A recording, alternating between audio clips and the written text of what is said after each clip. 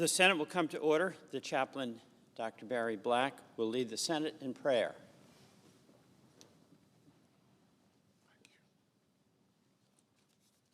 Let us pray. Eternal God, the giver of every good and perfect gift, during this Thanksgiving season, we pause to express our gratitude for the blessings you daily bestow. Lord, thank you for family, friends, life, health, and strength. We praise you for the gift of your salvation that provides us with a future and a hope. We're grateful for your prevailing providence and your promise that in everything you are working for the good of those who love you. Today, use our lawmakers as instruments for your glory. Where there is hatred, let them plant love. Where there is injury, pardon. Where there is doubt, faith. Where there is despair, hope. We pray in your marvelous name. Amen. Please join me in reciting the Pledge of Allegiance to the flag.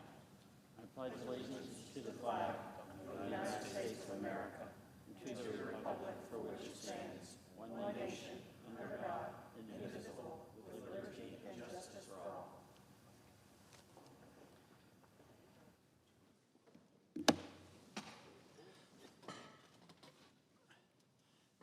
The clerk will read a communication to the Senate. Washington, D.C., November 20, 2024, to the Senate. Under the provisions of Rule 1, Paragraph 3 of the Standing Rules of the Senate, I hereby appoint the Honorable Peter Welch, a senator from the state of Vermont, to perform the duties of the chair. Signed, Patty Murray, President pro tempore. Under the previous order, the leadership time is reserved. Morning business is closed. Under the previous order, the Senate will proceed to executive session to resume consideration of the following nomination, which the clerk will report. Nomination, the Judiciary, Rebecca L. Pinnell of Washington to be United States District Judge for the Eastern District of Washington.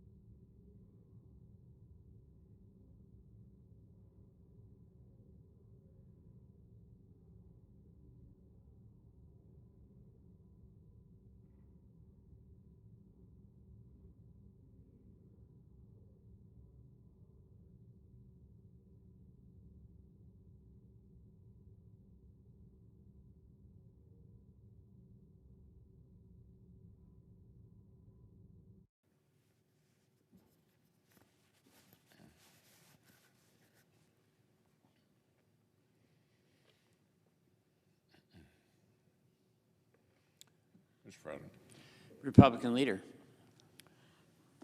Congress writes the nation's laws, and the executive branch sticks to enforcing them.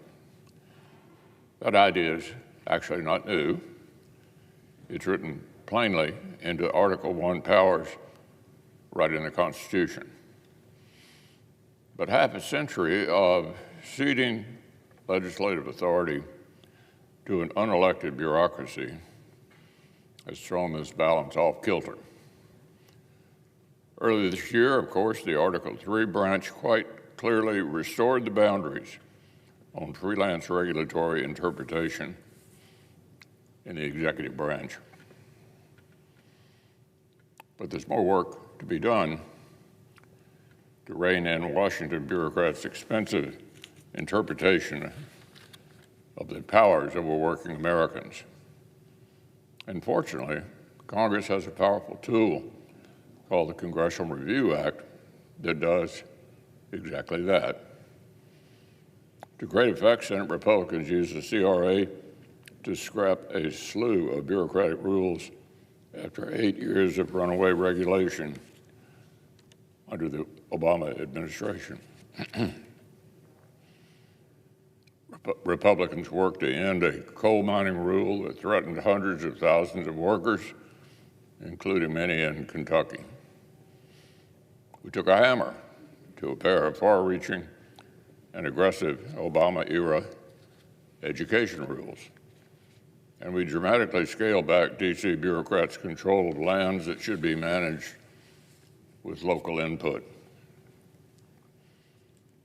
Between 2017 and 2018, Republicans used the CRA 16 times to impose an ambitious regulatory house cleaning that gave farmers and miners, landowners and job creators, small business and builders the certainty and confidence to stay producing on American soil. We did all this with hardly any Democratic support. So it's not surprising that under the Biden administration, Democrats have worked relentlessly to resurrect the Obama administration's regulatory regime, from student loan socialism to job-killing energy policies to blatant infringements on property rights. Literally, on day one, President Biden signed an executive order that began tearing down the regulatory certainty that Republicans had restored. Now, with just over a month left in the year, the Biden administration's 2024 regulations alone amount to the second highest annual total by pages in the Federal Register. On the whole, President Biden's agenda has imposed regulatory costs that by one estimate surpass $1.8 trillion. That's trillion with a T. So it's safe to say Congress once again has an opportunity. 2 weeks ago, the American people gave Republicans a legitimate and crystal clear mandate, and come January, we ought to use it to hit the brakes on runaway regulation. Now, on another matter, I'd like to take some time today to salute the outstanding Senate staff who my team and I have relied on during our time in the Republican leader's office.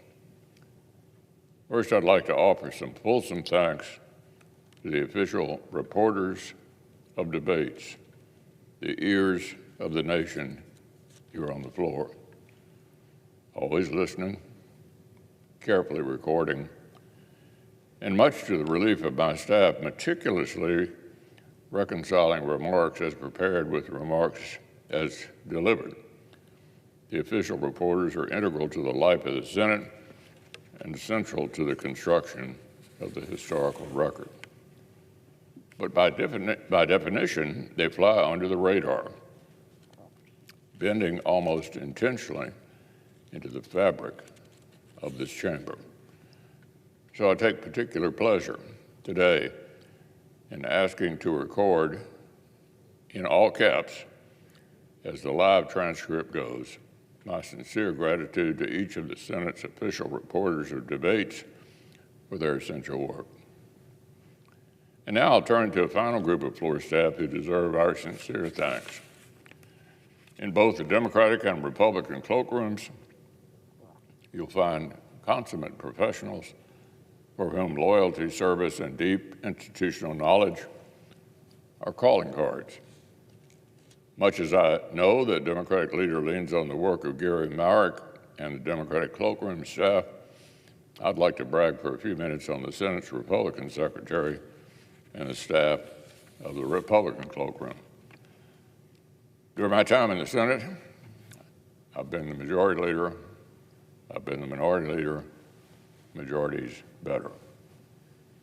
But whether it's designing the roadmap for a Republican majority's agenda or trying to amend or slow down a Democratic majority's agenda, I wouldn't want to navigate the Senate's arcana without a procedural expert like Republican Secretary Robert Duncan by my side. Duncan, in the footsteps of distinguished predecessors, has been an indispensable advisor to me and my staff. The entire Republican conference rightly trusts in his deep knowledge of the rules and precedents that govern this institution, and his calm manner projects confidence in even the thorniest procedural battles. So I'm so grateful to Duncan for his rock-solid counsel. And of course, a portfolio as broad as the cloakrooms draws on the strengths of Duncan's entire team.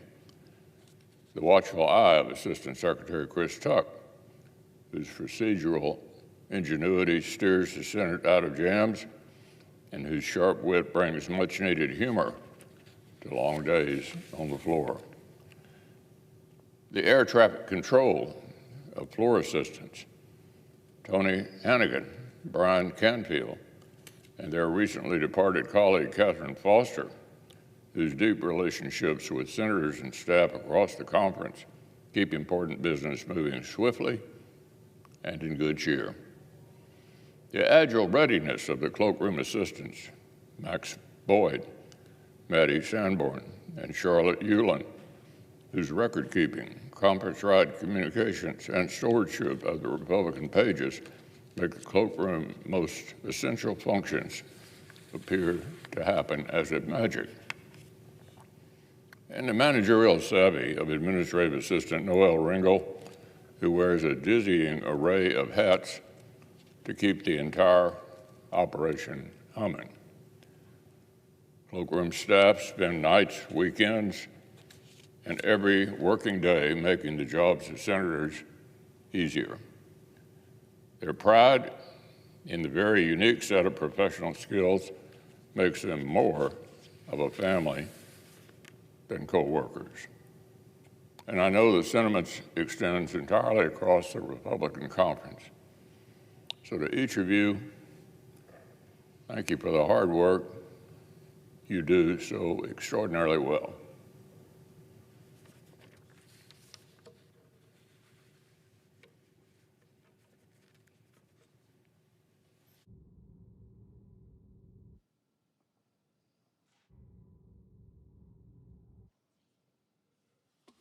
Clerk will call the roll.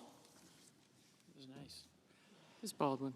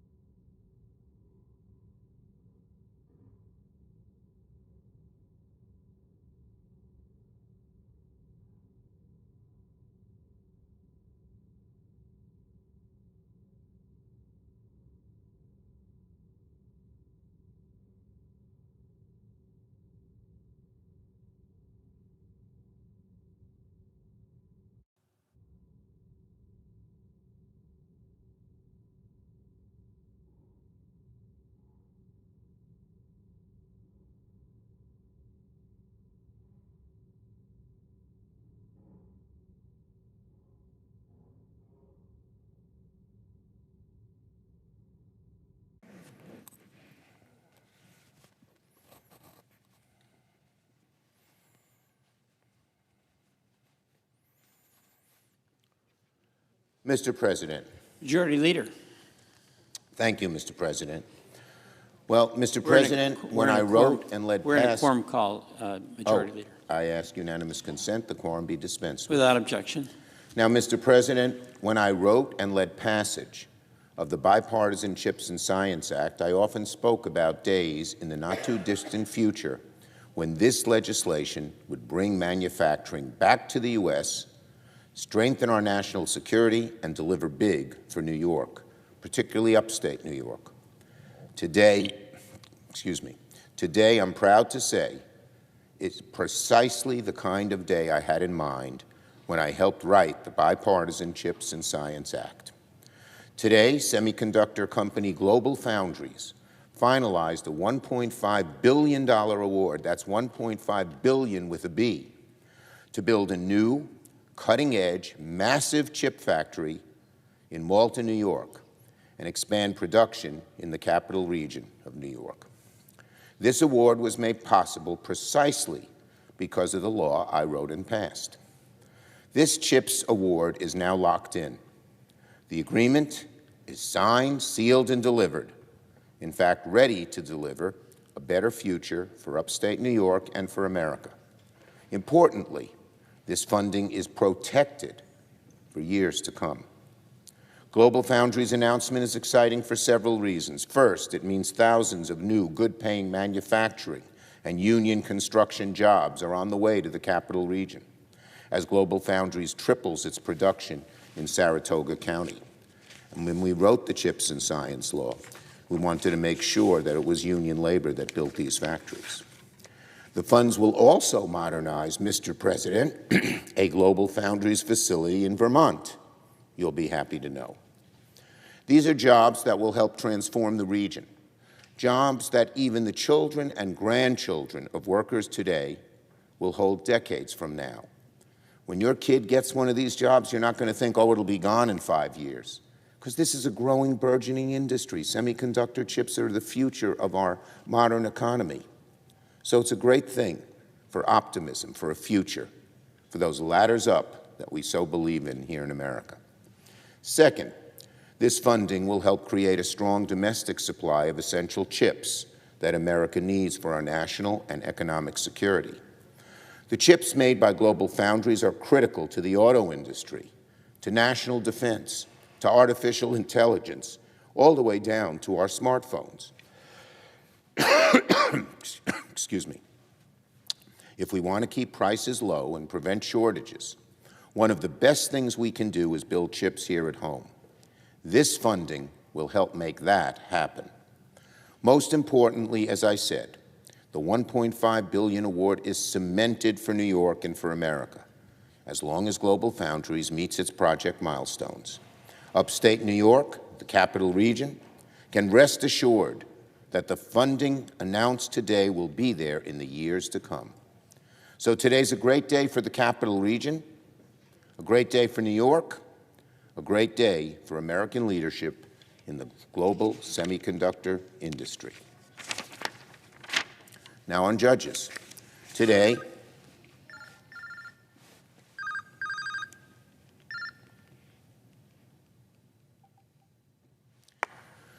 the Senate will keep working to confirm more of President Biden's judicial nominees.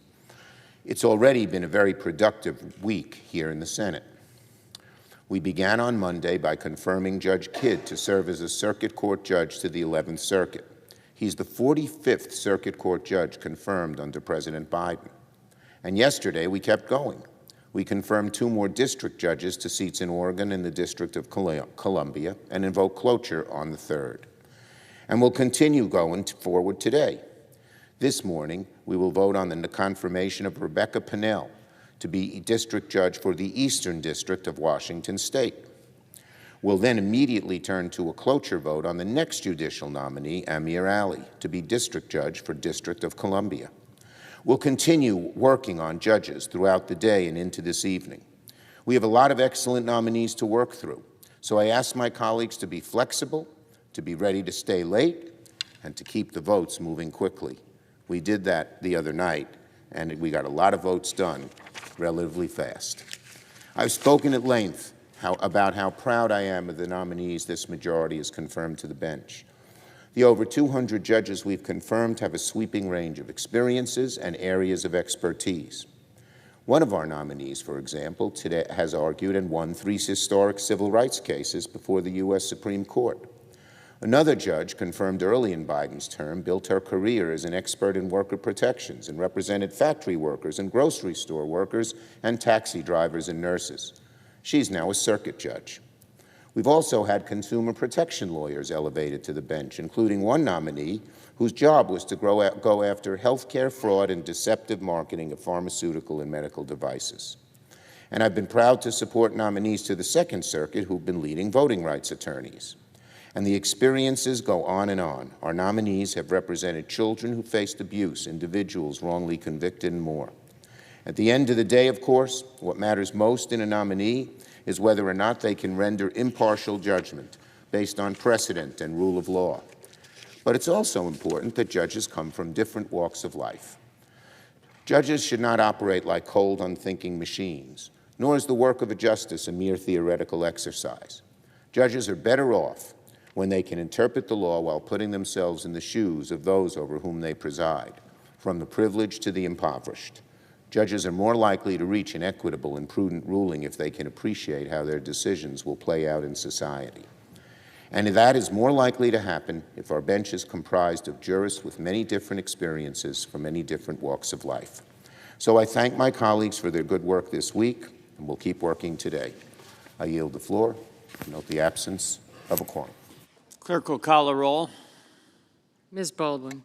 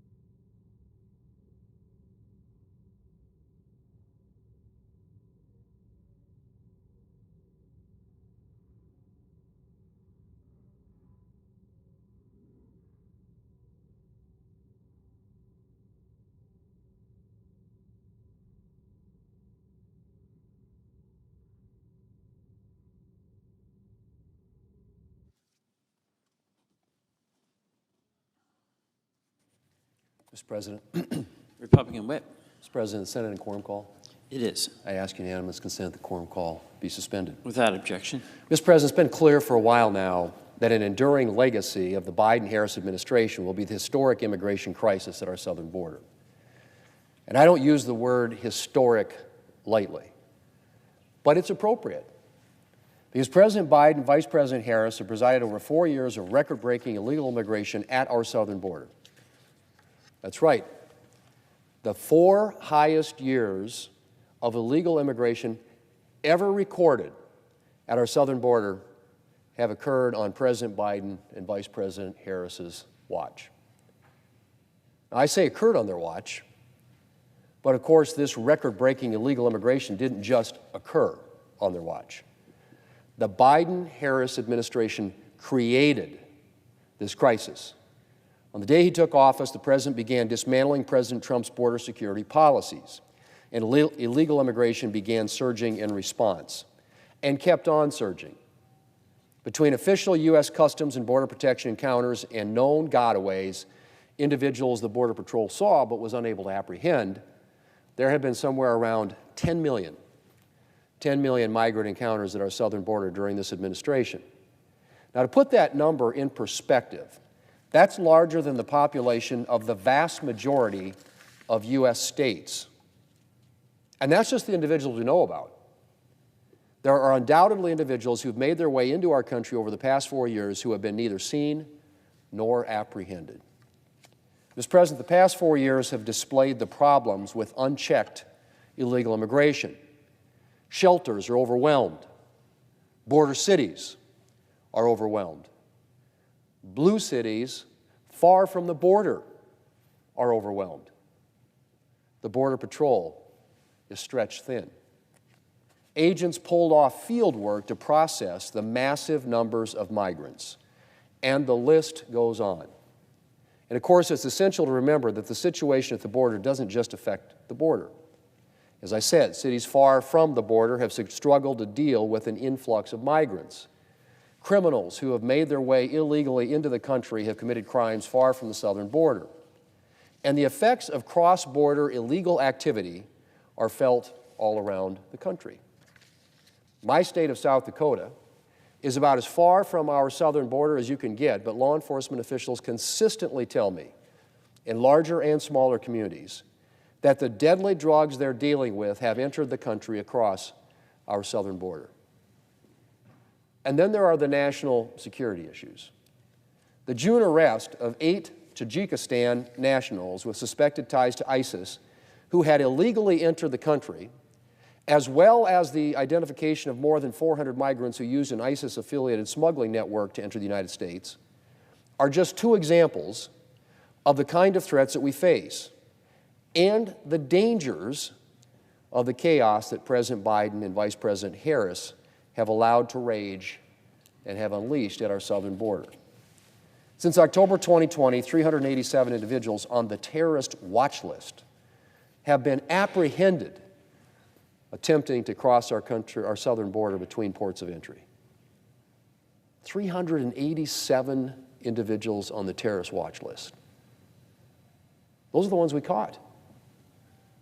How many have come in who've been unobserved? How many terrorists or other dangerous individuals have made their way across without being apprehended? Mr. President, immigration officials are currently preparing for a possible final surge before President Trump takes office. A clear sign, if one were needed, that migrants regard President Biden as the open border president. But final surge or no final surge, the days of this border crisis are numbered. Securing our border and removing those who have entered our country illegally are at the top of President Trump's priority list. And the Republican Congress is committed to doing everything it can to help him. For the sake of our security and for the sake of our rule of law. We sometimes forget that aspect, Mr. President, the rule of law.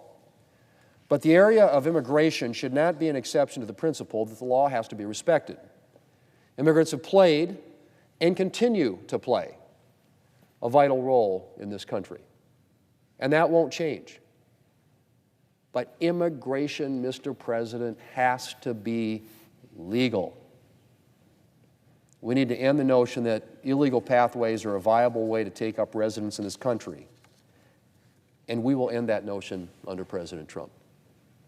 The Biden-Harris administration heralded the start of a border crisis. The Trump-Vance administration will herald the end of it. 2 more months. 2 more months, Mr. President. I yield the floor. Absence of a quorum. Clerk will call the roll. Ms. Baldwin.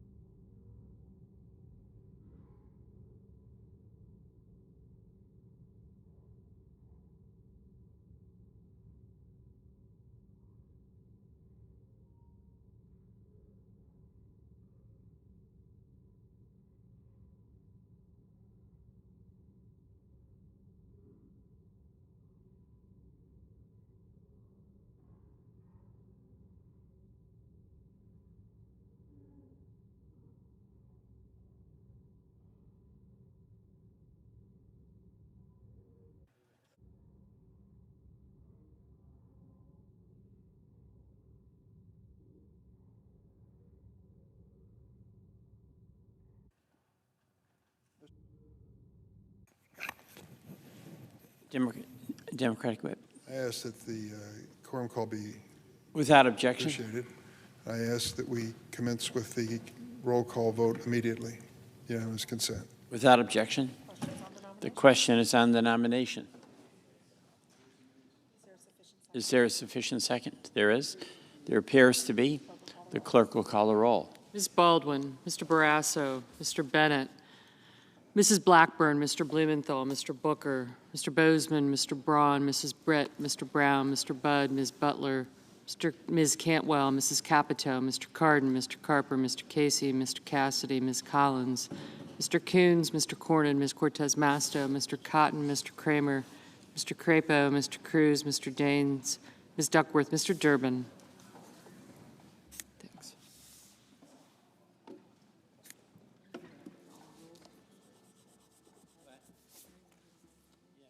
Did you want to do this? Okay, I stopped Durbin, so you...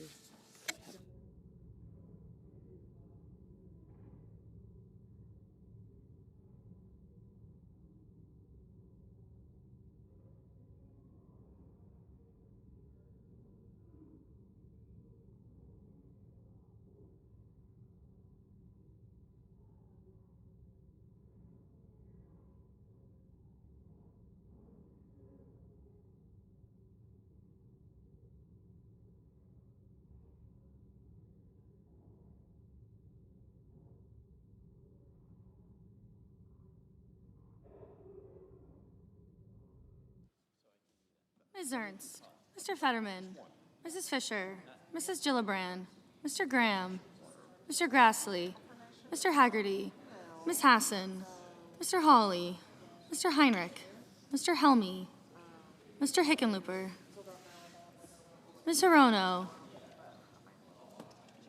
Mr. Hoven, Mrs. Hyde-Smith, Mr. Johnson, Mr. Kane, Mr. Kelly, Mr. Kennedy, Mr. King,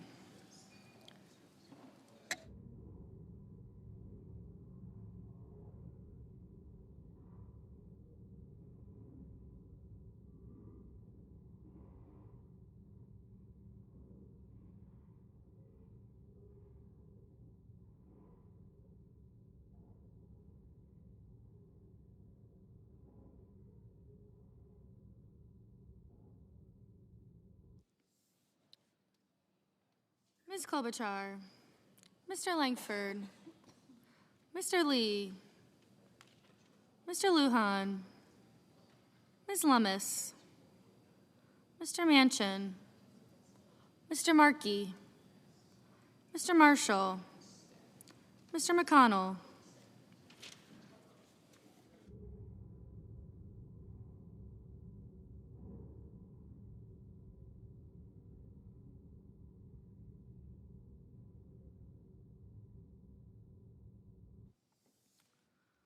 Mr. Merkley, Mr. Moran, Mr. Mullen, Ms. Murkowski, Mr. Murphy, Mrs. Murray, Mr. Ossoff,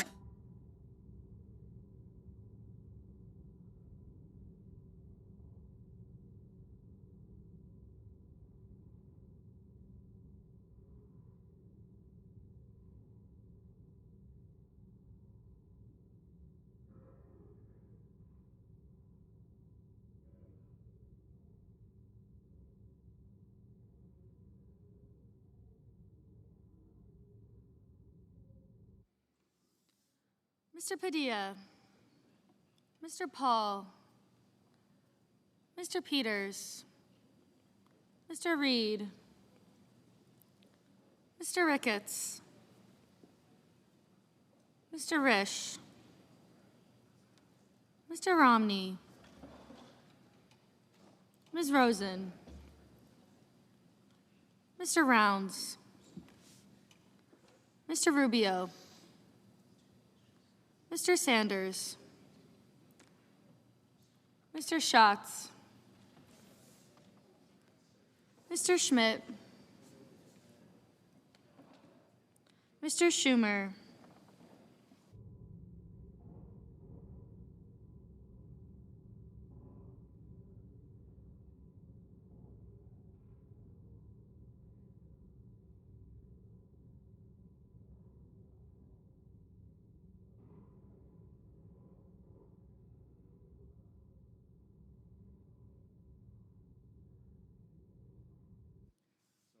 Mr. Scott of Florida, Mr. Scott of South Carolina, Mrs. Shaheen, Ms. Sinema, Ms. Smith, Ms. Stabenow, Mr. Sullivan, Mr. Tester, Mr. Thune, Mr. Tillis, Mr. Tuberville,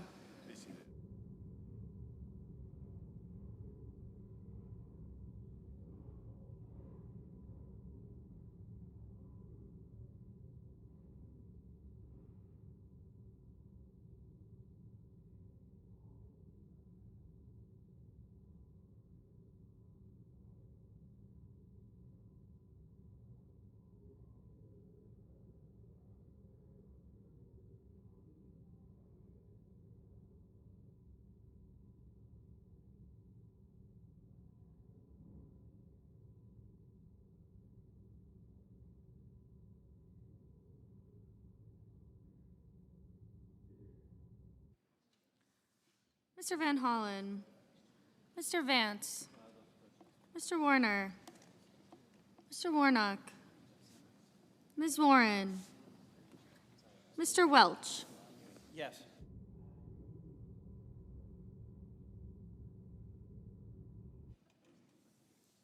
Mr. Whitehouse, Mr. Wicker, Mr. Wyden, Mr. Young.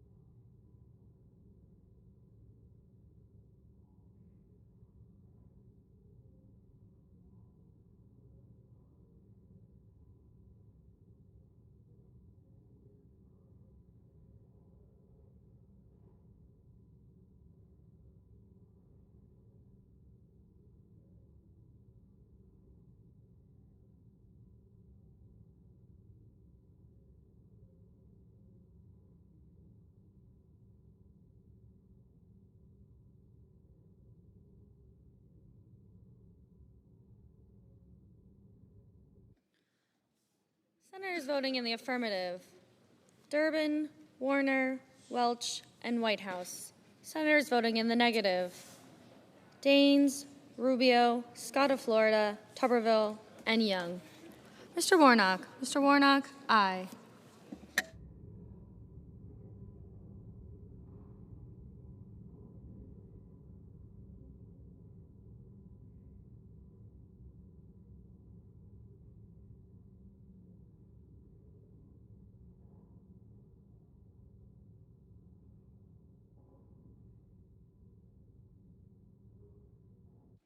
Mr. Wicker. Mr. Wicker, no. Mr. Marshall. Mr. Marshall, no.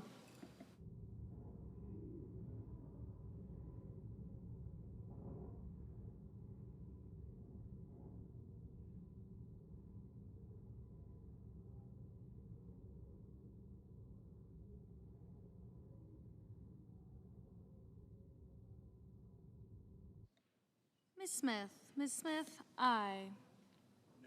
Mr. Paul. Mr. Paul, no.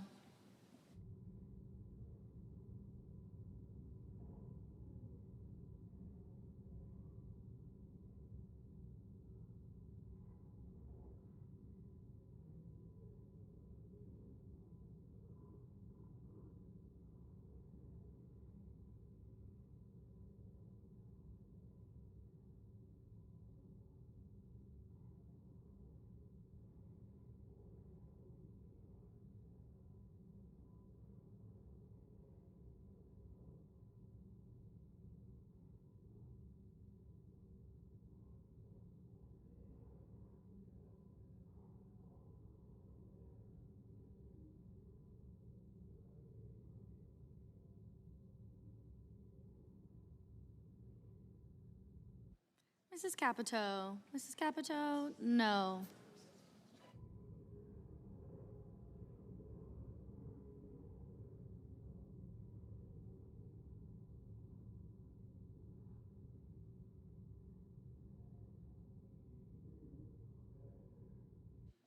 Mr. Tillis. Mr. Tillis, no.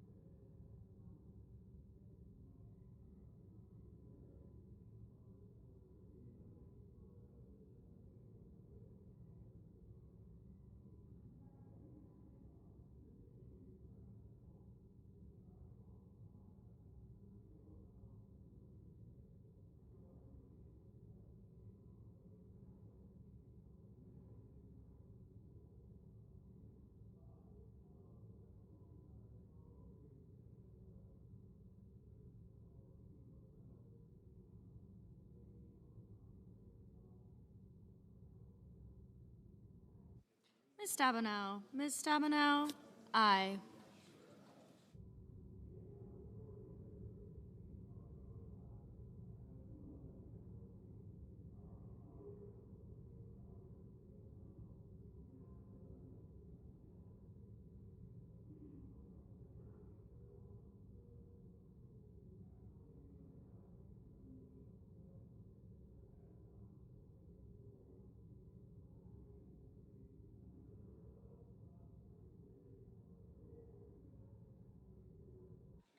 Mrs. Shaheen. Mrs. Shaheen, aye.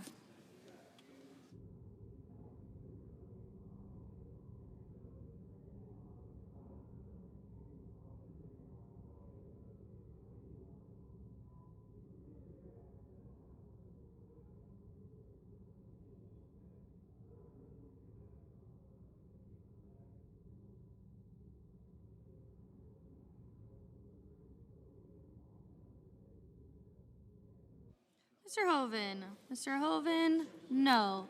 Mr. Bozeman. Mr. Bozeman, no. Mr. Moran. Mr. Moran, no. Mrs. Blackburn, Mrs. Blackburn, no.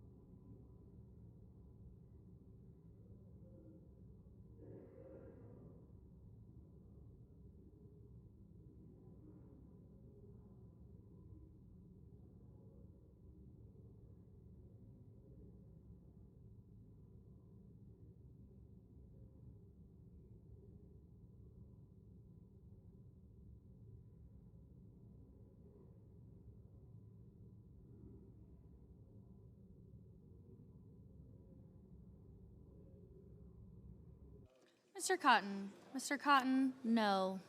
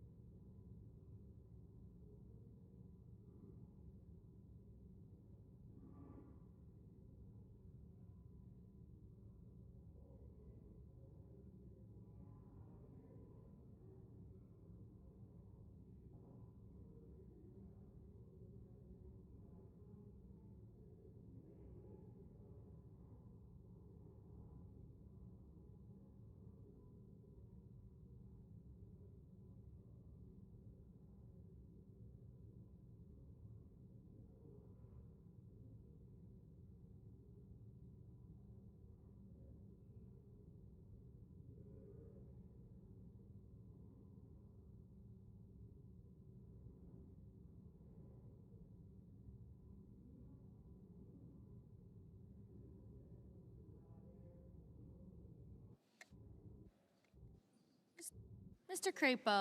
Crapo, no.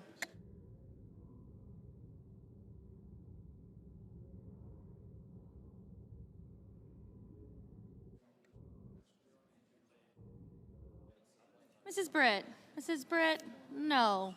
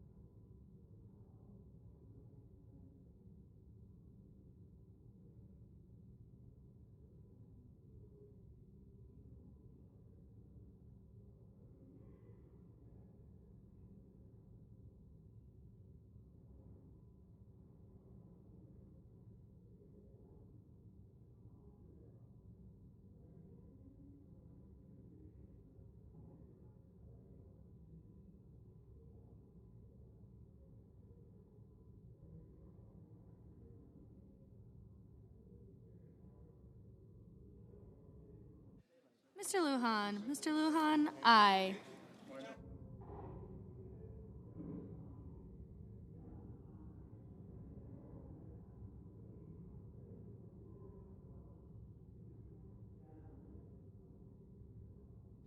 Mr. Hickenlooper. Mr. Hickenlooper, aye. Mr. Schmidt. Mr. Schmidt, no.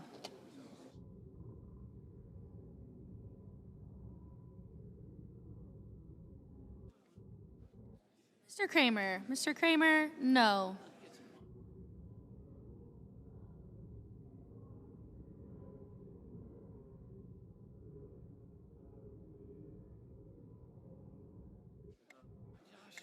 Mr. Van Hollen.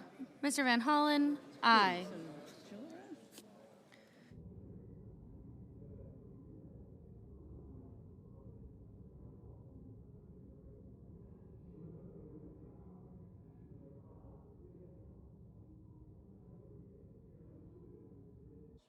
Mr. Barrasso. Mr. Barrasso, no. Ms. Baldwin. Ms. Baldwin, aye. Found an old binder.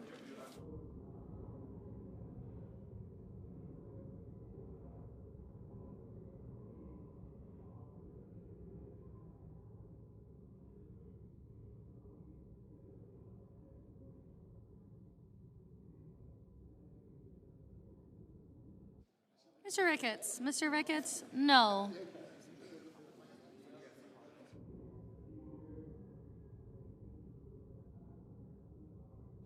Mr. Padilla. Mr. Padilla, aye. Thanks, Lucy.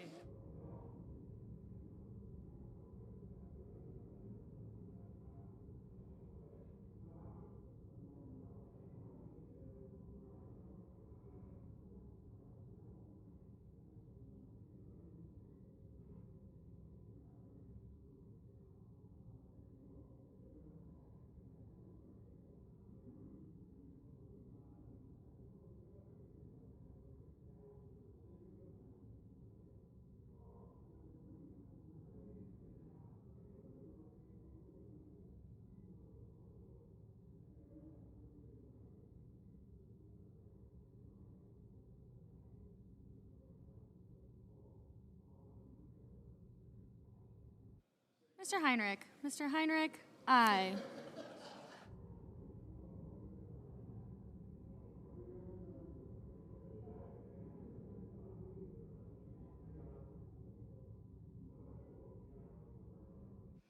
Mr. Johnson. Mr. Johnson, no.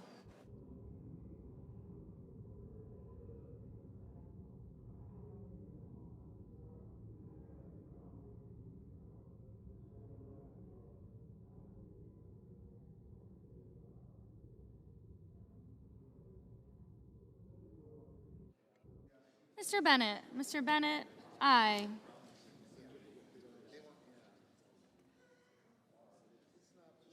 Ms. Collins. Ms. Collins, no.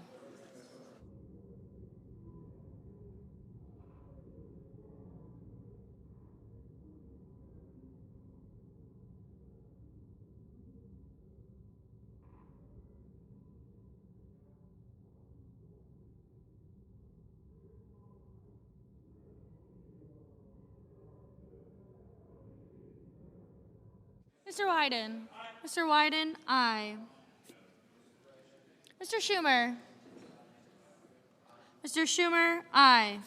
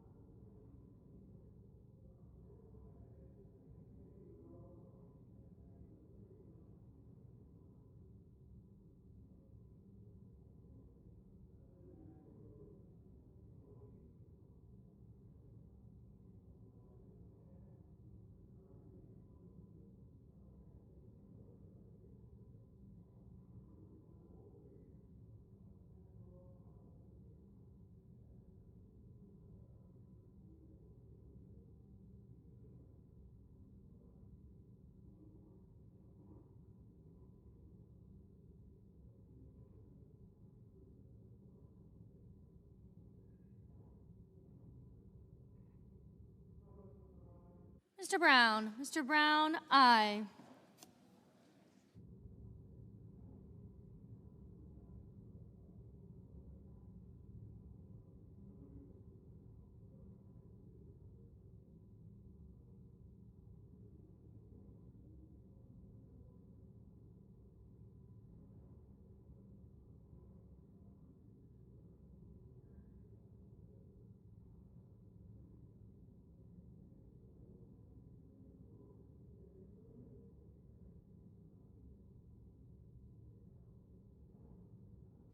Mr. Cornyn. Mr. Cornyn, no.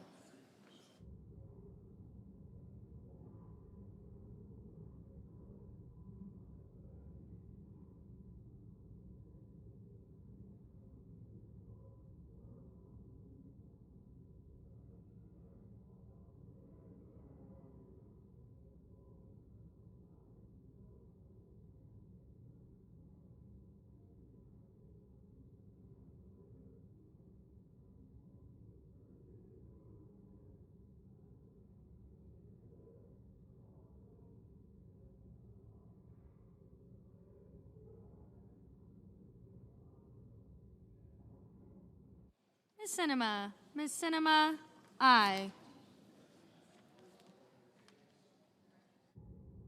Mr. Manchin. Mr. Manchin, no.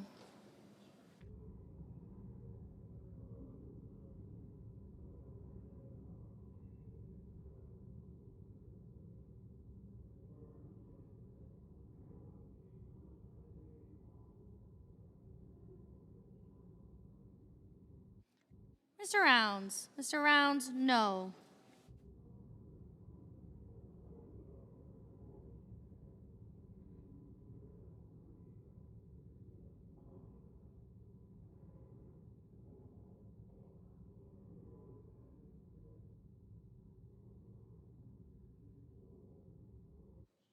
Mr. Thune. Mr. Thune, no.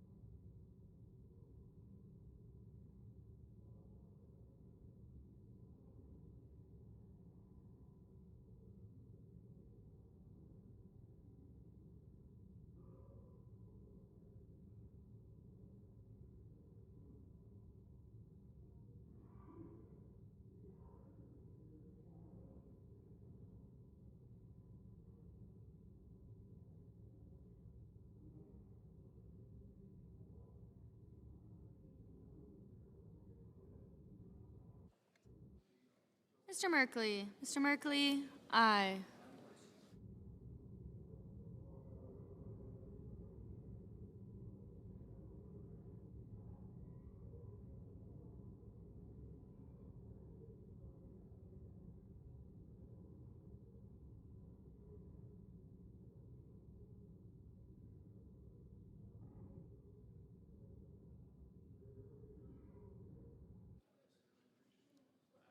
Mr. Fetterman. Mr. Fetterman, aye.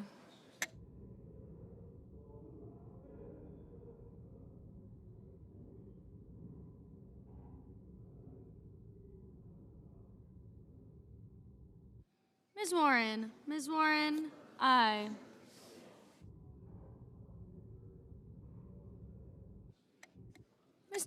Mr. Reed. Mr. Reed, aye. Mr. McConnell. Mr. McConnell, no.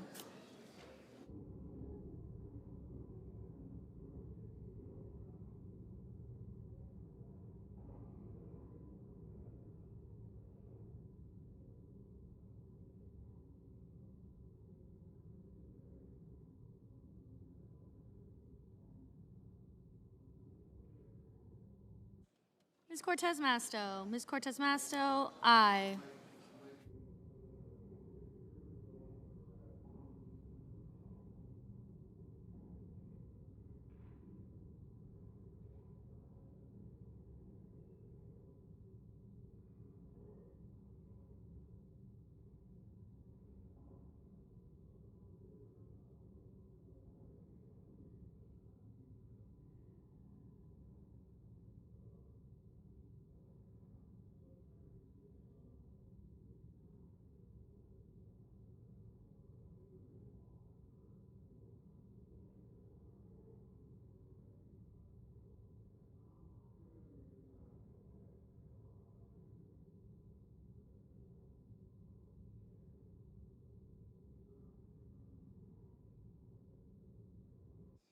Mr. Kane. Mr. Kane, aye. Mr. Tester. Mr. Tester, aye.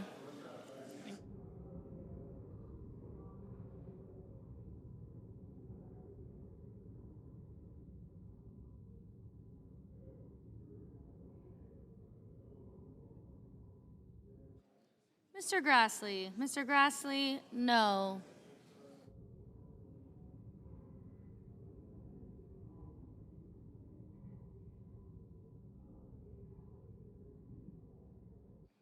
Mr. Casey. Mr. Casey, aye.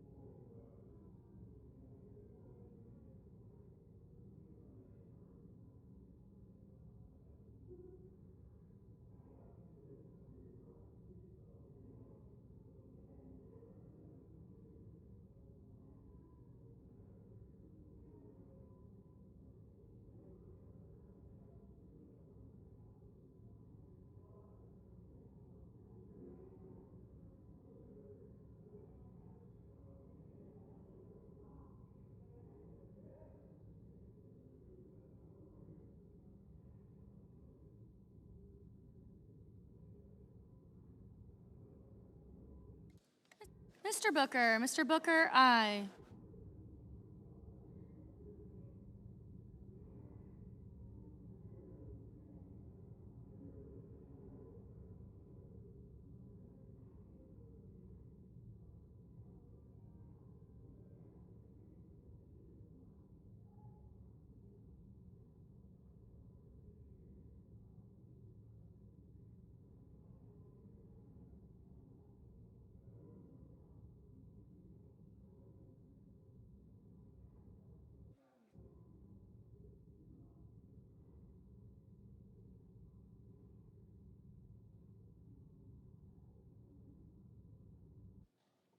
Mr. Kennedy. Mr. Kennedy, no.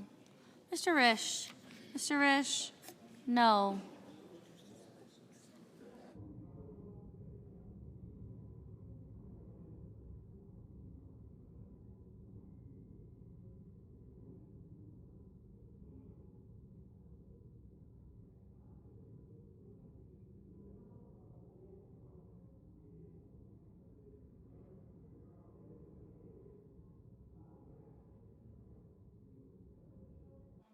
Mr. Cassidy. Mr. Cassidy, no.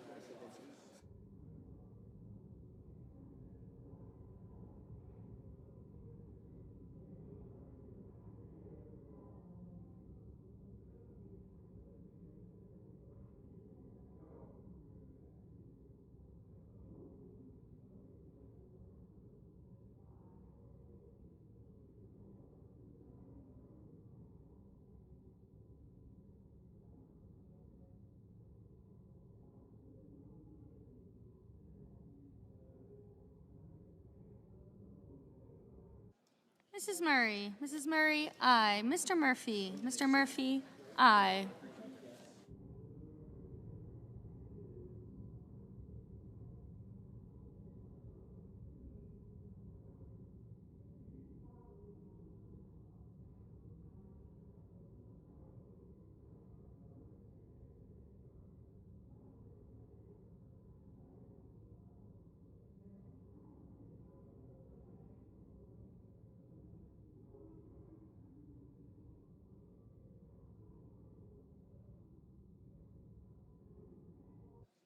Mrs. Hyde Smith. Mrs. Hyde Smith, no.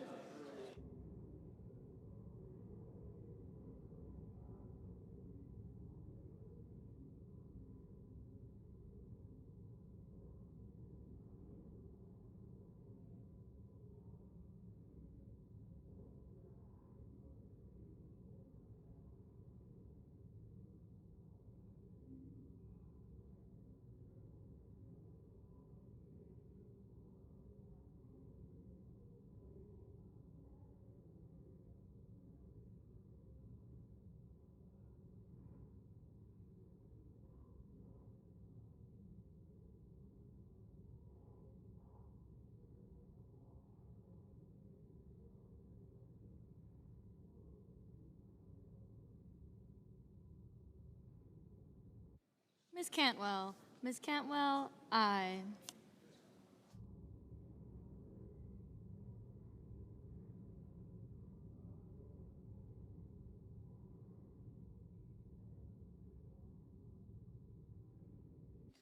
Mr. Kelly. Mr. Kelly, aye.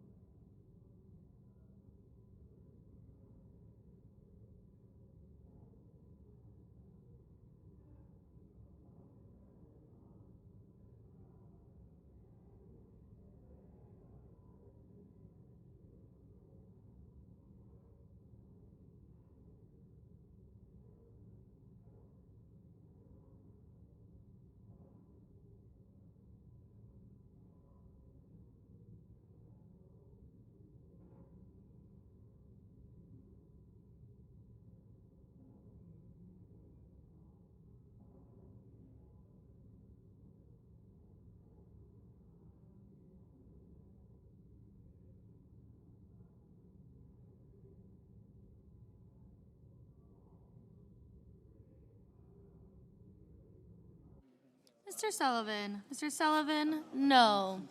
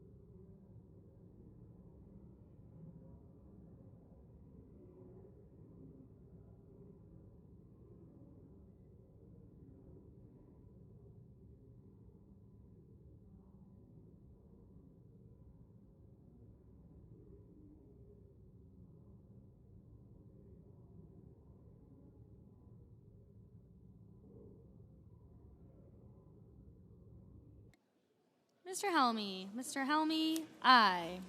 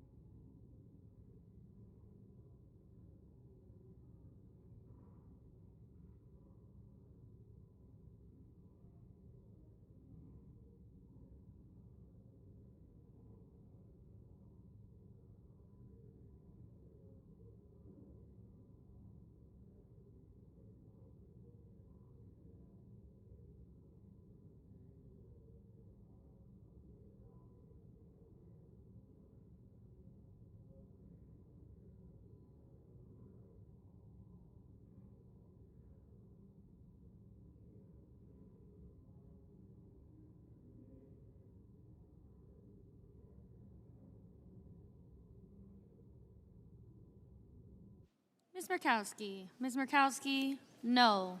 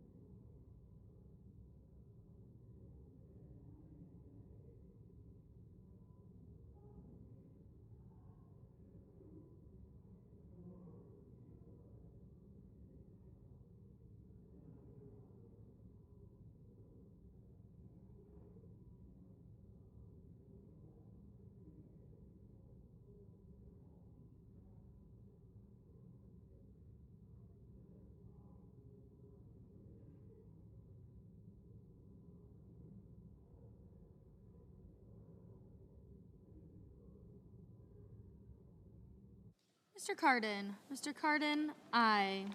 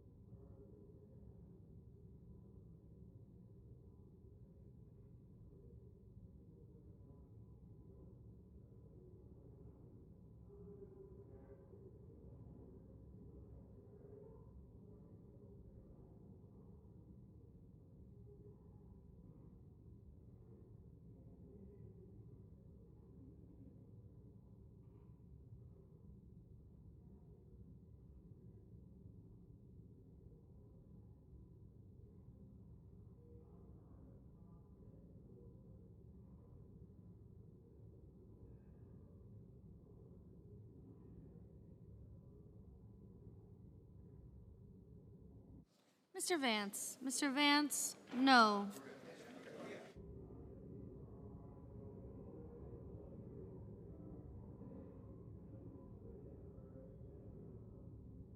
Mr. Graham. Mr. Graham, no. Mr. Budd. Mr. Budd, no.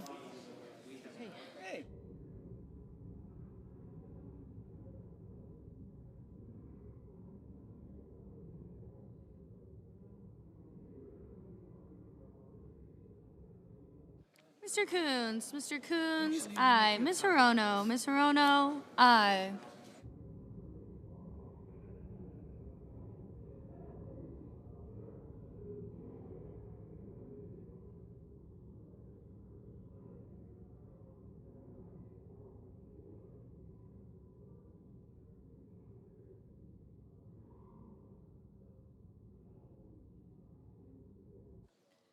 Mrs. Fisher. Mrs. Fisher, no.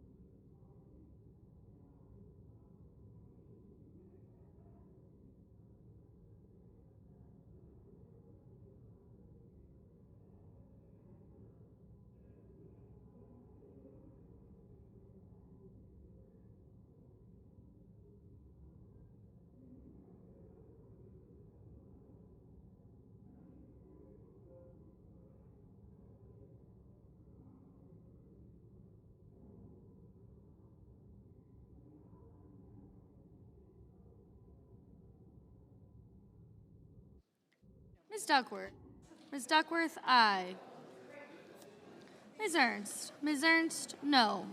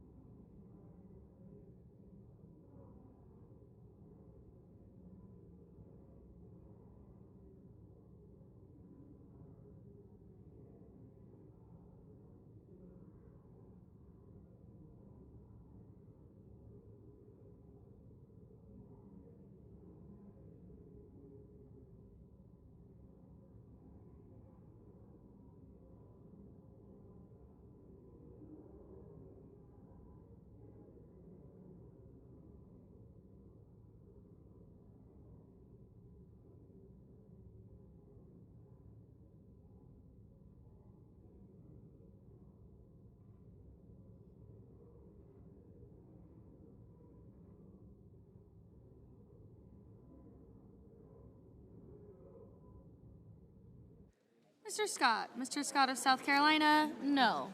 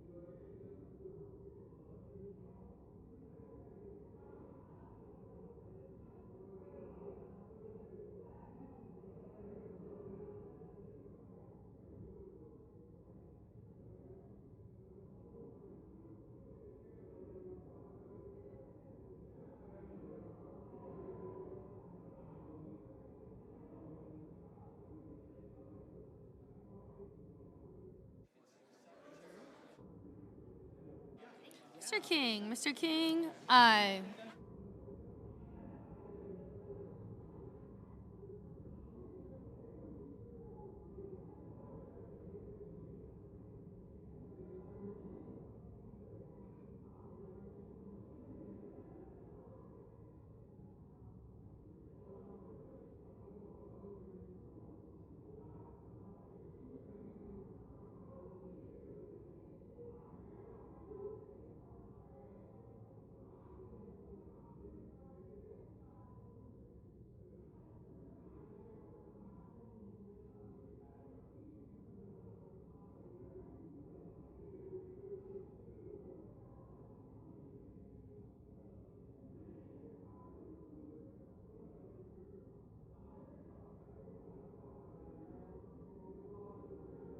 Mr. Schatz. Mr. Schatz, aye.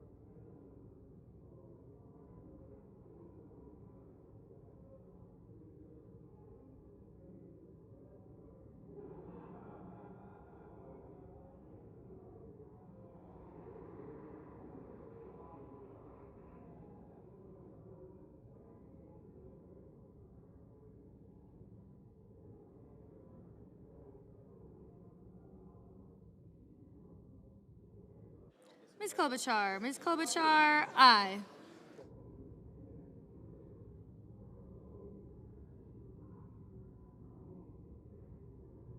Mr. Lee. Mr. Lee, no.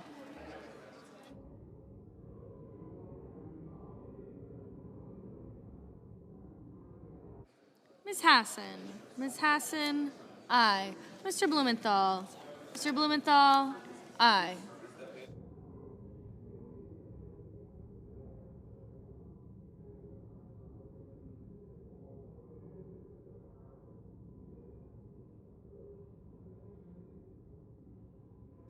Ms. Butler. Ms. Butler, aye.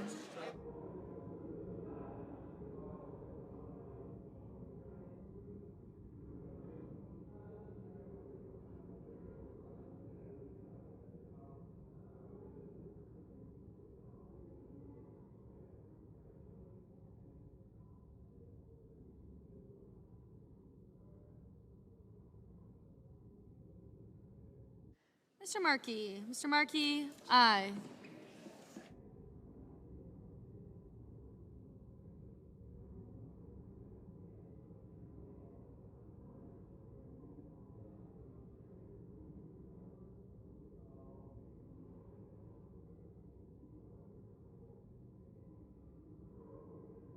Mr. Hawley. Mr. Hawley, no.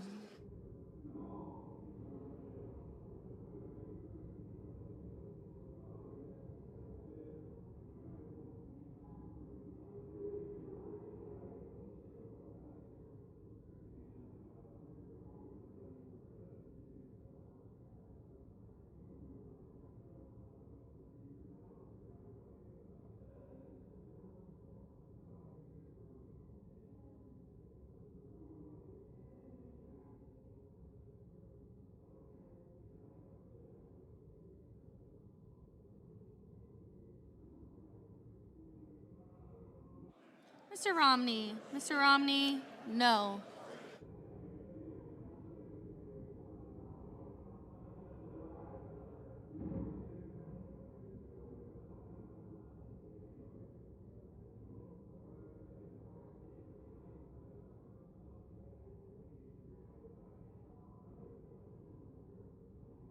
Mrs. Gillibrand. Mrs. Gillibrand, aye.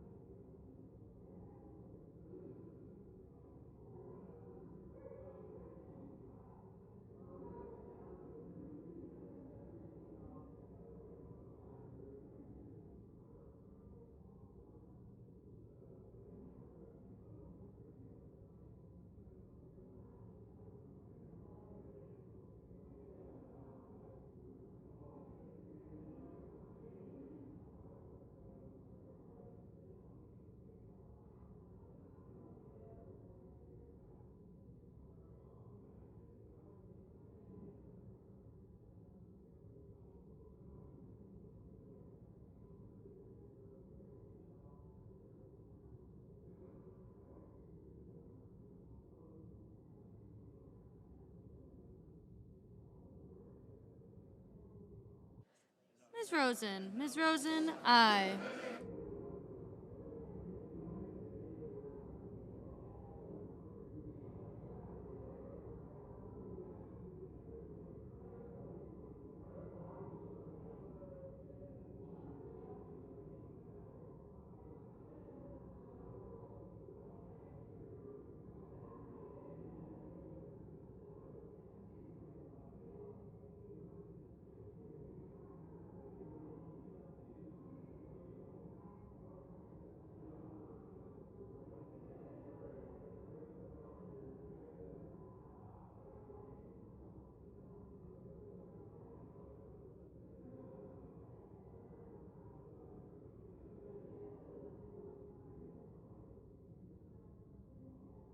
Mr. Ossoff. Mr. Ossoff, aye.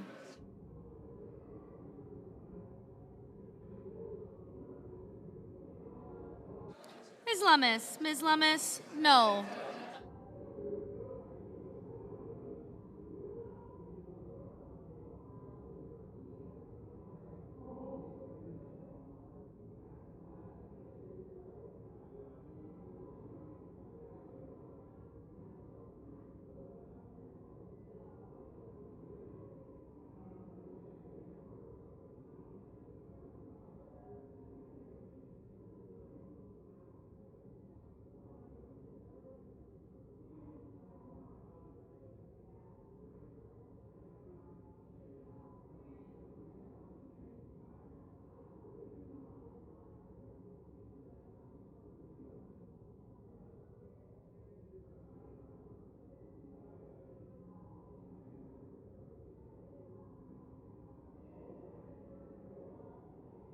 Mr. Mullen. Mr. Mullen, no.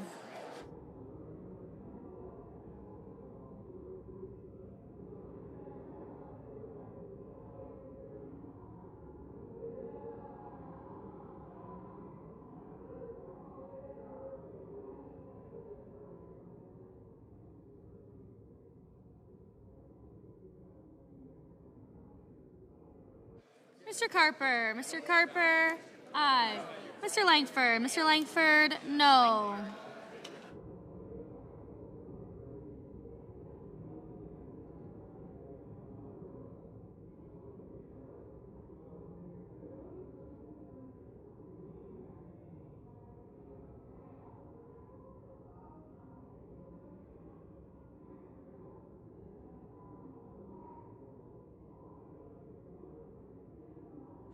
Mr. Peters. Mr. Peters, aye.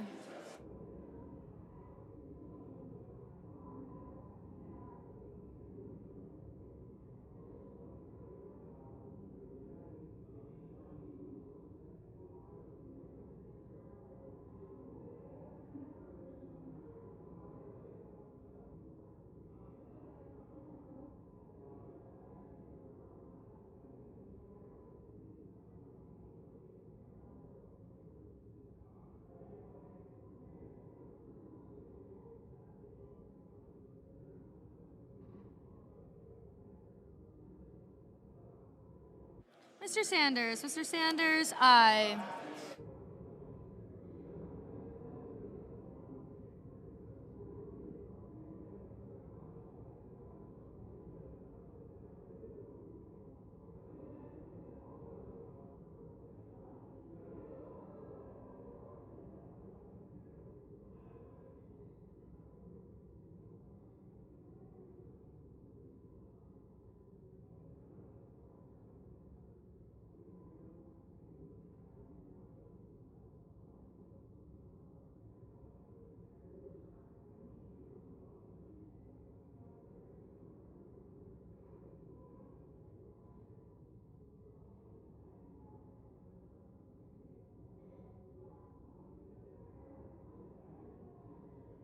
Mr. Haggerty. Mr. Haggerty, no.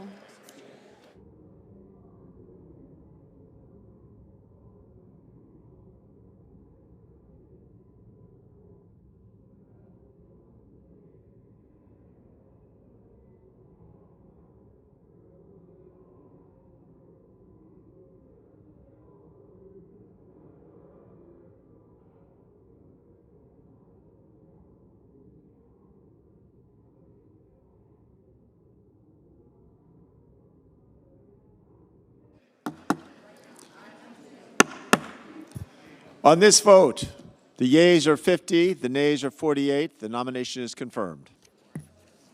Under the previous order, the motion to reconsider is considered made and laid upon the table, and the President will be immediately notified of the Senate's action. Mr. President, Senator from Illinois.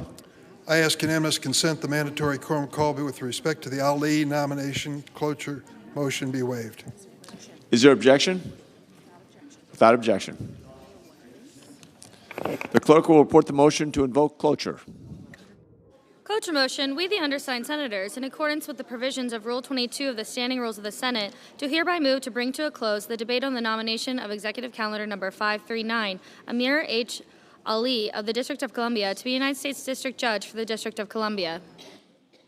By unanimous consent, the mandatory quorum call has been waived. The question is it the sense of the Senate that debate on the nomination of Amir H. Ali of the District of Columbia to be United States District Judge for the District of Columbia shall be brought to a close? The yeas and nays are mandatory under the rule. The clerk will call the roll. Ms. Baldwin, Mr. Barrasso, Mr. Bennett, Mrs. Blackburn.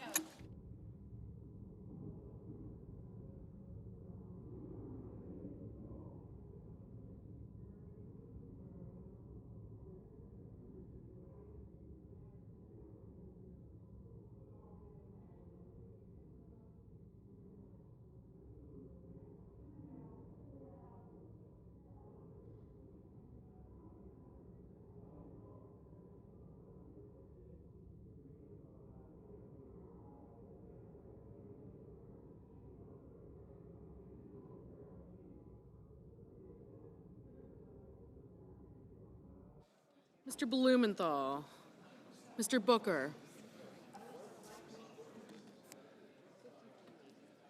Mr. Bozeman, Mr. Braun, Mrs. Britt, Mr. Brown, Mr. Budd, Ms. Butler, Ms. Cantwell,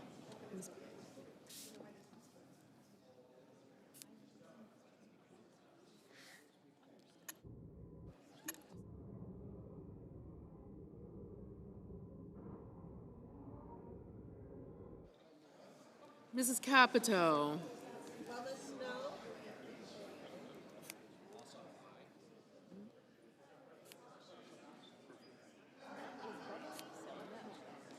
Mr. Cardin, Mr. Carper, Mr. Casey, Mr. Cassidy, Ms. Collins, Mr. Coons, Mr. Cornyn, Ms. Cortez Masto, Mr. Cotton, Mr. Kramer, Mr. Crapo, Mr. Cruz, Mr. Daines, Ms. Duckworth, Mr. Durbin, Ms. Ernst, Mr. Fetterman, Mrs. Fisher, Mrs. Gillibrand, Mr. Graham, Mr. Grassley, Mr. Haggerty, Mr. Hassan, or Ms. Hassan,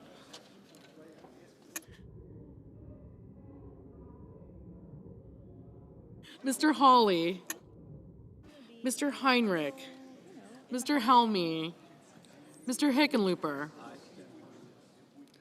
Ms. Hirono, Mr. Hoven, Mrs. Hyde-Smith, Mr. Johnson, Mr. Kane, Mr. Kelly, Mr. Kennedy, Mr. King, Ms. Klobuchar, Mr. Langford, Mr. Lee, Mr. Lujan, Ms. Lummis, Mr. Manchin, Mr. Markey, Mr. Marshall, Mr. McConnell, Mr. Merkley, Mr. Moran, Mr. Mullen, Ms. Murkowski, Mr. Murphy, Mrs. Murray, Mr. Ossoff, Mr. Padilla, Mr. Paul, Mr. Peters, Mr. Reed, Mr. Ricketts, Mr. Risch, Mr. Romney, Ms. Rosen, Mr. Rounds, Mr. Rubio,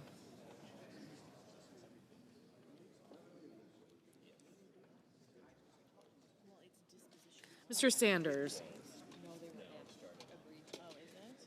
Mr. Schatz, Mr. Schmidt,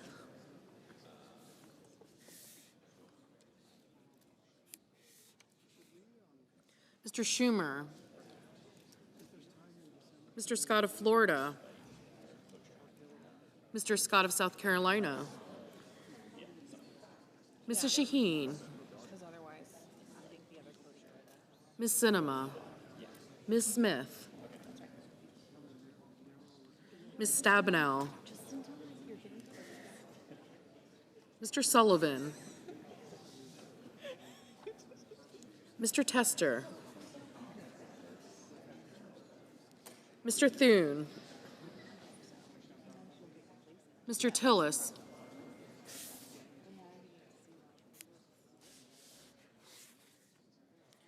Mr. Tuberville, Mr. Van Hollen, Mr. Vance, Mr. Warner, Mr. Warnock,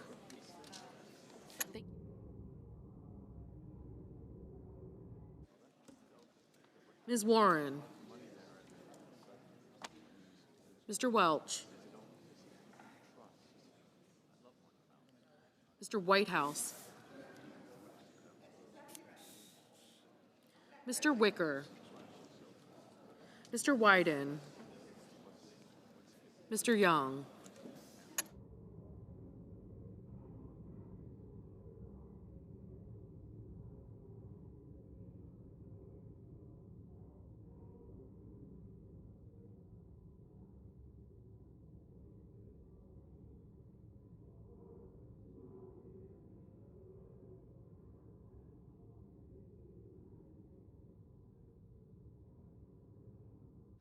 Senators voting in the affirmative: Butler, Durbin, Gillibrand, Hassan, Hickenlooper, Hirono, Kane, Murphy, Murray, Ossoff, Peters, Rosen, Sanders, Schatz, and Tester.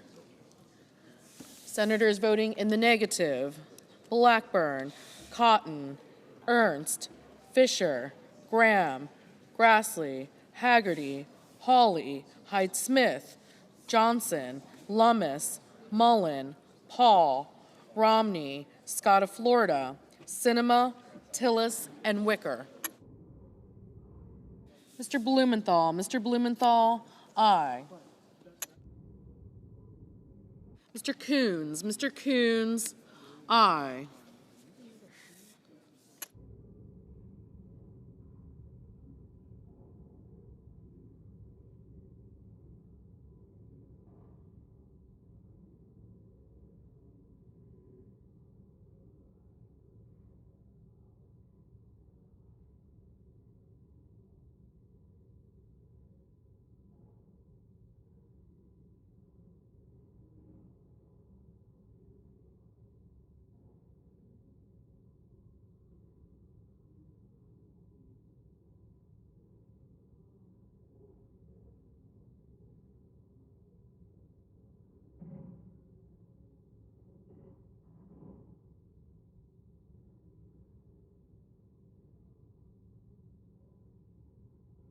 Mr. Welch, aye.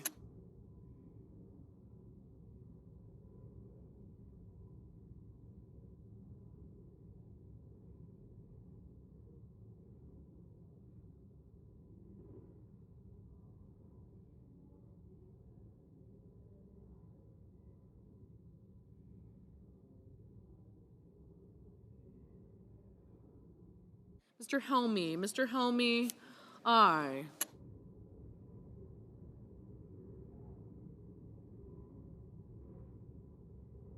Mr. Lee. Mr. Lee, no.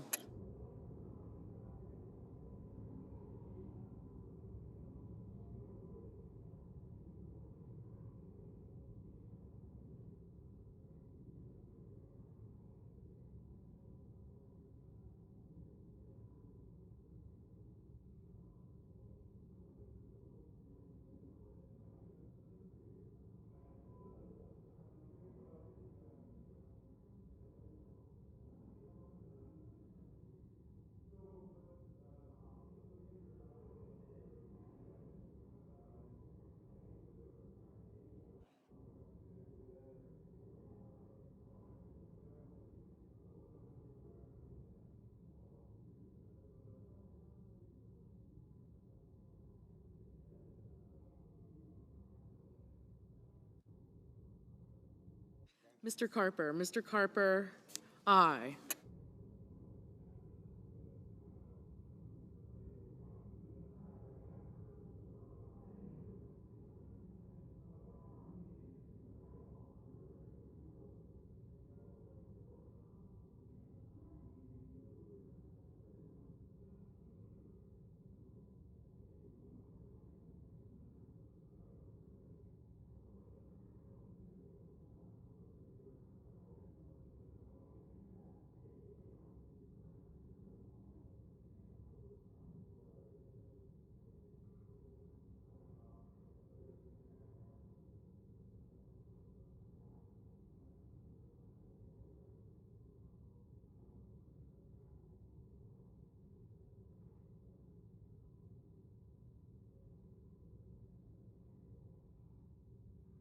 Mr. Lujan. Mr. Lujan, aye. Mr. Sullivan. Mr. Sullivan, no.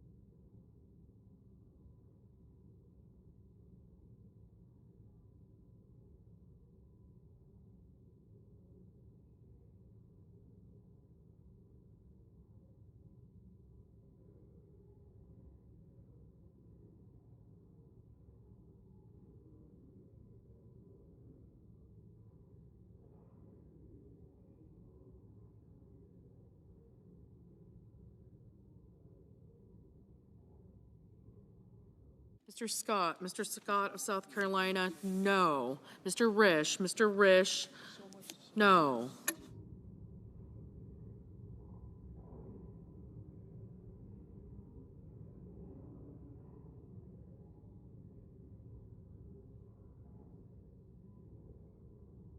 Mrs. Capito, no.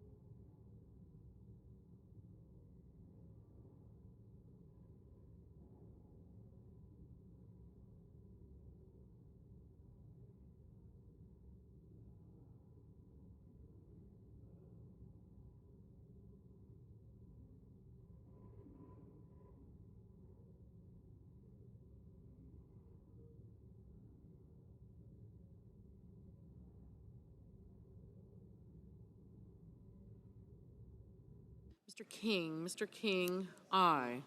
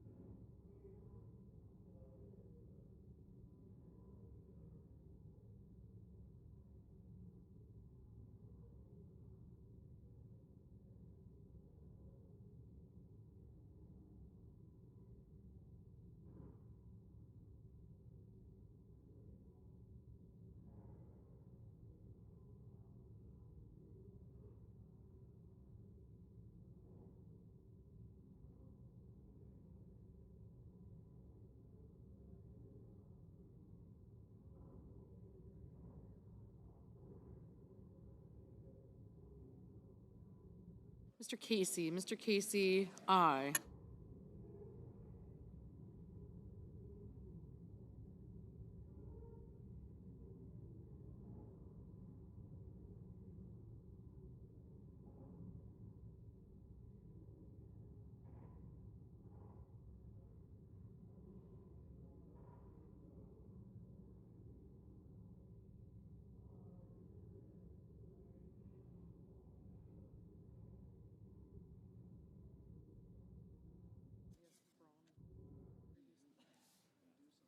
Ms. Cortez Masto, aye.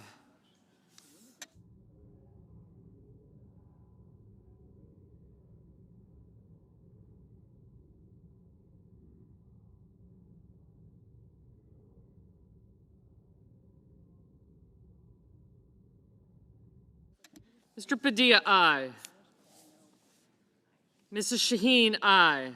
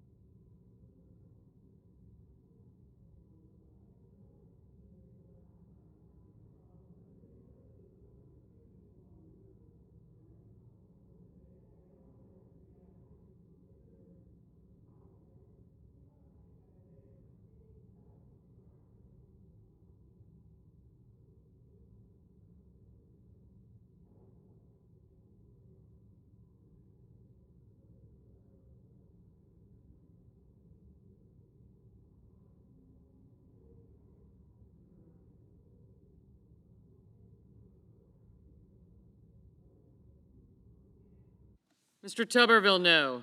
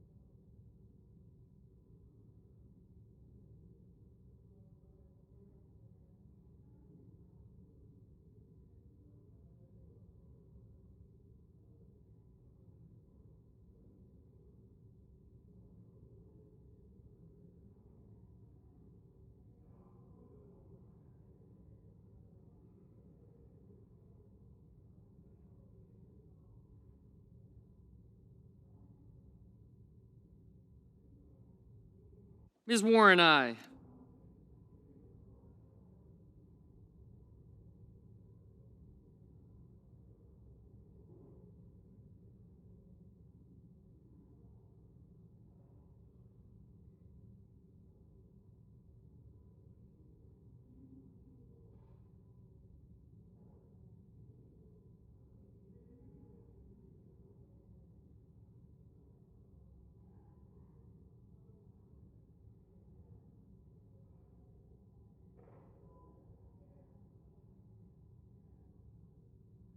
Ms. Duckworth, aye. Mr. Brown, aye.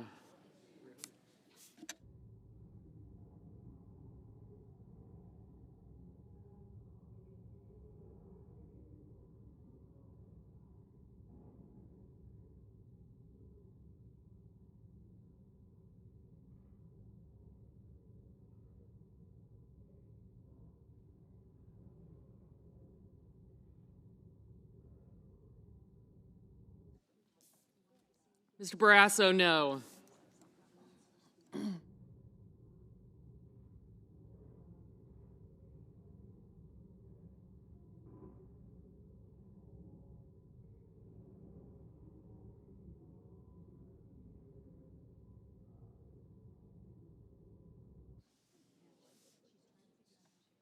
Nice color. Mr. Merkley, aye. Mr. Reed, aye.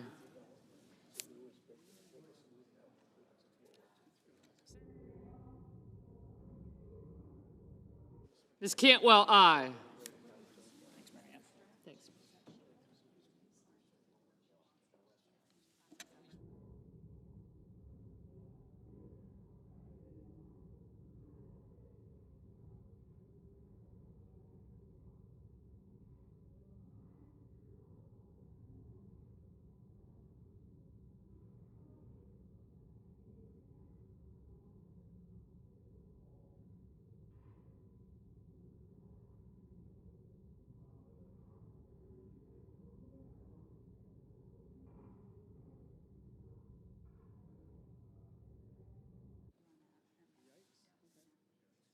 Mr. Crapo, no.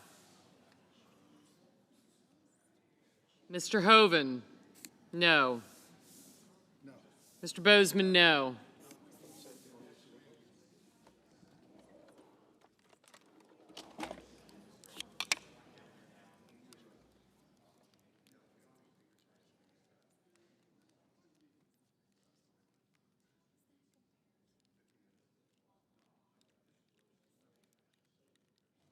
Ms. Smith, aye.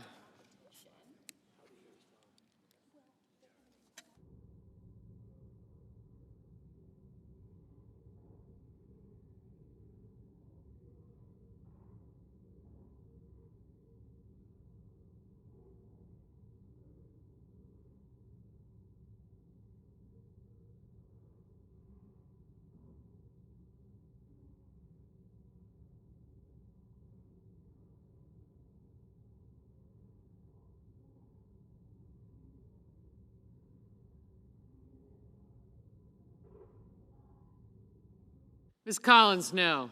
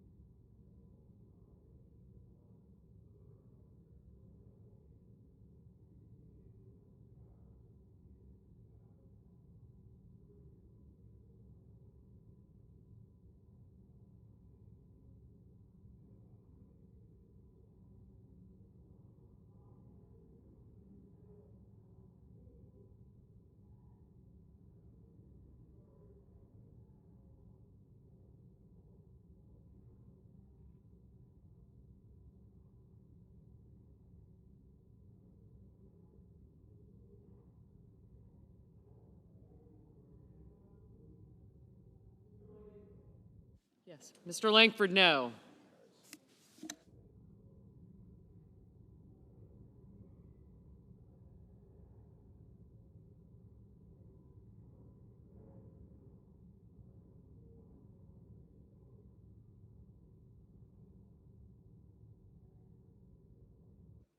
Mr. Heinrich, aye.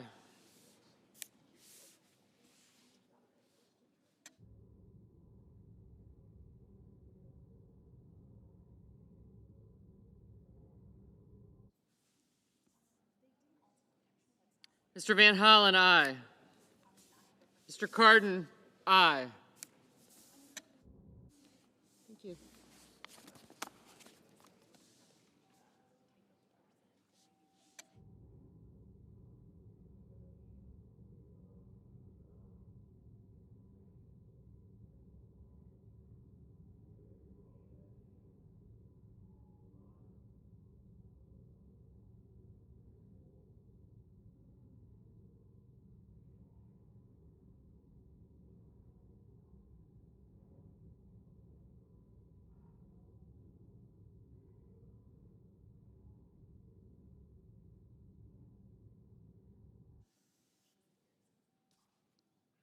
Ms. Baldwin, aye.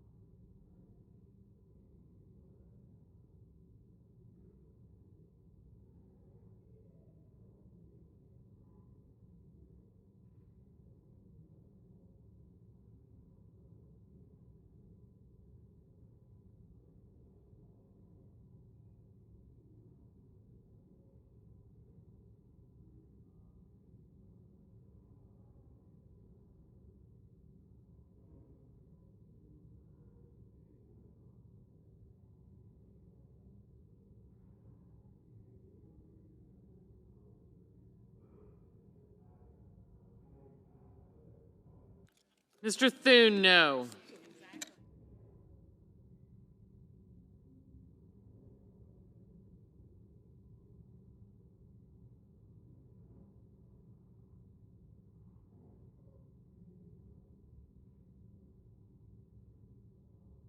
Mr. Markey, aye.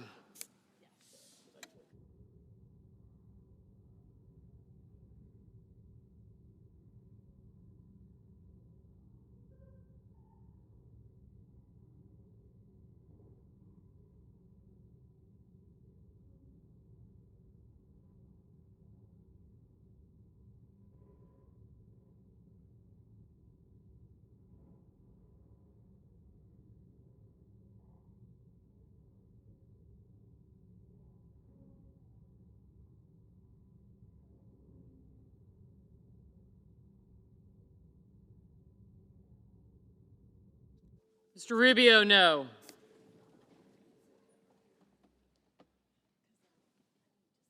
Mrs. Britt, no.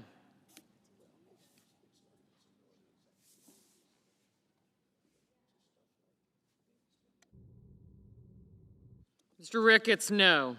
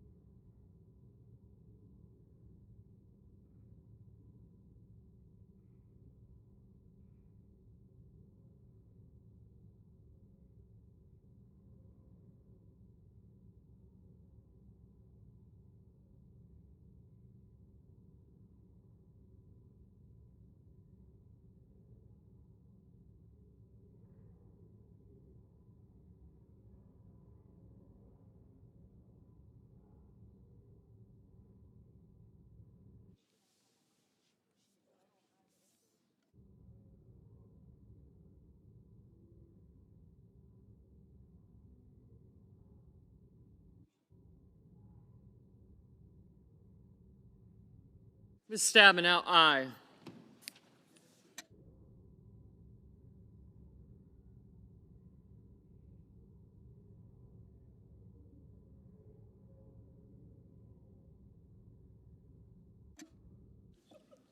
Mr. Cornyn, no.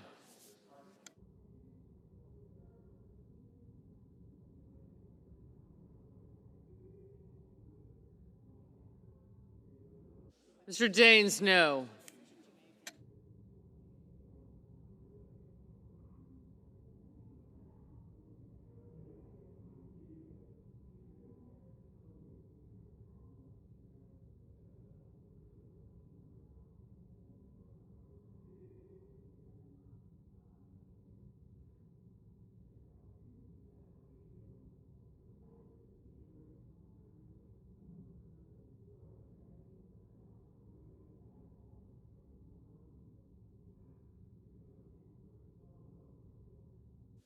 Mr. Young, no.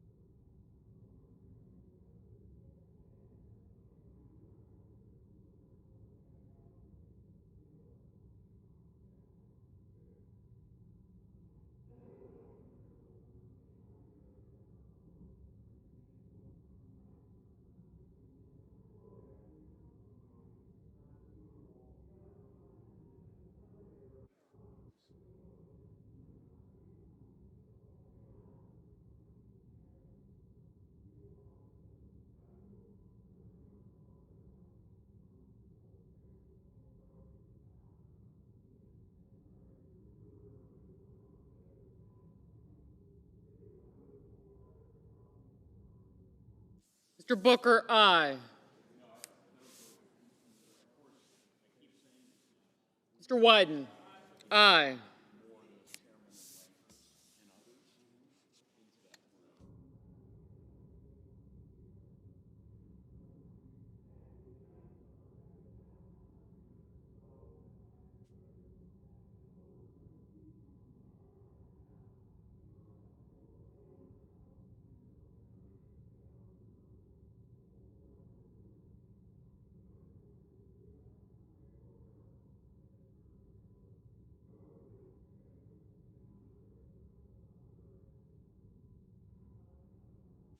Ms. Klobuchar, aye.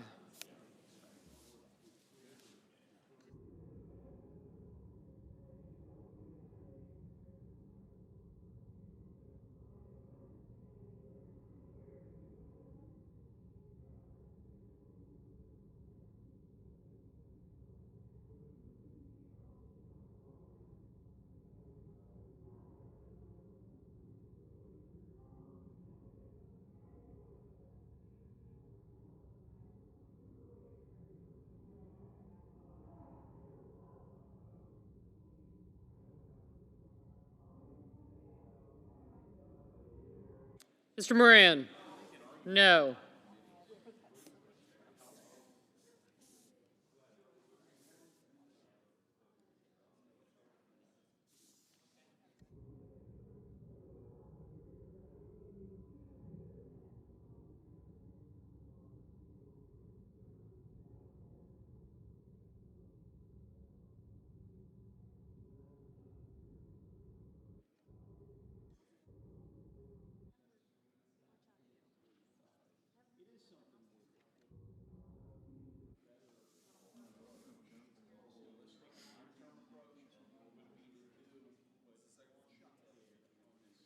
Mr. Vance, no. Mr. Bennett, aye. Mr. Kennedy, no.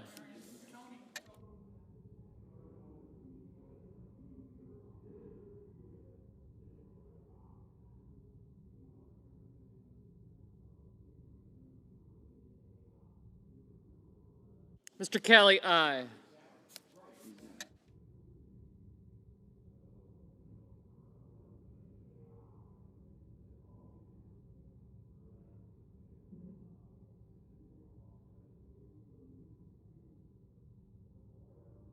Mr. Fetterman, aye. Mr. Manchin, aye.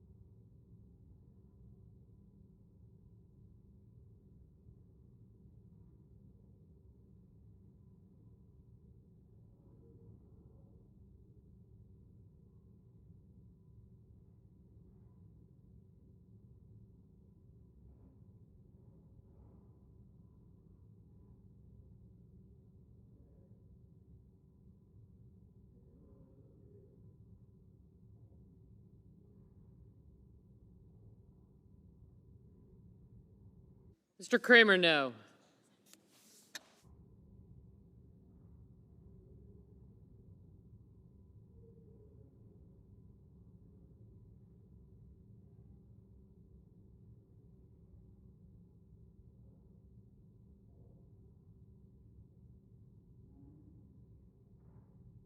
Mr. Cassidy, no.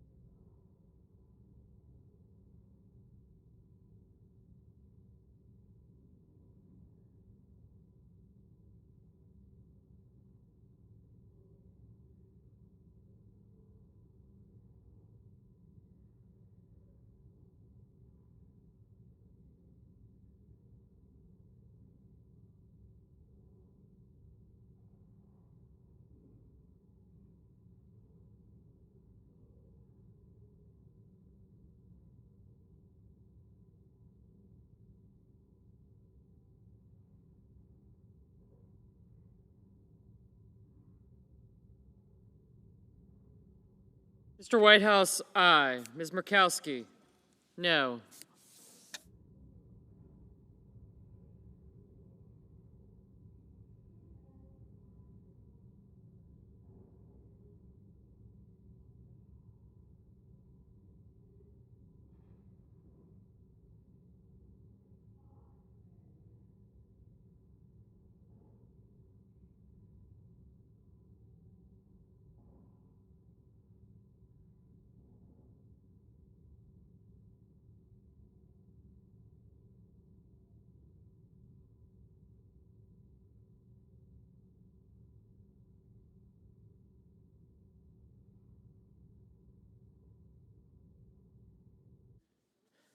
Mr. Schmidt, no.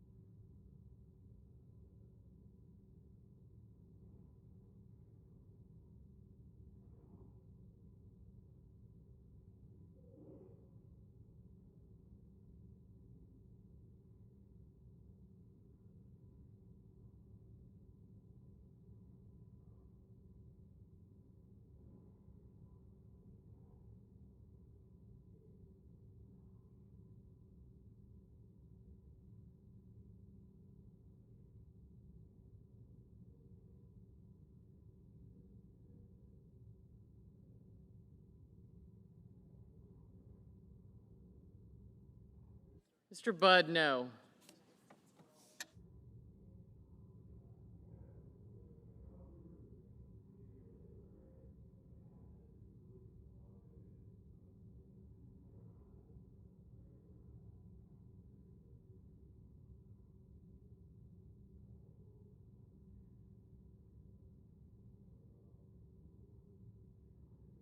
Mr. Marshall, no.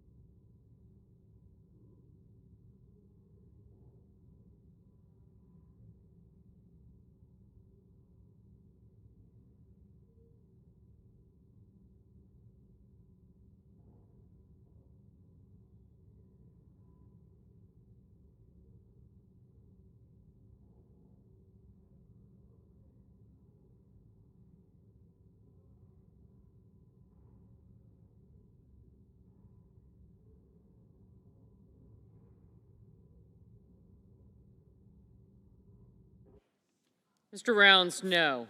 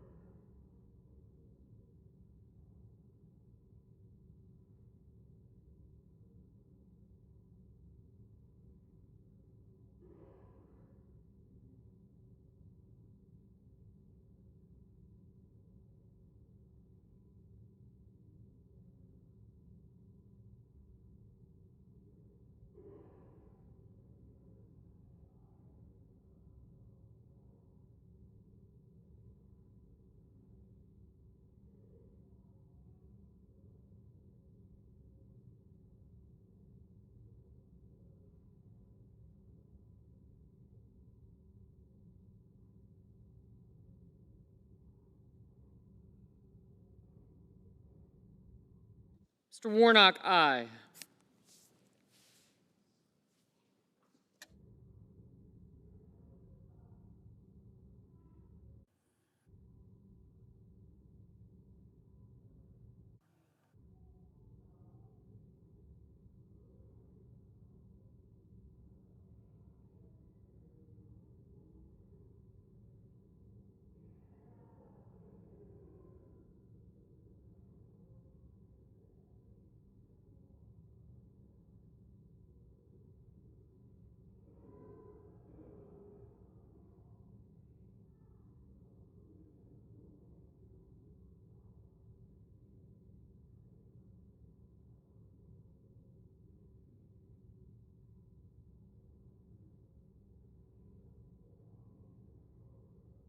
Mr. Hawley.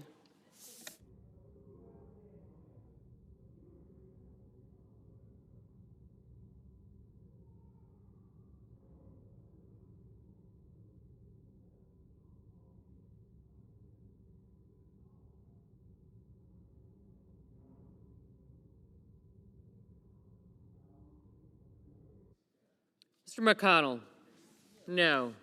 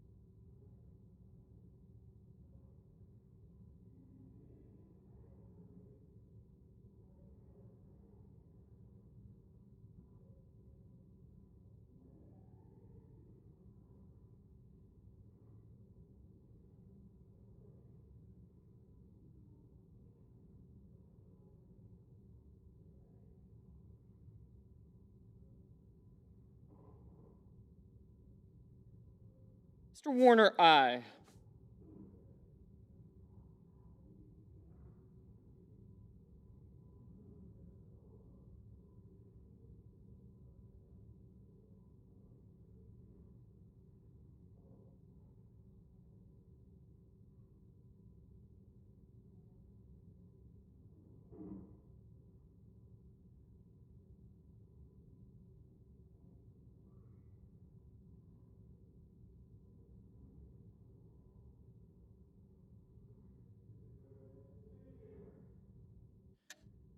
Mr. Schumer, aye.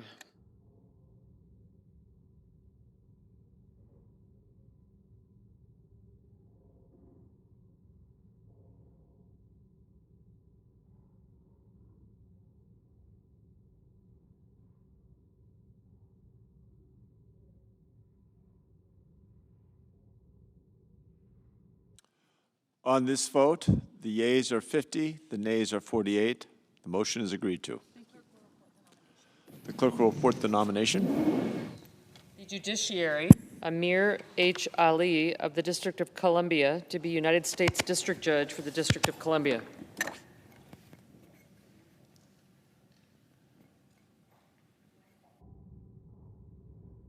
Mr. President.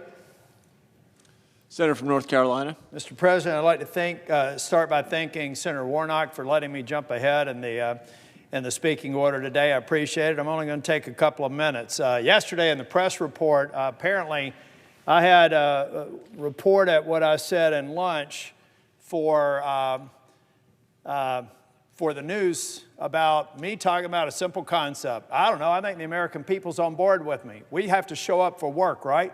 I think we have to. The reason that we had 18 votes on Monday night is because some of my colleagues on my side of the aisle, folks, this is not a partisan, it is partisan in that I'm focusing on some of my colleagues. You got to show up for work. We've got work to do here, and I understand there are all kinds of good reasons, but there's no excuse to let Chuck Schumer force these judicial nominations down our throat. We got to show up for work. What happened on Monday night only occurred because Republicans were not here. They are my colleagues, they are my friends, but they are business associates first who have a job of making sure that we prevent Chuck Schumer from driving a lot of these judicial nominations that if we're here, won't be successful. The only reason we were here until midnight on Monday night is because some of my colleagues didn't show up. I'm just saying, folks, this is pretty simple. I spent most of my career in business. If my senior staff didn't show up or my former partners at Price Waterhouse didn't show up, we'd find them another job. Well, we get this job whether we want it or not unless we resign. You can't fire us in the midterm or in the middle of our terms. But I can express my concern with giving Chuck Schumer an easy way to beat Republicans who want to vote against and potentially defeat some of these very liberal judges. So all I'm saying, so that the press gets it right, people put words in my mouth at a private lunch. That's okay. People do that around here. I don't. But let me say what I said at lunch. 90% of success is showing up.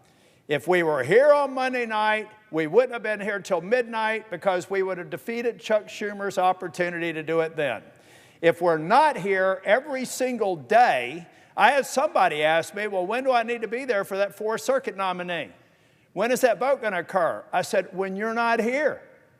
We've got to show up, folks. The American people expect us to show up for a job. These are my friends. These are my colleagues. These are people I work together with.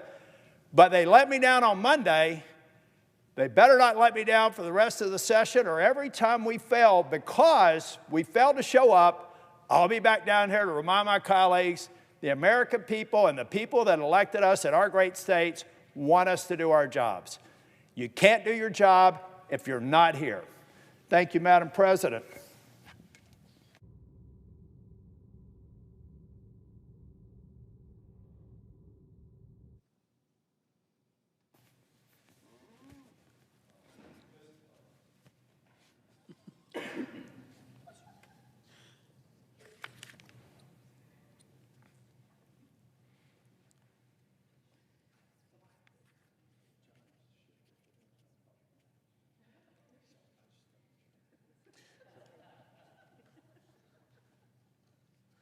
Madam President. The senator from Georgia. Madam President, I rise today calling on the United States Senate to immediately approve the supplemental disaster assistance request sent to us by the President earlier this week so we can get Georgians and Americans all across our country the support they so desperately need following the two recent storms, Hurricanes Helene and Hilton. Sadly, these storms are becoming more frequent and becoming more destructive, and we will see again and again the need of the Senate to respond with the urgency that this demands. I was pushing for additional disaster assistance for Georgians reeling from past storms before Hurricane Helene landed in our state, namely following Hurricane Idalia in last year and Debbie in August of this year. My office was on the front lines of the federal response to Hurricane Helene in Georgia, and I was proud to work with a bipartisan group of my colleagues, including Senator Tillis and Senator Budd of North Carolina, to kickstart this disaster funding process.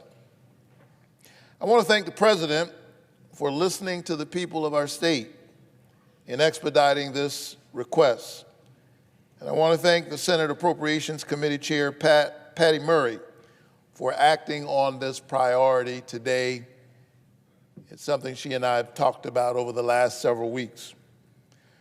Since these storms tore through Georgia and much of the Southeast, we have seen light in darkness as communities come together to help one another, neighbors supporting neighbors. I was down in Augusta a few weeks ago, and it was tough to see that devastation. But part of that light piercing the darkness could be seen in the eyes and in the effort of Robert Lanier of Lanier's Meat Market. I was driving, we were going down the street, had my staff to do a U-turn, and there was Robert Lanier, local business owner, Lanier's Meat Market, literally providing free food and water to his neighbors. The very food that he sells every day to take care of his family, he was giving it away to his neighbors, light shining in the darkness. I saw this in Humberville, Soperton, and Gibson, where my office hosted community resource clinics to connect Georgians to federal officials and resources, helping some 200 Georgians in the process.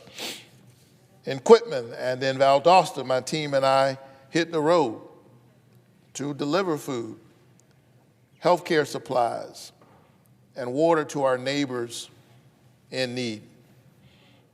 I spent time with small town mayors all across our state that were desperately in need of a response. And to date, FEMA has provided over $229 million in individual and household assistance to Georgians in need and continues to operate numerous disaster recovery and other assistance centers across the state. I'm proud of the great work being done, and I applaud the public servants and the community leaders who make it all possible. But in my travels and in my conversations with these small town mayors, with Georgians, with folks especially in our rural areas, it is clear that more needs to be done, and that help cannot come soon enough. In Ray City, I joined President Biden to survey a damaged pecan grove. An estimated 1/3 of the state's pecan crop was destroyed, as well as cotton. Over 100 poultry houses were damaged or destroyed, and 8 million acres of timber in America's #1 forestry state were impacted. All told, we are talking about more than $6 billion in total damages to Georgia's agriculture sector. Too many of our farmers have taken too many hits with these storms over the years, which is why I pushed the President to send to Congress a request for additional funding immediately so we can give a lifeline to our hurting agriculture industry. At its peak, Helene left more than 1 million Georgians without power, 300 boil water advisories across the state, over 200,000 homes with some level of damage, and countless communities facing a long road to recovery. Most tragically, 228 individuals perished in Helene's devastation. 34 of them were Georgians, 6 of them were children. And so as we pray with our lips for those we lost, we must pray with our legs to help those still reeling and recovering from this devastation. While Congress was out of session last month, because I understood the urgency, I called on the Senate to come back to Washington to pass additional disaster assistance funding. Weeks have passed since then, but the urgency remains. And while it may not be in the headlines, Georgians who are at the center of this devastation are living this every single day. While I'm here to remind my colleagues of the more urgency to act, I know families and farmers back home still recovering. They are the ones who understand the dire circumstances clearly. There's one family in Augusta, Georgia, a married couple with 2 young elementary school-aged kids who, following Helene, listen, are still residing in a house deemed 95% damaged. It is practically unlivable. They're home. But they are still waiting on federal support to move to either a temporary or a long-term housing solution. Imagine that, waking up every day in a home that is 95% damaged. And as they navigate the stress and the trauma of this turmoil, the father continues showing up to work. He goes to work every day in order to provide for his family and then returns to their damaged home, waiting on us to show up to work and get the job done. If we expect hardworking Georgians to do their job in the midst of a disaster, they should expect us to do ours. It is reasonable service. It is the least we can do. The disaster assistance proposal before us would deliver a lifesaver for so many families, providing over $20 billion to help farmers address crop and orchard losses, more than $600 million to help them rehabilitate damaged land, $375 million to support rural communities with housing, power, water, health care, and more, and $40 billion for FEMA's Disaster Relief Fund, the primary source of federal assistance for Georgians impacted by Hurricane Helene. There's also critical funding to fix our damaged roads and highways, support our small businesses harmed by the storms, and invest in public water and sewer system upgrades. The only question is, what are we waiting for? There's no time for games, no time for delay, no time for partisanship or politics. We must center the human beings, members of our families who are impacted by our policy. And the time to act is now. We must approve this additional funding with bipartisan and bicameral support, and I will continue to do all I can until we get this done. And every dollar we allocate gets to the taxpayers.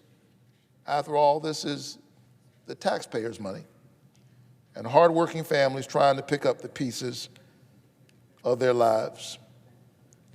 This is the work we must do, and it cannot happen soon enough. Madam President, I yield the floor.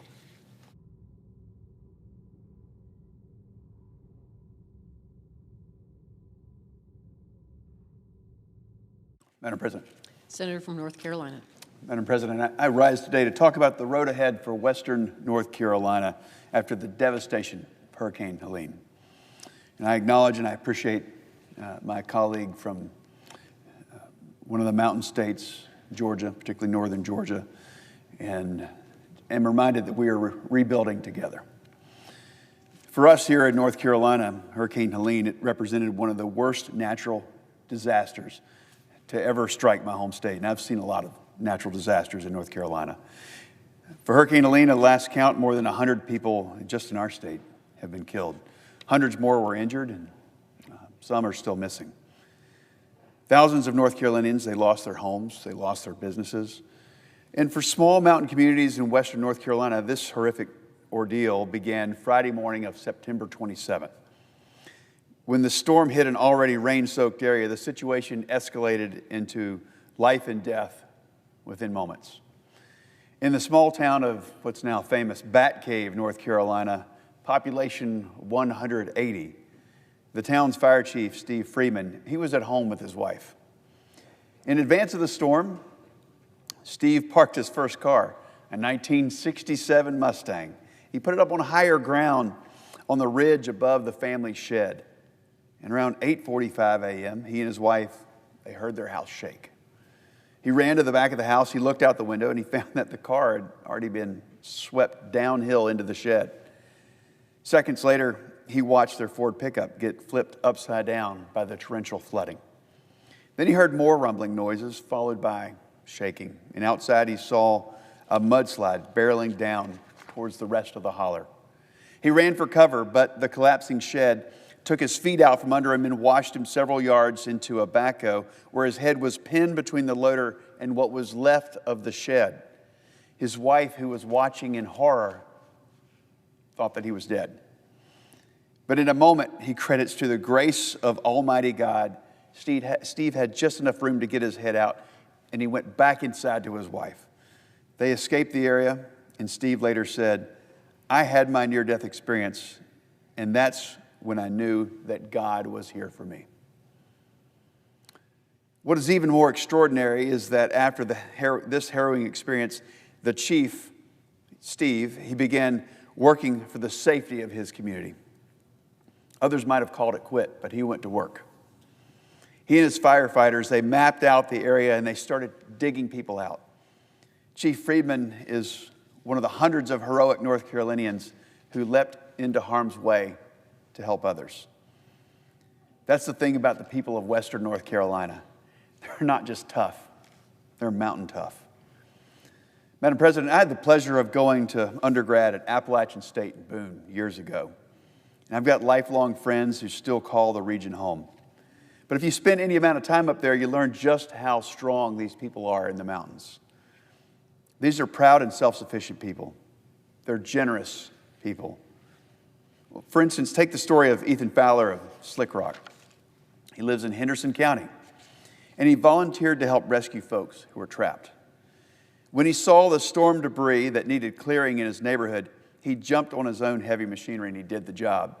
Locals went up to him and they offered to pay him. They offered him compensation for his work, and Ethan replied, "It's just fuel." He went on to personally help direct the National Guard and federal officials as they arrived to clean up Girton, Bat Cave, Lake Lure, and Chimney Rock. This story and countless others like it are a perfect testament to the people of North Carolina. They're some of the most resilient people around. They don't look for handouts. They don't complain. But the truth is, they need us right now. Our government must be there to help them. That's why it's incredibly disturbing to hear reports on the ground that they're still struggling to get in touch with representatives from FEMA. Now, of course, I don't want to denigrate the hard work of many of these hardworking officials that are trying to do the right thing, but when you hear the same story of a scattershot response, and you hear that same story over and over again, you know that something is dreadfully wrong. You also know that something is wrong when we hear from a whistleblower at FEMA who claims that federal officials directed a colossal event of avoidance against households with flags or yard signs supporting President Trump. This sort of weaponization of the government against people in their time of need, it's disgusting and it's wrong. And there's going to be accountability for it. As we hold these agencies accountable, we in Congress have work to do and no time to waste. So I'm again calling on this body to quickly approve a supplemental bill to help fund long-term recovery for the citizens of Western North Carolina. Congress should take up this bill without any further delay. Those of us from the region, regardless of party, I believe, support this. Now, I realize that coming from someone like me, a dedicated fiscal conservative, asking for this, it might sound to some out of place. But, Madam President, disaster relief is one of the essential functions of this government. Times like these are precisely why we shouldn't overspend or waste taxpayer dollars in more prosperous times. Like any family or small business, we ought to be saving for a rainy day. Ladies and gentlemen, that rainy day is today. In Western North Carolina, the temperatures are falling fast. Many people in my state, they're in real danger of facing a winter without heat because the storm destroyed the area's only kerosene station. We have people living in shelters with only the clothes on their back because the hurricane wiped out their home. We have small shops, hotels, and restaurants who rely on tourism to operate. And some of those folks will be forced to shutter their businesses forever. We have large sections of a major U.S. interstate highway that is still impassable and small mountain roads that are damaged beyond repair. We have communities that are mourning the unimaginable loss of members of first responders and law enforcement. We have some towns that I've visited in the last month, like Hot Springs, Marshall, Burnsville, Swannanoa, that are buried by flooding and mudslides, and towns like Chimney Rock that are mostly gone. Every day that I was present in the region, I was stunned by the enormity of the damage. It was unlike anything that I'd ever seen. This is not a situation where our government has the luxury of hand-wringing or deferring action for another few weeks or after another long recess. The citizens in my state, they need help and they need it now. This is why these men and women pay their taxes. This is their right as an American, and we can't leave them behind. I believe, after having many conversations around the state, that that's their greatest fear, of being forgotten. And I'll make my promise not to ever forget them. And my promise to the people of Western North Carolina is this: I will do everything in my power to see that you have the federal resources you need to recover and to rebuild. I stand ready to work with my Senate colleagues and President-elect Trump to cut through the delays and provide the people of Western North Carolina with the resources they need as quickly as possible. We owe it to these fellow Americans to help them, and help them now. I yield the floor.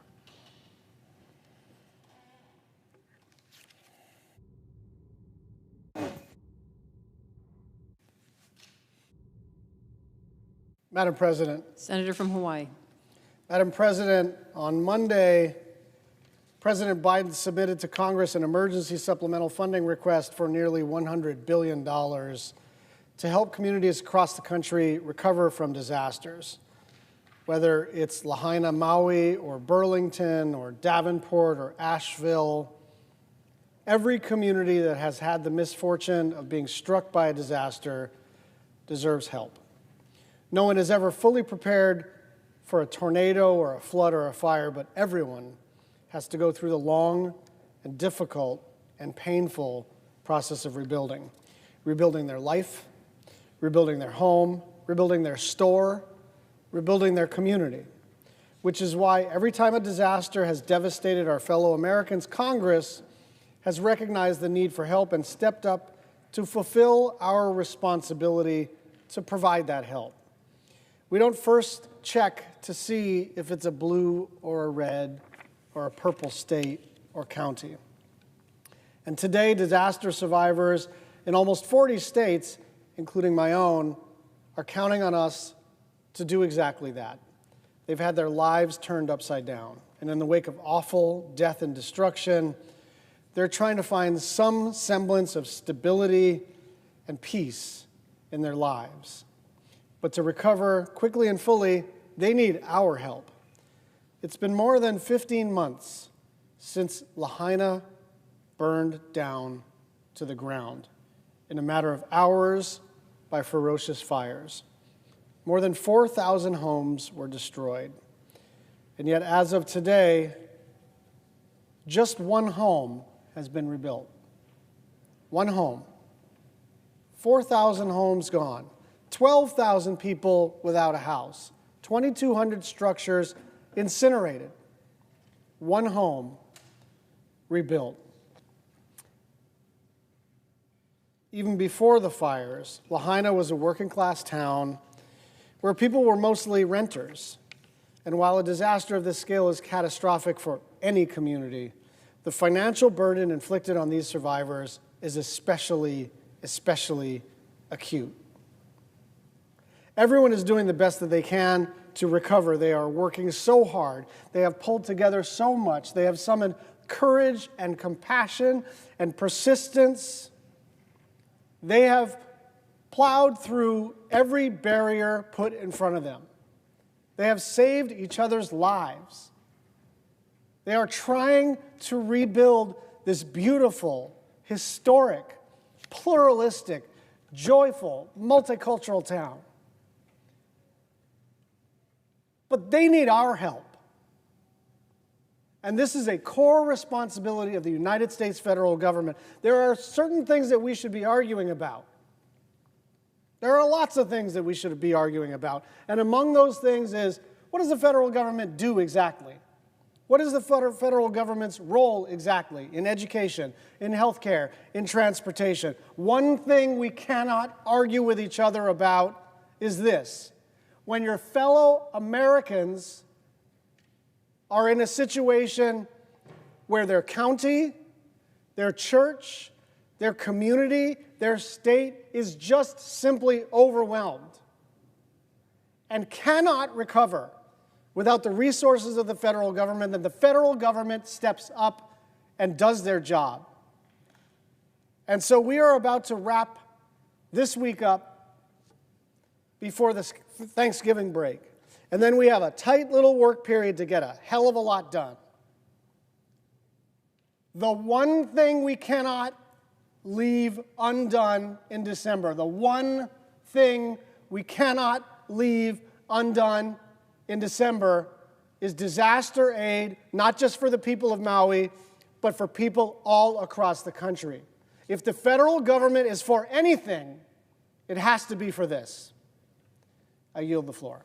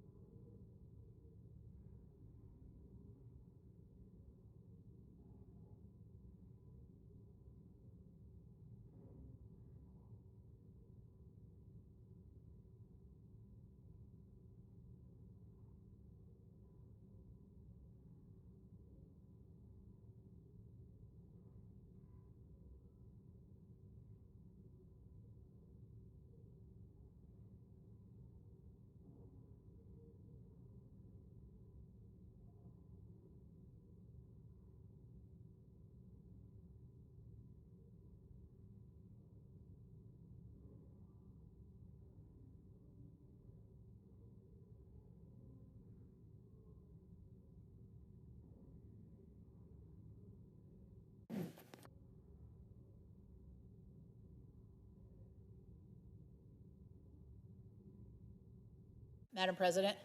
Senator from West Virginia. Thank you, Madam President.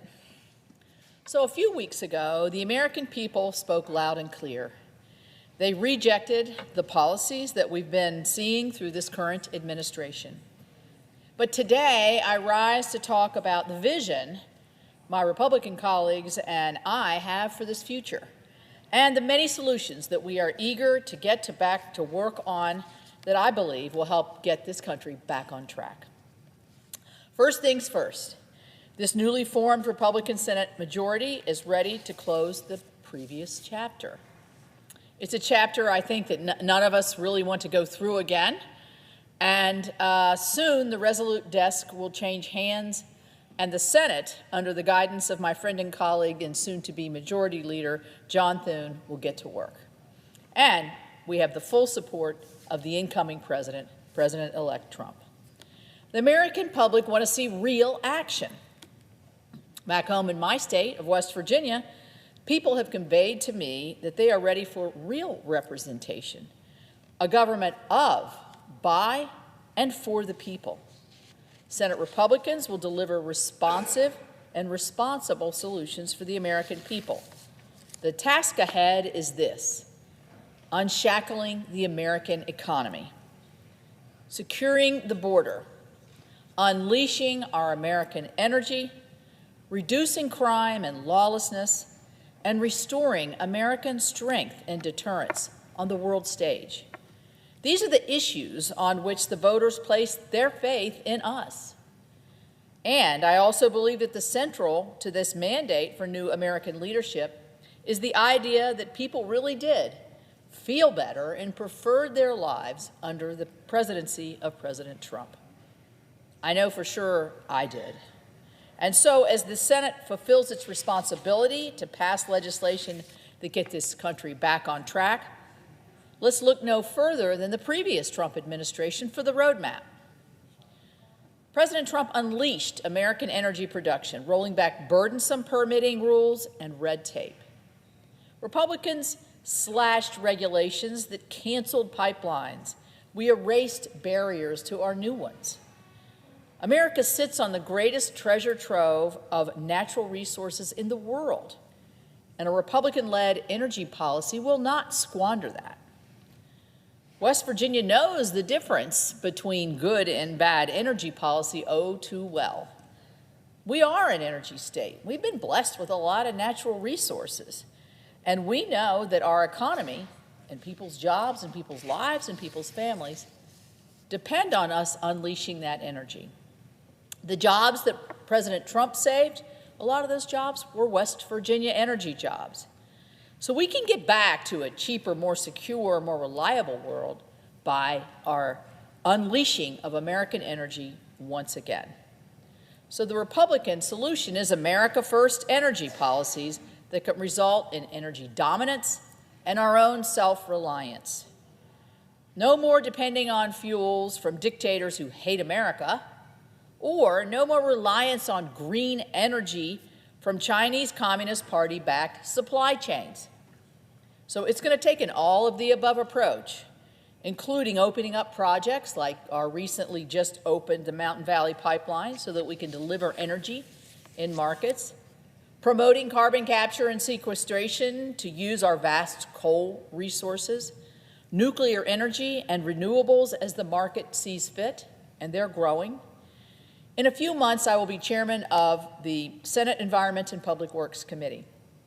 I'm really excited about this opportunity, and I cannot stress enough how important these items are to the agenda.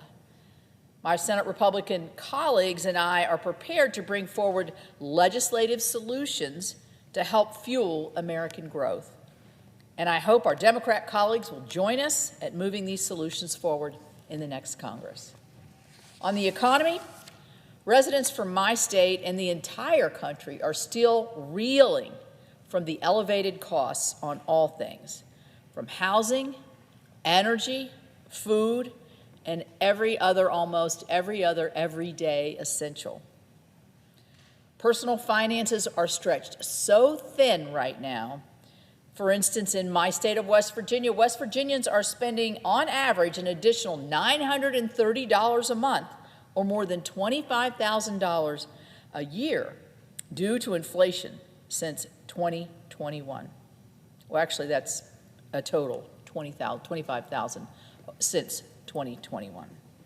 The plan to get the American energy back on track is a tried and true formula of energy dominance, repealing burdensome regulations and lowering taxes. It's pretty simple. You should keep more of your own paycheck, and the government should stay out of the way.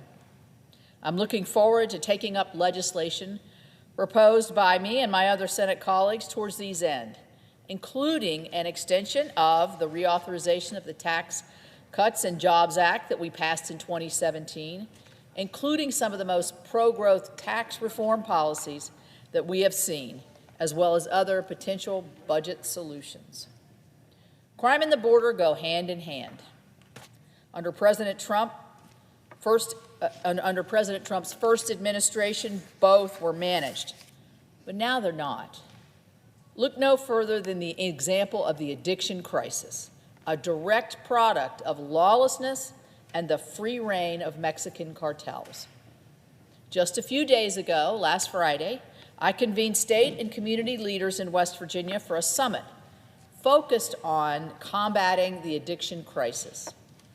The correlation between wide-open barriers and the raging drug crisis was mentioned repeatedly at this summit, especially during the presentation and discussion with our law enforcement panel.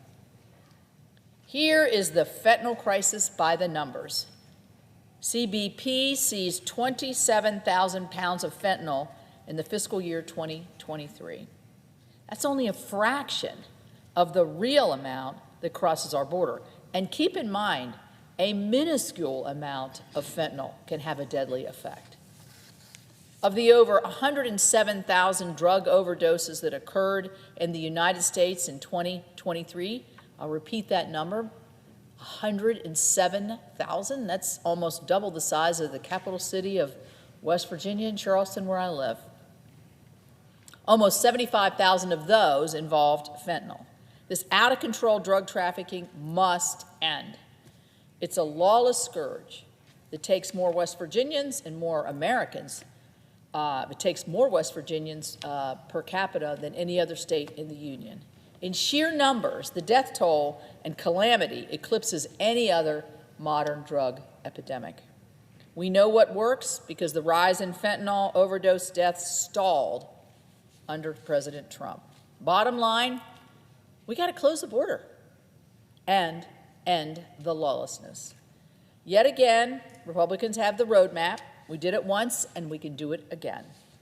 A heightened sense and appreciation for law and order from the border to the inner cities to everywhere back home will feature prominently in this next Republican administration. President Trump presided over a relatively peaceful period of history unmatched in our national history. After crushing ISIS, the Trump-led world order went largely untested by the world's dictators and demagogues. The same cannot be said about the world today. China manipulates the Biden administration every day while burrowing deep into our critical infrastructure and growing its military. Iran and its terrorist proxies wage war against our ally, Israel.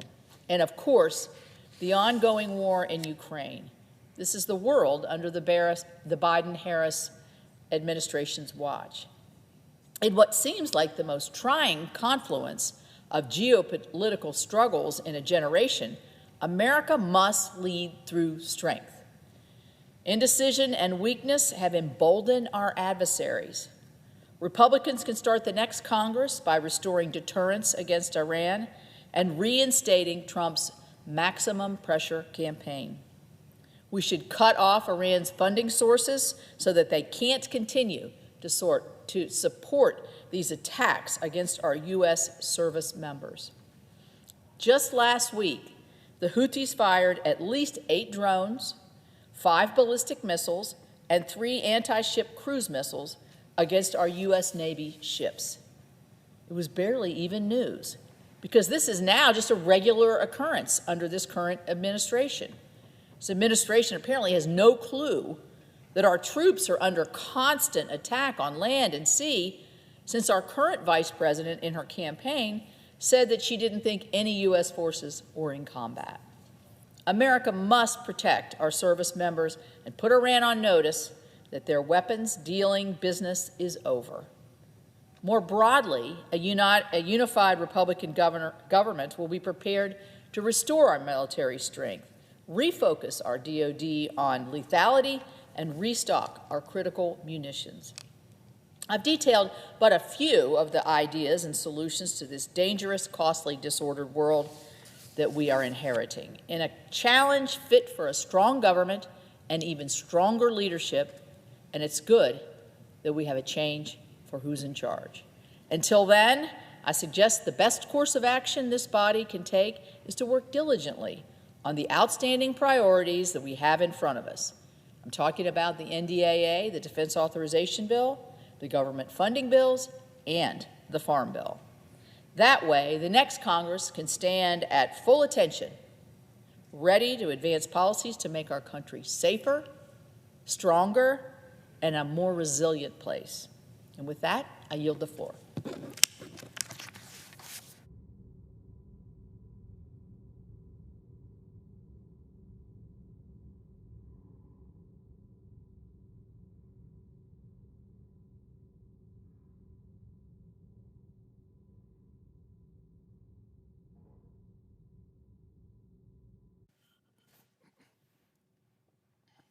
Madam President.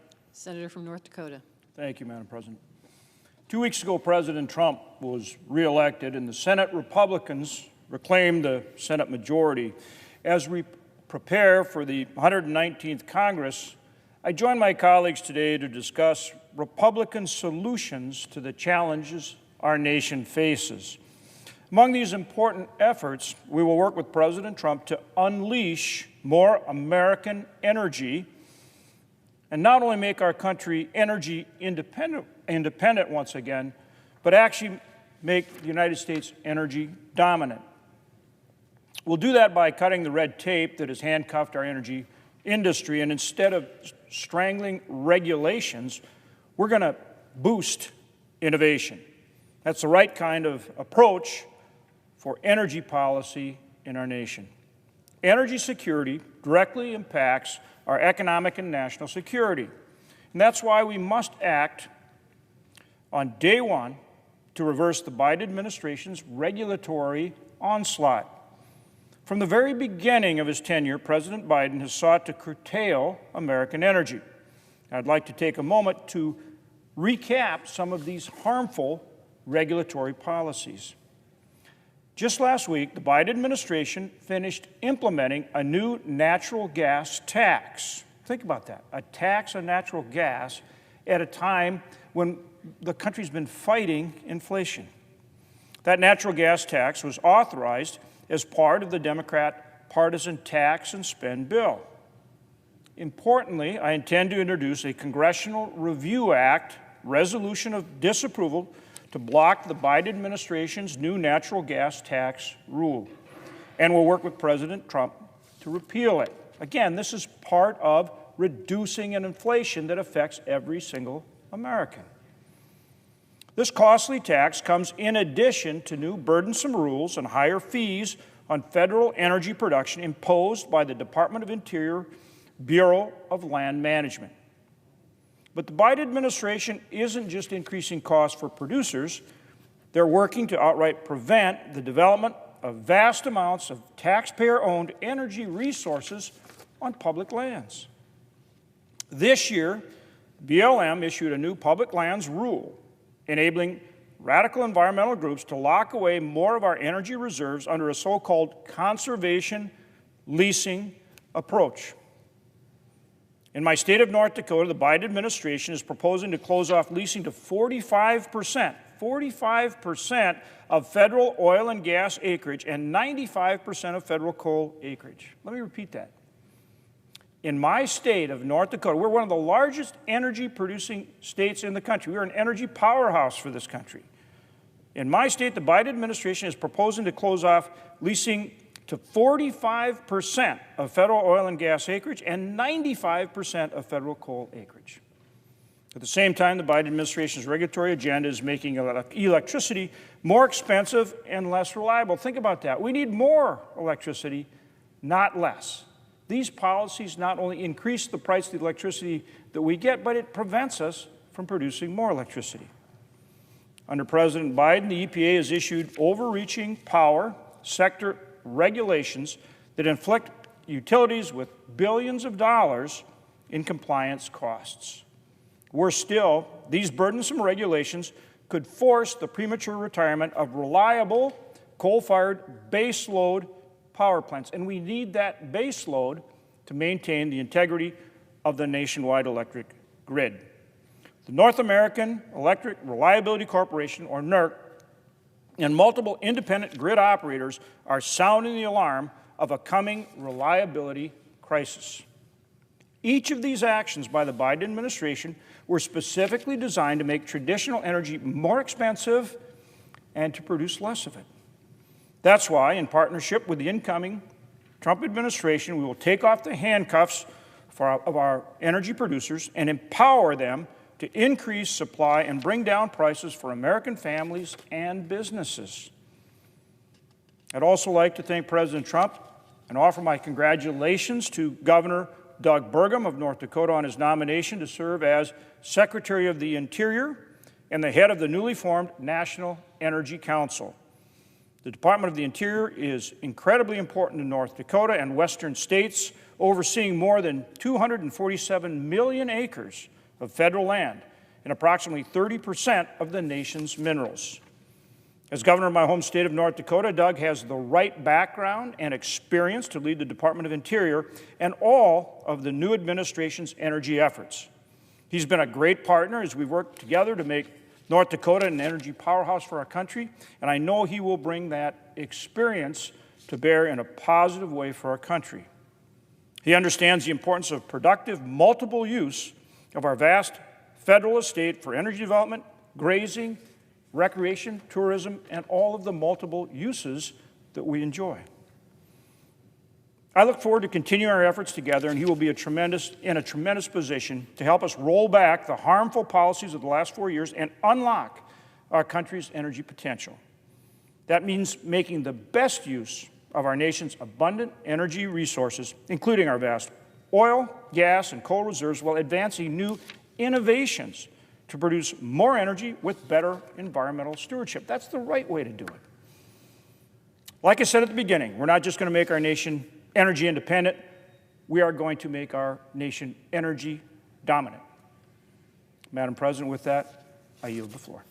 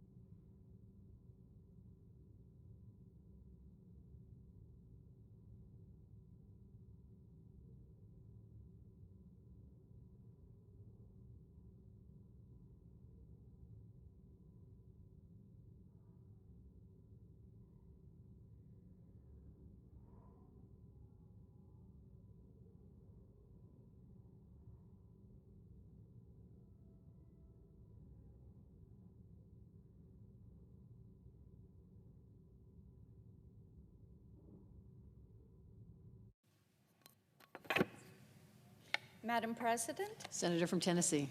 Thank you. Are we in a quorum call? No, we are not. Thank you, Madam President. After 4 years of Biden-Harris failures, our country is set to make an incredible comeback with Republican control of Congress and the White House starting next year. And at the top of our agenda will be securing the southern border. Until then, though, the Biden-Harris open border remains a threat to our families, our communities, and our country. Congress should waste no time in taking action to protect this nation. Since taking office, the Biden-Harris administration has apprehended, get this number, they apprehended nearly 400 suspected terrorists at the southern border. Now, that's a 3,000% increase compared with all 4 years of the Trump administration. They also released nearly 100 individuals on the terrorist watch list into the country. Unfortunately, these are just the terror suspects that we know about. Under this administration, there have been more than 2 million known gotaways, illegal aliens who have invaded, they have entered this country, they evaded apprehension by law enforcement, and we do not know who they are, we do not know where they have gone, but we know that they are here from the Border Patrol accounts. Now, on top of all of this, 400 suspected terrorists, a 3,000% increase over the Trump years, nearly 100 that are on the terrorist watch list, and the 2 million gotaways. There are more than 1.7 million what are called special interest aliens who have come from countries that pose a national security threat to our nation, including Iran. Of course, this is the same regime that helped plan the horrific October 7th terrorist attack on Israel that claimed the lives of more than 1,200 people, including 46 American citizens. Iran-backed Hamas terrorists also took more than 250 people hostage, including a dozen American citizens, 4 of whom remain in captivity. No one connected to these barbaric attacks should be allowed in this country. Yet, under President Biden and Vice President Harris, that risk remains sky high. Earlier this year, Canada began issuing visas to Gazans with little to no vetting, meaning aliens with potential ties to Hamas could enter our country, not only from the southern border, but also the northern border. Instead of addressing the threat, however, President Biden issued an executive order earlier this year that prevents many illegal aliens from Hamas-controlled Gaza from being deported. A growing terror threat would be bad enough, but under this administration, we've also seen tens of thousands of criminal illegal aliens reach our border. These are people who have been committed. They've committed crimes, some of the worst imaginable: homicide, sexual assault, domestic violence, human trafficking, and more. As a result of this influx, we're seeing a surge in violent gang activity across America, including my state of Tennessee. Just last week, the Tennessee Bureau of Investigation warned that the violent Venezuelan gang we're all hearing about, Tren de Aragua, is ramping up its human trafficking operations in Tennessee's largest cities. This is the same gang that has taken over entire apartment complexes from San Antonio to Colorado for drug dealing, sex trafficking, and other violent crimes. Make no mistake, our country cannot afford 2 more months of this administration's broken immigration policy, which, by the way, that is why you're seeing all this influx. All the numbers we've talked about, the 400 suspected terrorists, the nearly 100 that have been released into this country, 55,000 criminal illegal aliens, people that are convicted of these crimes, 2,200 gang members. Why does it happen? Because this administration's border policy is an open border. That's their policy. And last week, reports emerged that human traffickers and these human trafficking cartels in Mexico, they're telling everybody, you better be running to that border right now and get in before Biden leaves office. Thankfully, the Senate can pass legislation today that would secure our border and protect our country from terrorists and criminals. Here are some pieces of legislation I have. The PRINCE Act, which I introduced last year, would combat trafficking by giving Border Patrol the authority to fingerprint non-citizens under the age of 14 so we can protect them from being trafficked. The Container Act, which I introduced in January, would empower border states like Texas to place temporary barriers on federal land in order to protect their communities.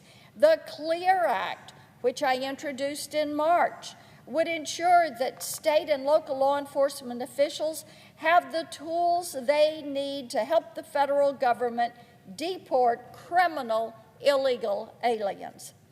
The bipartisan No Immigration Benefits for Hamas Terrorists, which I recently introduced alongside Senator Rosen, who is currently serving as Madam President, would ensure that no migrant tied to Hamas and the horrific terrorist attack on October 7th is ever allowed to set foot in this country.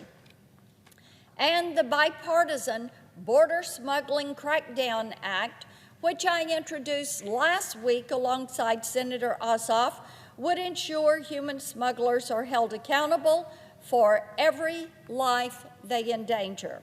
With the growing threat of an illegal immigration surge ahead of Inauguration Day, the Senate should pass these bills immediately and send them to President Biden's desk.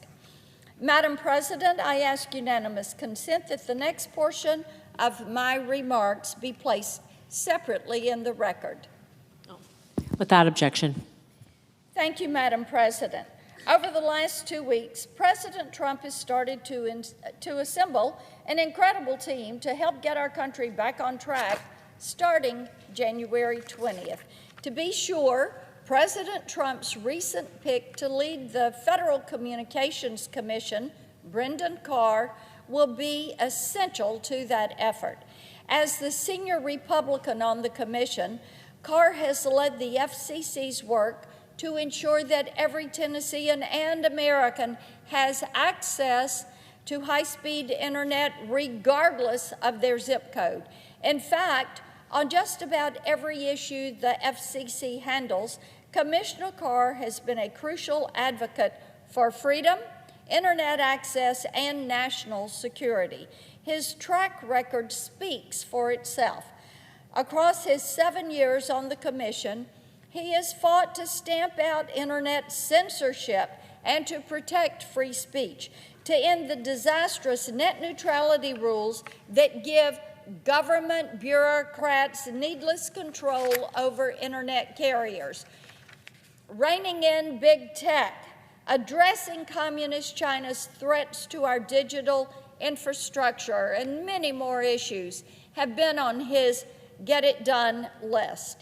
In the year ahead, I look forward to working with Commissioner Carr on each of these issues especially on expanding rural broadband, building out a clear spectrum pipeline, and keeping children safe online. On that last issue, I especially appreciate Commissioner Carr's efforts, with 32 state attorneys general urging, begging Congress this week to pass the Kids Online Safety Act. We know there is strong momentum to finally establish safeguards for children online. On this issue and so many more, one thing is clear. Commissioner Brendan Carr is the right person for the job to lead the Federal Communications Commission. I yield my time.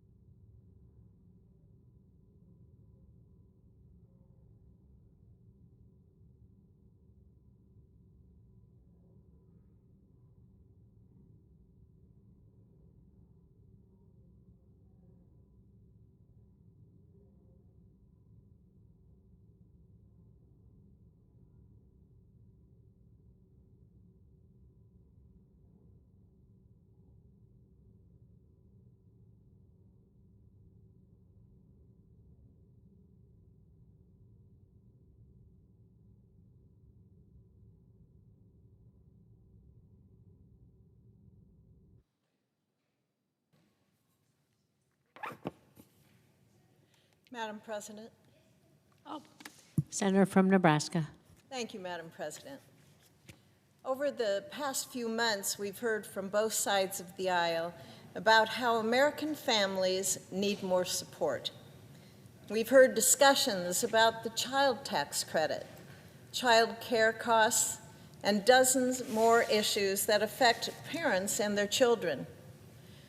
Earlier this year, Senator Vance summed it up nicely. What could be a mission statement for Republicans to use on this issue. He said, quote, "We want to provide more options so that people are raising families in a thriving and happy way in this country." Madam President, my colleagues and I are here today to talk about Republican solutions. And I want to talk specifically about one solution to the family leave problem that has not just Republican, but also bipartisan support. Across America, only 27% of workers in the private sector have access to paid family leave. The other 3/4 have to choose between making ends meet and taking care of their families, whether that's welcoming a newborn or nursing an aging parent. That is not a choice that Americans should have to make. My colleagues on the other side of the aisle have proposed a few ideas to solve this problem. Some of them advocate for a new nationwide government entitlement program. Some advocate for a mandate that would force businesses to pay out of pocket for their employees' leave. Neither of those options is practical or politically realistic. Our nation is already trillions of dollars in debt, and a mandate, well, that would squash small businesses that simply don't have the resources to survive while paying an employee who is not at work. But there is a solution, a way to offer employees paid time off without creating a new mandatory program or forcing businesses to suffer huge losses. And what I'm talking about here are the mom and pop businesses especially, Main Street businesses, that maybe they have 1 employee, 2 employees, maybe 5. And we have a solution. There is a way to offer employees paid time off without creating a new mandatory program or forcing those small businesses to suffer losses. We can provide tax benefits to businesses that offer employees paid leave, which will in turn free up resources that businesses can use to pay the salaries of their workers on leave.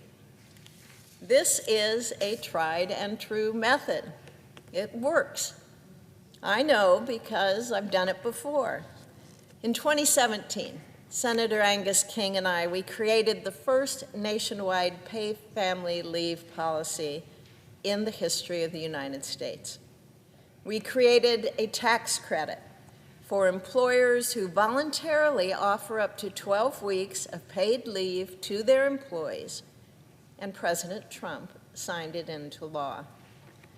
But that tax credit, it's going to expire. And it's going to expire at the end of 2025. To ensure that businesses can keep offering paid leave, we need to make sure that we make that credit permanent, as well as make it easier for businesses to qualify for it and to use it. So that's why Senator King and I have again introduced the Paid Family Medical Leave Tax Credit Extension and Enhancement Act.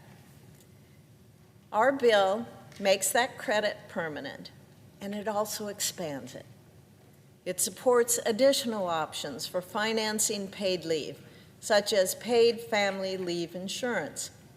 It also allows employers to begin offering paid family medical leave to workers sooner after being hired.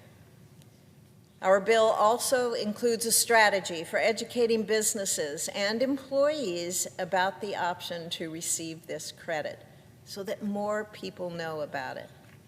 It requires the Small Business Administration and the IRS to conduct targeted outreach and technical assistance for those who need it, which will raise awareness of the credit and expand the number of Americans who have paid leave.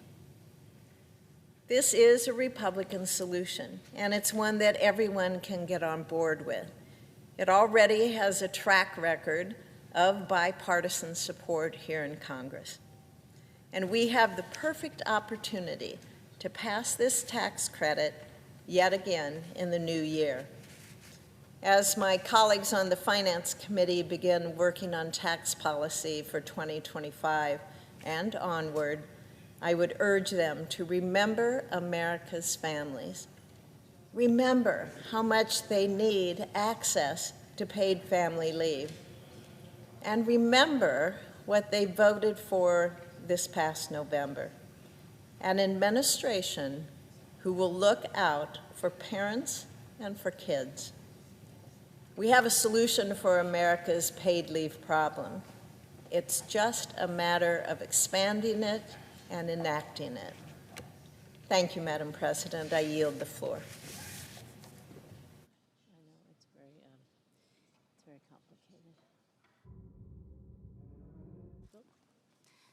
The senator from Virginia. Madam President, I first ask unanimous consent that my legislative fellows, Julia Brunel, Stephen Ramdalal, and Ryan Galler, be granted floor privileges for the duration of their fellowships with my office. Without objection. Thank you, Madam President. Shortly, I will ask for unanimous consent to confirm Mark G. Eskenazi and Amanda Wood Layhout to serve as members on the Occupational Safety and Health Review Commission. Just a word about the Commission. The Commission is an independent agency that plays a vital role in ensuring safe and healthy workplaces and working conditions for American workers. And what the Commission does is it provides fair and timely adjudication of workplace safety and health disputes between employers, employees, and the Occupational Safety and Health Administration. So this independent body adjudicates claims between the federal OSHA, employers, and employees. However, the three-member commission has lacked a quorum since April 2023, which means that for 18 months, they have been unable to adjudicate these claims between employers, employees, and OSHA. Amanda Wood Layhout is a reappointment. She first served on the commission from January 2020 until April of 2023, when her term expired. Mark G. Eskenazi was nominated a few months ago in June of 2024. They both received very strong and bipartisan support in the Help Committee on which I sit for their nominations, and I urge my colleagues to join me in confirming these well-qualified candidates, but enabling this important adjudicatory body to have a quorum so that they can take up claims by workers and employers. And so for that reason, Madam President, I ask unanimous consent that the Senate consider the following nominations in block, calendars 374 and 785, that the Senate vote on the nominations in block without intervening action or debate, the motions to be reconsidered, be considered and made laid upon the table, that the President be immediately notified of the Senate's action. Is there objection? The senator from Florida. On November 5th, the American people spoke and demanded change. They demanded a wholesale revamp and review of the federal government's operations from top to bottom. I am committed to working tirelessly to enact these reforms in Congress, and just as important, to confirming new nominees to carry out the next administration's agenda. President-elect Trump is in the process of selecting his administration even today. It would be a colossal mistake to hamstring him now in the lame duck session, before he has even had a chance to review these nominations. I will be objecting to this unanimous consent request today because we must preserve options for President-elect Trump and his administration to nominate his own choices for this commission and others, not rubber stamp President Biden's and Leader Schumer's preferred candidates on their way out the door. It is important to point out that should these nominees be confirmed, Democrats will hold a 2-to-1 majority over the commission and its decisions, which is something that would only further constrain the next administration's commitment to dramatic and needed change. I look forward to considering nominees to the commission in January, once President-elect Trump has had the opportunity to decide on his nominees to serve in these roles. For these reasons, I object. Objection is heard. Madam President. The senator from Virginia.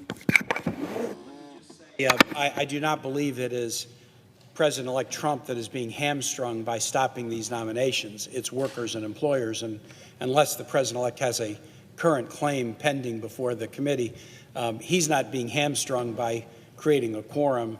The absence of a quorum is hurting American workers, and I regret that my colleague objected. With that, the absence of a quorum. The clerk will call the roll. Ms. Baldwin.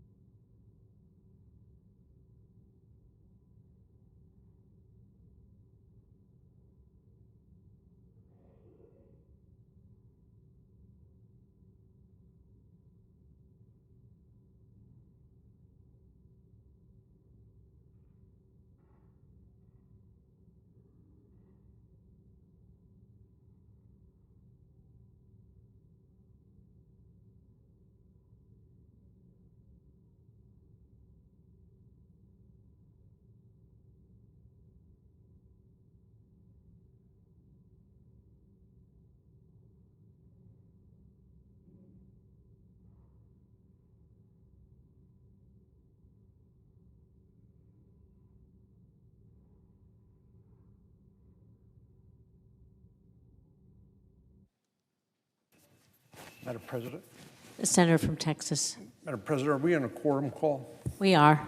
I ask consent that the quorum call be dispensed with. Without objection. Madam President, under the misguided leadership of the Biden administration, our credibility, America's credibility on the world stage has crumbled. Simply put, our friends no longer trust us. Our enemies no longer fear us. The Biden administration's disastrous withdrawal from Afghanistan signaled to our adversaries and our allies alike that the United States could not be trusted. With deterrence a mere memory, this gave the green light to Vladimir Putin to continue his ambitions in Ukraine and launch a full-scale invasion after invading Crimea in 2014. This administration took the step further, though, unfreezing billions of dollars in Iranian assets and allowing Tehran to pour even more money behind the Houthis, Hezbollah, Hamas, and Shia militias, its terrorist proxies operating throughout the Middle East. And of course, the administration did this with full knowledge of Iran's nuclear ambitions. But they didn't stop there. By removing the designation of the Iranian-backed Houthis as a terrorist group, a decision which the president later only partially reversed, President Biden practically invited them to start attacking international commerce in the Red Sea. The dominoes were set, and now we're seeing them fall. Iran and its proxies have been emboldened and launched the most deadly terrorist attack on the people of Israel shortly after on October the 7th. Then there's North Korea, which has sent more than 10,000 troops to Russia, and some intelligence estimate that they might be willing to provide up to 100,000 soldiers in the coming months as part of Russia's effort to capture Ukraine. Then in the South China Sea, in another part of the world, the People's Republic of China, dominated and run by the Chinese Communist Party, continue to assert excessive and illegal maritime boundary claims, at times using force against our treaty ally, the Philippines, when they've attempted to resupply their ship, the Sierra Madre, near the second Thomas Shoal. So perhaps it should be no surprise to anyone, given the absence of effective American leadership, that President Xi, the president of China, has ordered the Chinese military, the People's Liberation Army, to be ready and capable to take Taiwan by force in 2027, 2 years from now. If China's aggression in the Indo-Pacific goes unchecked, President Xi and the Chinese Communist Party will continue to threaten, intimidate, and ultimately invade China's neighbors. The CCP, Chinese Communist Party, will likely escalate its economic war against the United States by blackballing us from the biggest market in the world and starving our country of critical supplies, including critical minerals. It's no secret that China, Russia, Iran, and North Korea are now working in concert to undermine the United States and our allies. It is no exaggeration to say we are perhaps at the most dangerous environment geopolitically since World War II. And we know from history that the beginning of wars becomes only clear in retrospect. We know that from the run-up to World War II. This is a dangerous period and environment. So the United States must reestablish deterrence and must show the world that we are serious about confronting these threats and the reality head on.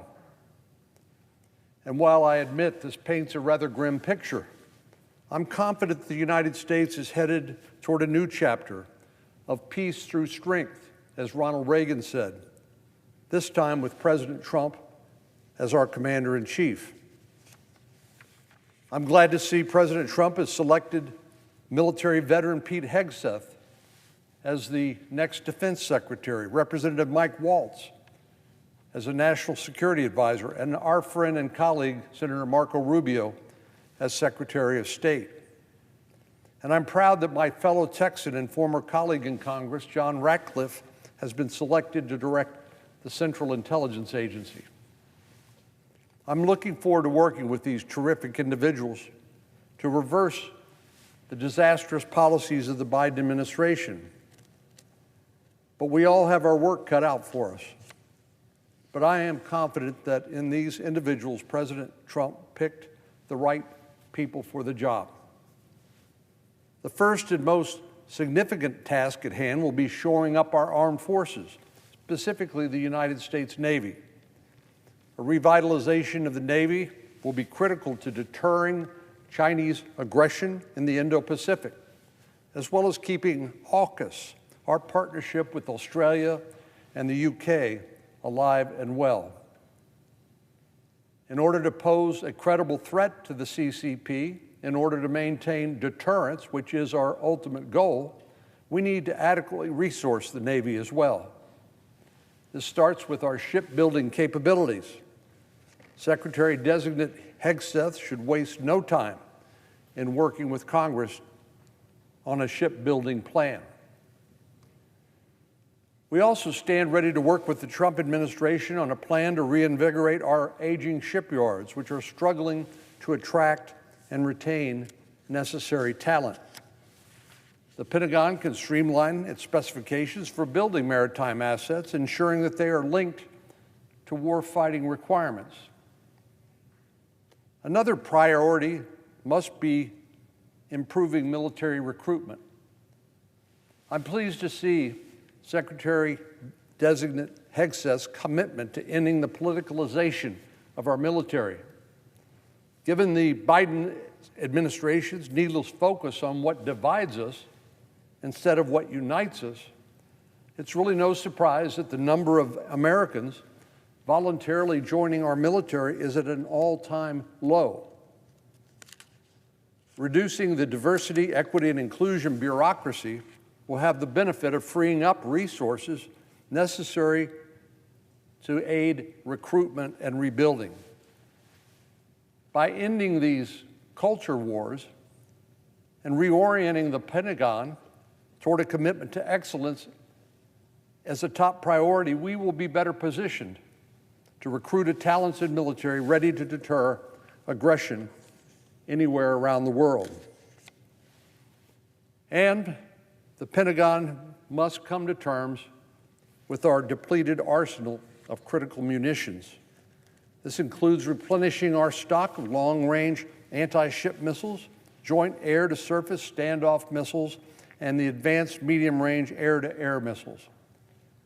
Secretary-designate Hegseth could do this cost-effectively by returning to policies that the Pentagon has disregarded in recent years. Mandatory fixed-price commercial contracts promote cost savings for the taxpayer. Contrast this with the Department of Defense's current model of cost-plus contracting, which has stifled innovation and allowed private sector contractors to outsource R&D costs to the taxpayer. So we have a lot of work to do as a Congress and as a nation to bolster our commitments to our allies and shore up deterrence against our adversaries. But by reversing the damage done over the last 4 years by the Biden-Harris administration, we will be well on our way to a world where America's friends trust us once again and our enemies fear us once again. I look forward to working with Secretary-designate Hegseth, Secretary-designate Rubio, and President Trump to move this country in a better direction. I am confident that working together with that goal in mind, we can work toward a safer and more peaceful world. Madam President, I yield the floor.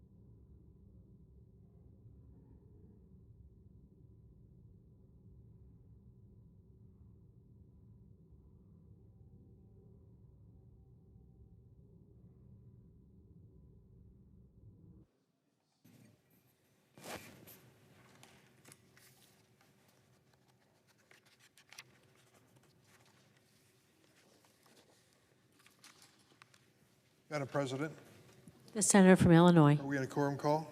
No. Thank you, Madam President. I ask unanimous consent that Paul Giotto, a State Department Fellow in my office, be granted floor privileges for the remainder of the 118th Congress. Without objection.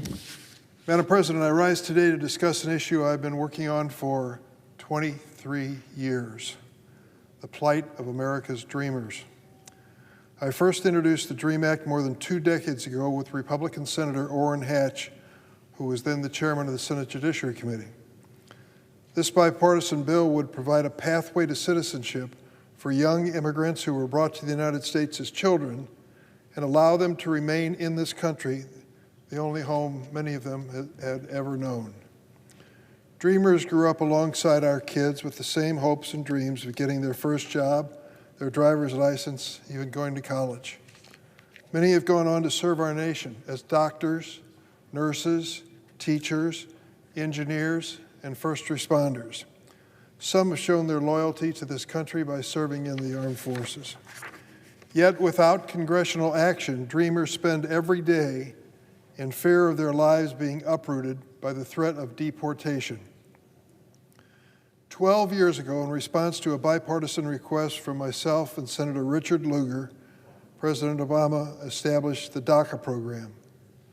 DACA has protected more than 830,000 young people from deportation, all of whom were brought to this country as children, some as young as a few months old. Now, I realize for many of us the outcome of this month's election was not what we wanted, fought for, or voted for. However, my priority of providing a safe pathway to citizenship for dreamers has not changed because of the election. No matter who sits in the Oval Office, I will work with the President in good faith to help provide these young adults a chance, finally, at the American dream. I'd like to share the story of a talented dreamer.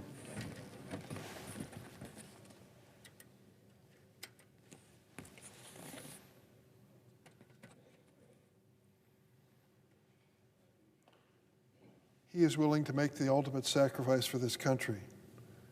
He is the 146th story of dreamers that I've highlighted on the Senate floor. His name is Che Wei Chen, brought to the United States from Taiwan when he was 11 years old. Grew up in New York City and believed in the importance of community and country. Eagerly registered for junior ROTC in high school. Enlisted in the Army in 2016 and earned his associate's degree in criminal justice from Queensborough Community College. He was on active duty for 4 years, stationed at Fort Jackson, which was then known as Fort Lee, before being deployed to countries including Saudi Arabia and South Korea. While he was deployed in South Korea, Chi was unable to take his oath of allegiance to the United States and become a citizen. Today, as an Army veteran, he is a proud owner of his own tea shop, creating jobs for others and supporting the local economy. DACA opened a path for Chi and allowed him to pursue the American dream. DACA was always intended as a temporary stopgap until Congress finally got around to fixing this broken immigration system in America. In Chi's case, DACA was the stepping stone he needed to finally serve our nation and reach its full potential. Yet, since President Obama established the program, Republicans have waged a relentless campaign to overturn DACA and deport these dreamers back to many countries they'd never remember. Now this program is hanging by a thread in the courts due to legal challenges from Republican state attorneys general, and DACA recipients are forced to live with uncertainty every day. Last September, a federal judge in Texas declared the DACA program illegal. Though the decision left in place protections for current DACA recipients, it's on appeal. Dreamers live in constant fear that the next court decision will upend their lives.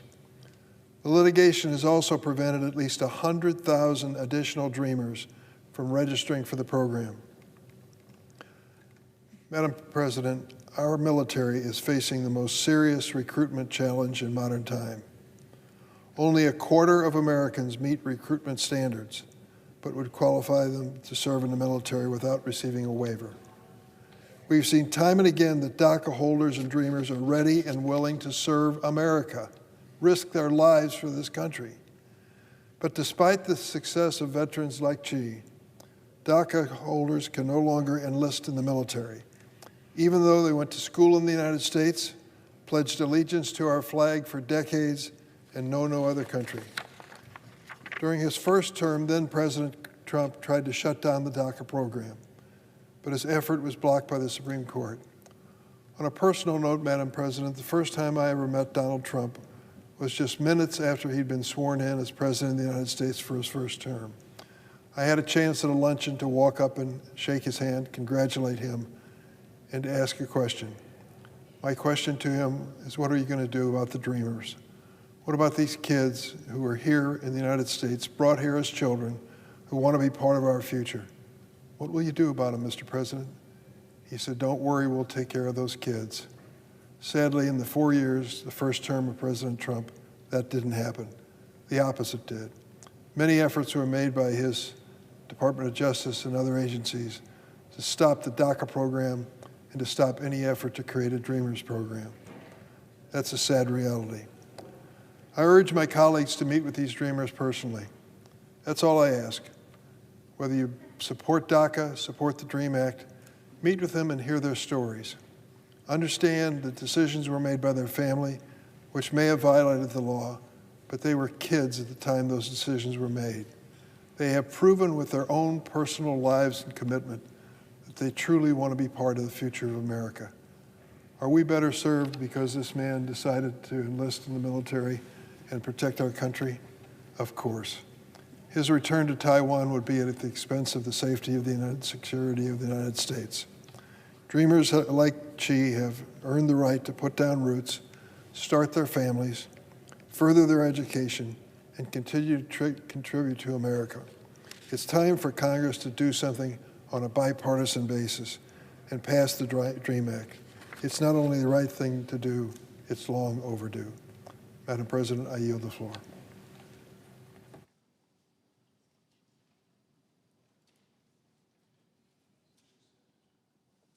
The clerk will call the roll.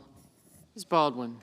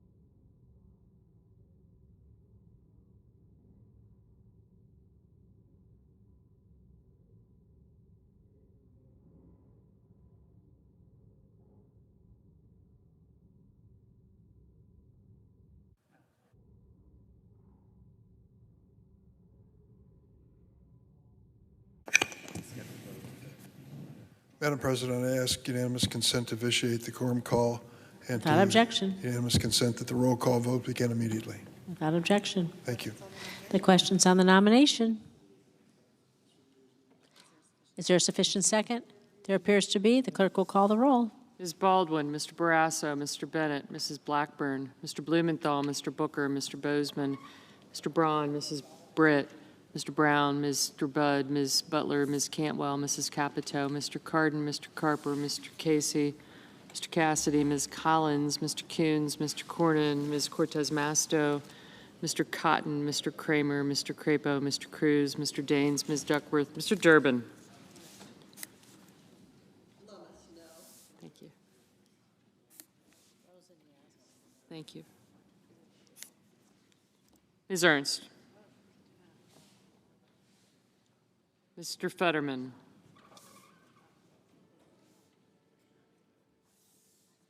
Mrs. Fisher. Mrs. Gillibrand. Mr. Graham. Mr. Grassley. Mr. Haggerty. Ms. Hassan. Mr. Hawley, Mr. Heinrich, Mr. Helmy, Mr. Hickenlooper, Ms. Hirono, Mr. Hoven, Mrs. Hyde-Smith, Mr. Johnson, Mr. Kane, Mr. Kelly, Mr. Kennedy, Mr. King, Ms. Klobuchar, Mr. Langford, Mr. Lee, Ms. Lummis, Mr. Manchin, Mr. Markey, Mr. Marshall, Mr. McConnell, Mr. Merkley, Mr. Moran, Mr. Mullen, Ms. Murkowski, Mr. Murphy, Mrs. Murray, Mr. Ossoff, Mr. Padilla, Mr. Paul, Mr. Peters, Mr. Reed, Mr. Ricketts, Mr. Risch, Mr. Romney,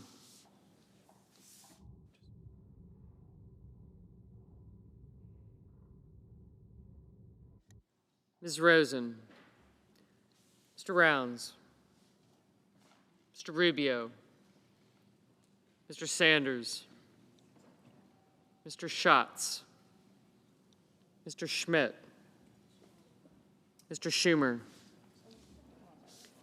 Mr. Scott of Florida, Mr. Scott of South Carolina, Mrs. Shaheen, Ms. Sinema, Ms. Smith, Ms. Stabenow, Mr. Sullivan, Mr. Tester, Mr. Thune, Mr. Tillis, Mr. Tuberville, Mr. Van Hollen, Mr. Vance, Mr. Warner,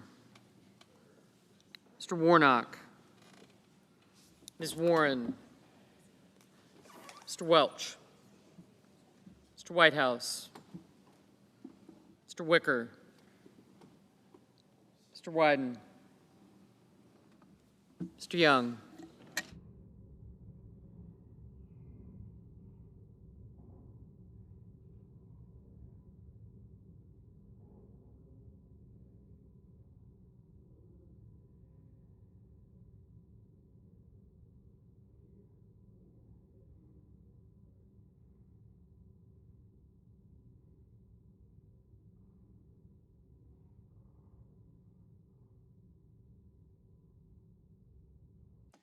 Senators voting in the affirmative: Durbin, Klobuchar, Padilla, and Rosen. Senators voting in the negative: Collins and Lummis.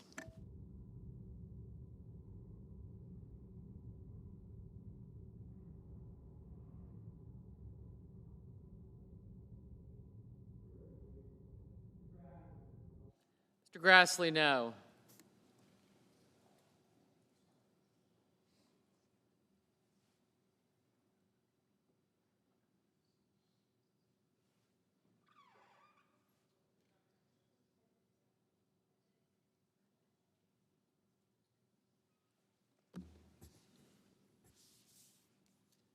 Mr. Cornyn, no.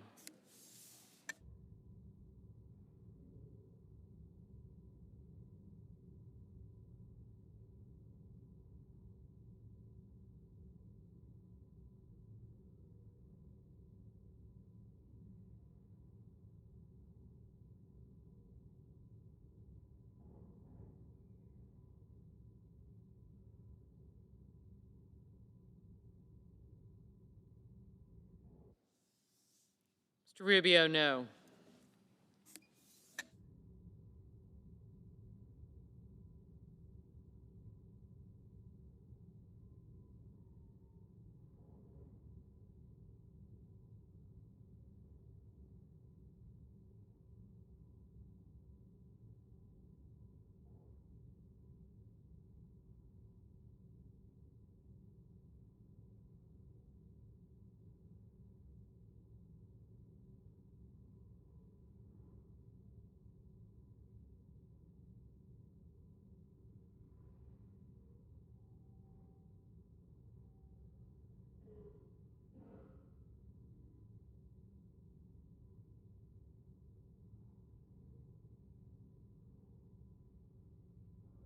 Mr. Whitehouse, aye.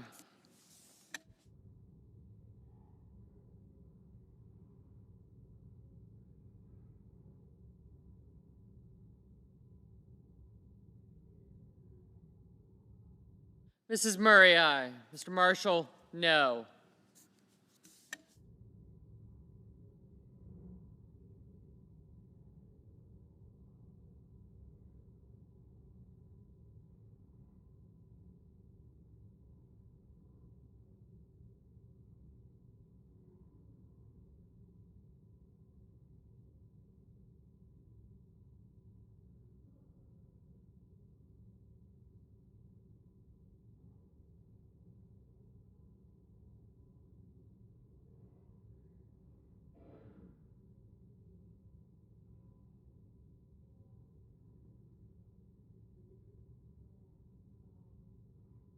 Mr. Cardin, aye.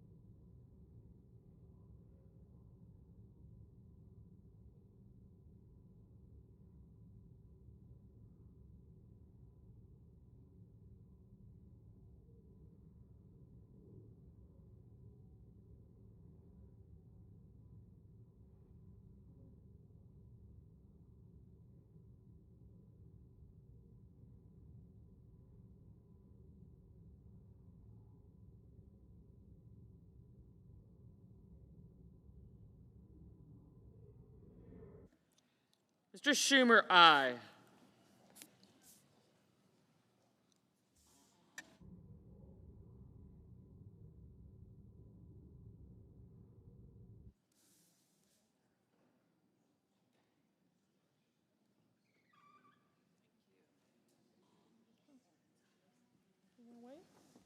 Mr. Tuberville, no.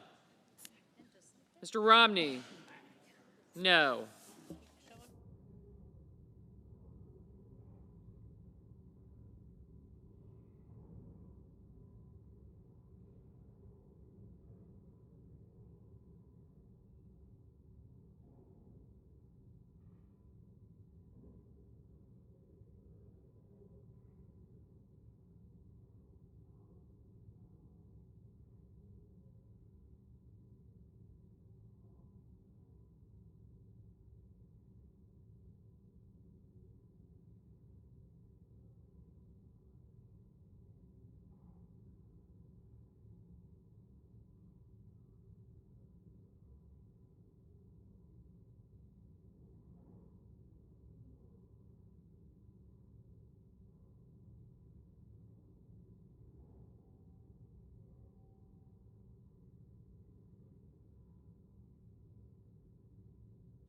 Mr. Coons, aye.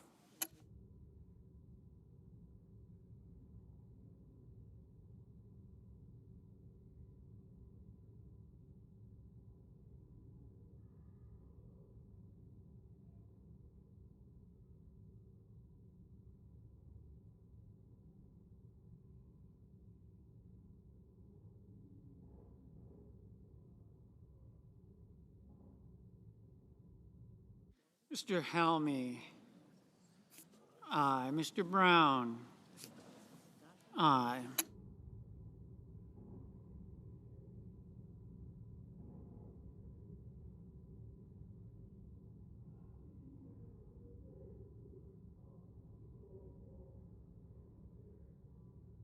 Ms. Hassan, aye.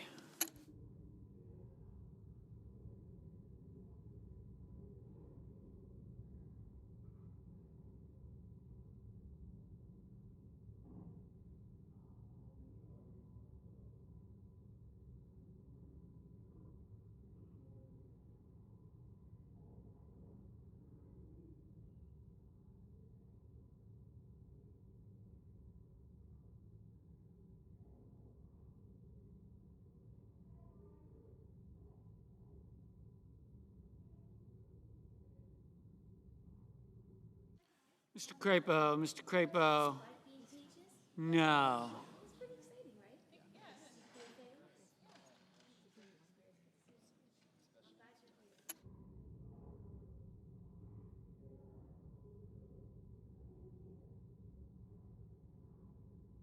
Mrs. Gillibrand, aye. Mr. Daines, no.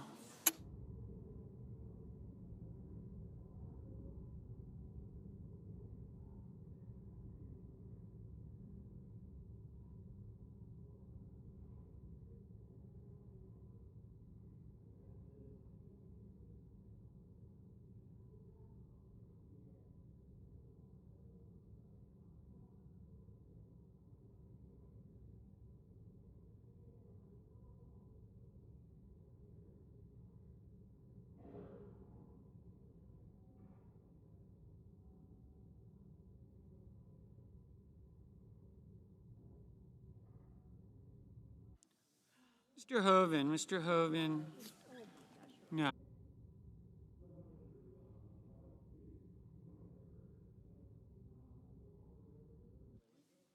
Mr. Cassidy, no.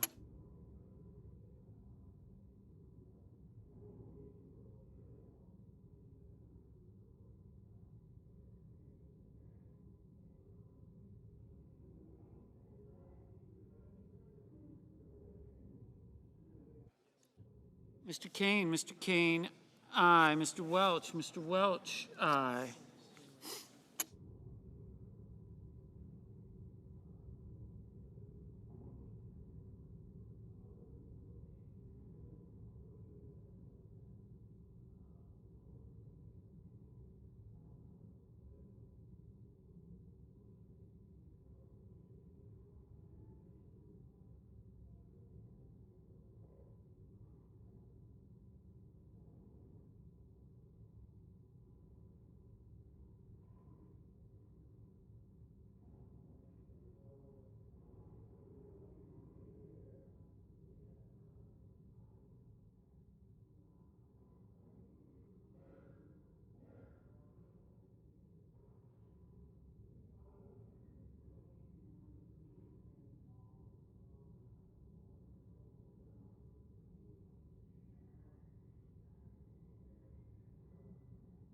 Ms.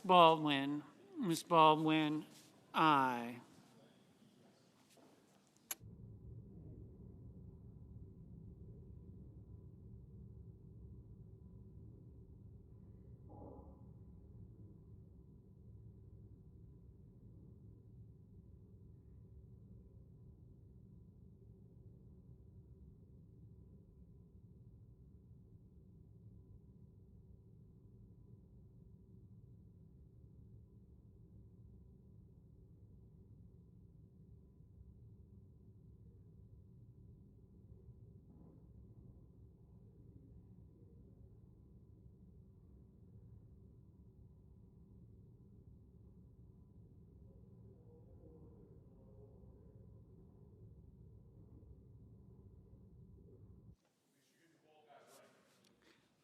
Mr.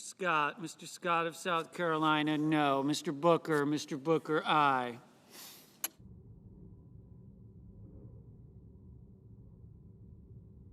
Mr. Cruz, no. Mr. Murphy, aye.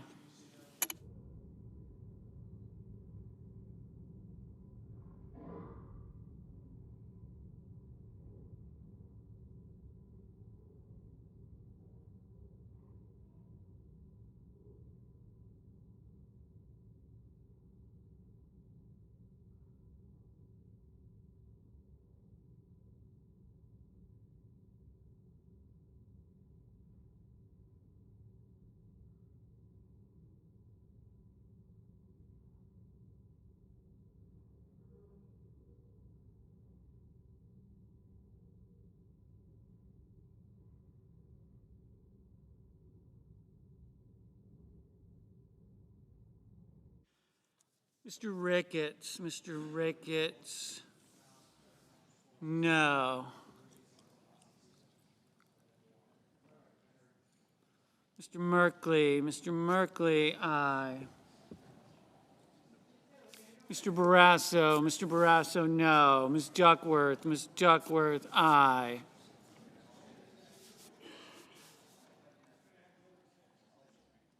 Mr. Vance, no.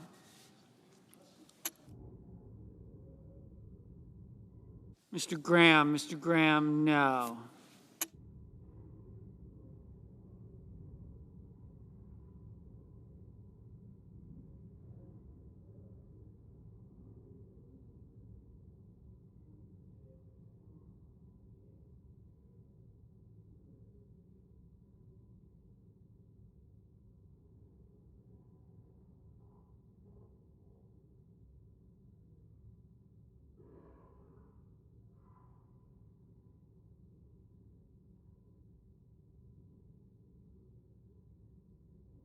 Mr. Young, no.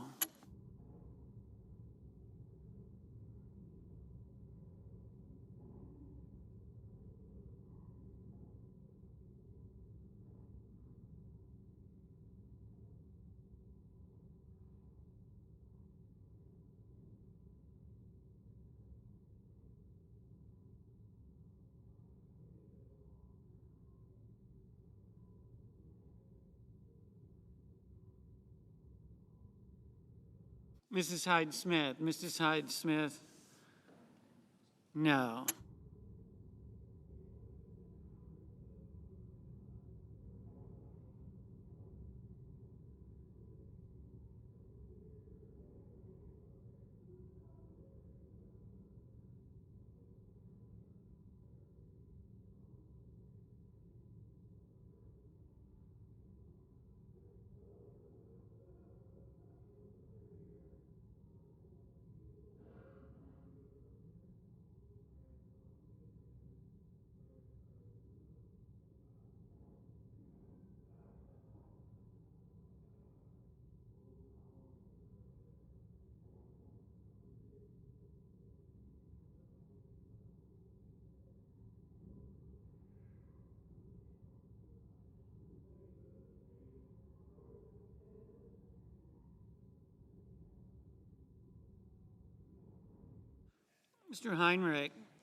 Mr. Heinrich, aye.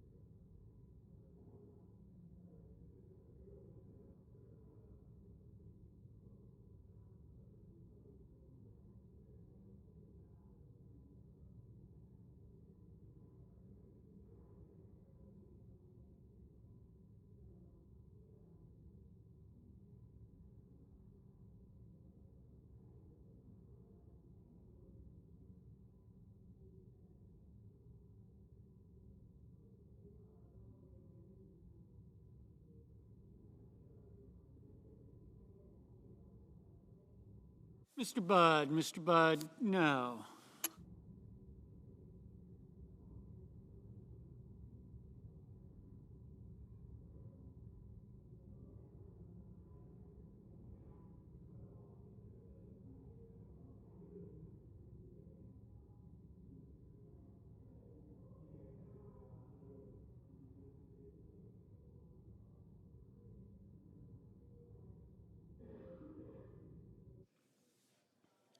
Mr. Paul, no.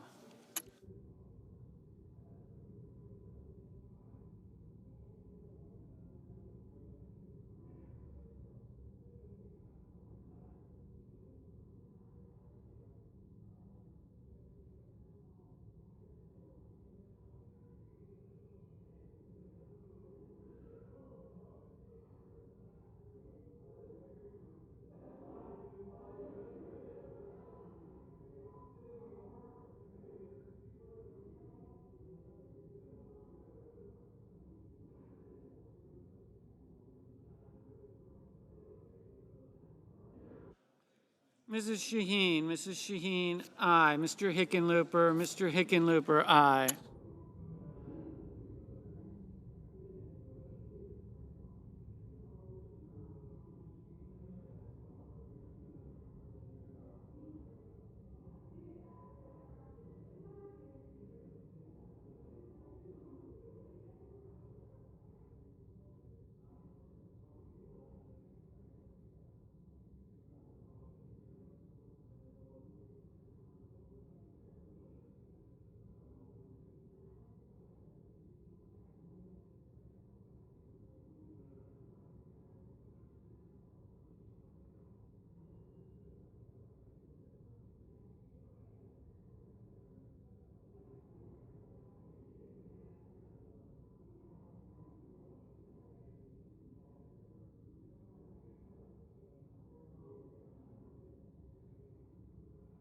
Mrs.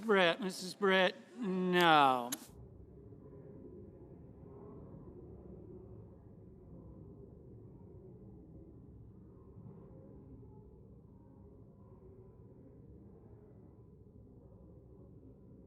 Mr. Markey, aye.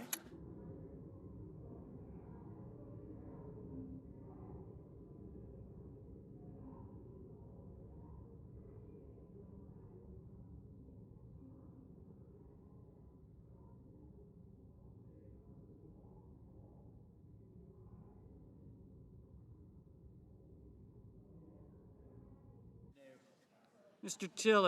Tillis, no.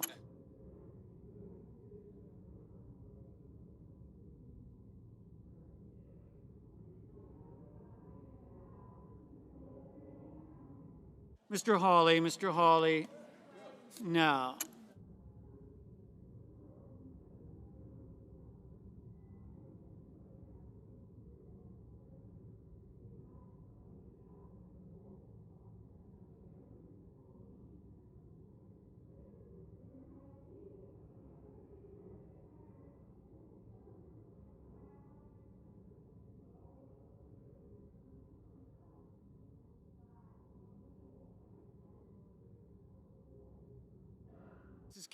Mrs. Capito, no.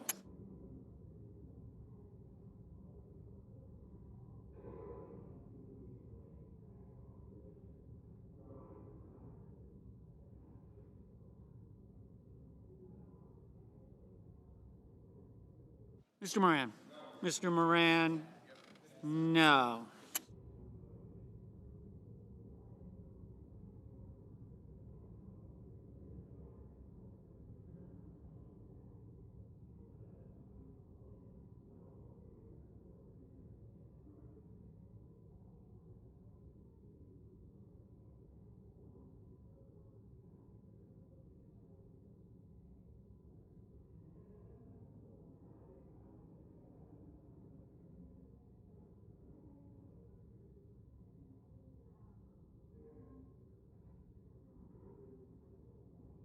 Mr. Mullen, no.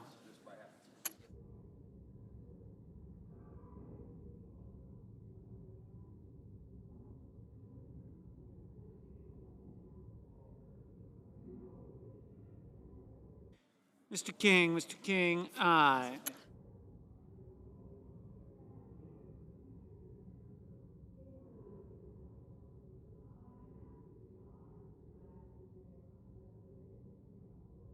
Ms. Warren, aye.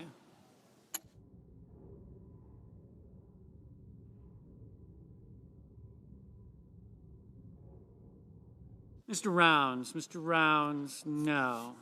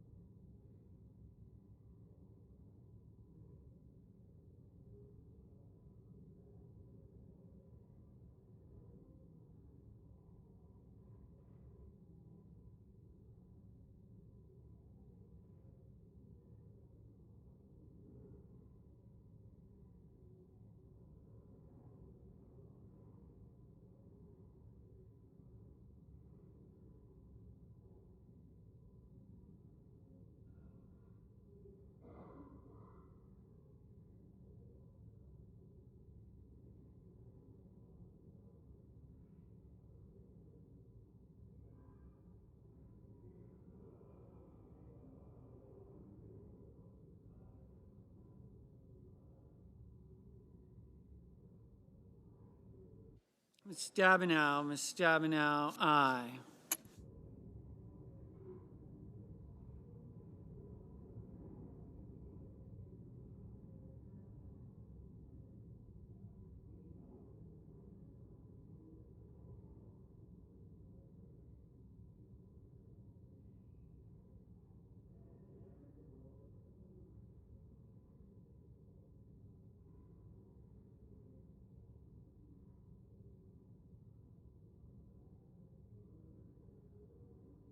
Mr. Rono, aye.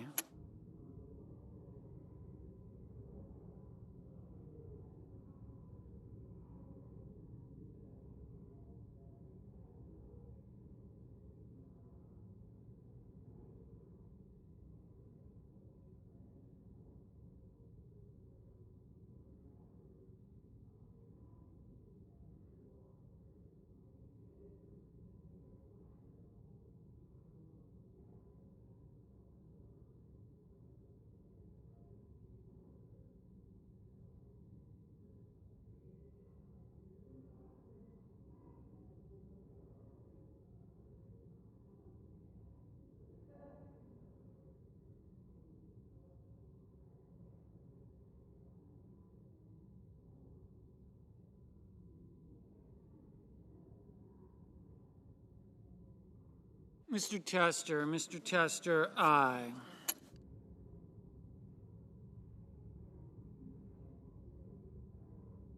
Mr.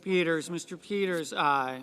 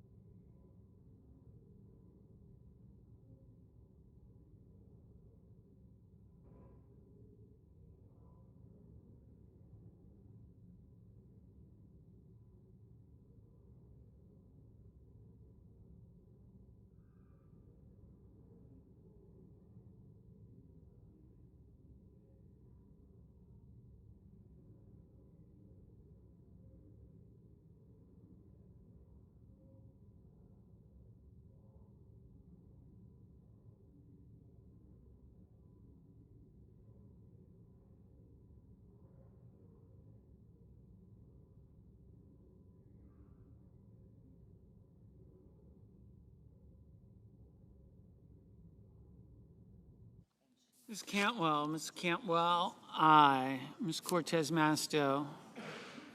Ms. Cortez Masto, aye.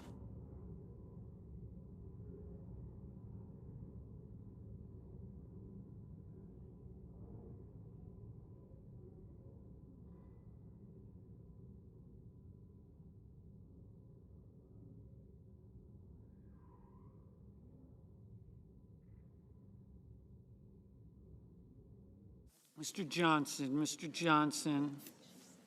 no. Mr. Lujan, aye.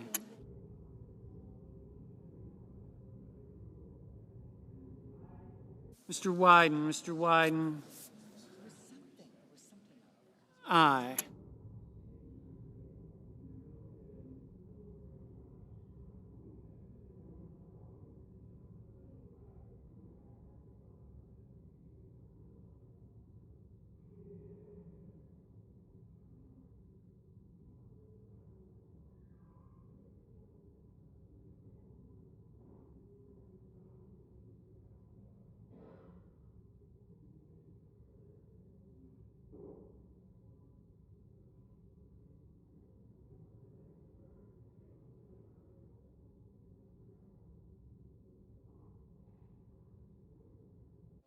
Mr. Blumenthal, aye.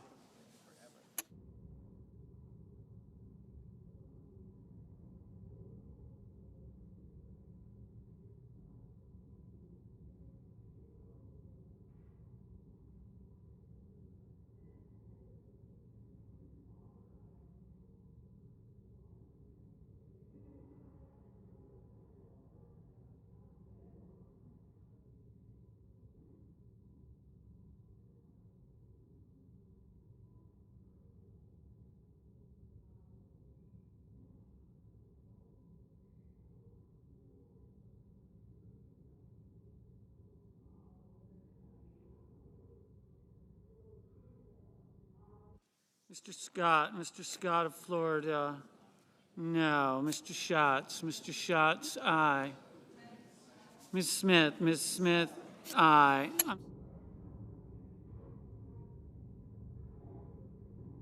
Ms. Murkowski, no.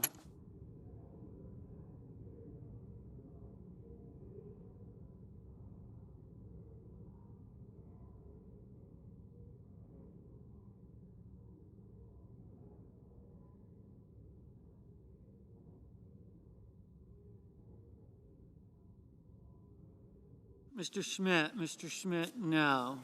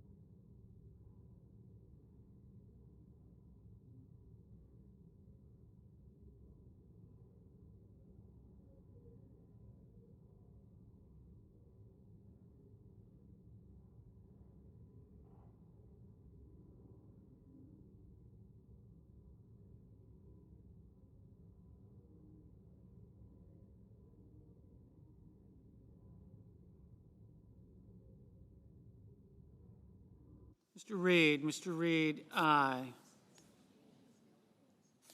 Mr. Wicker, no.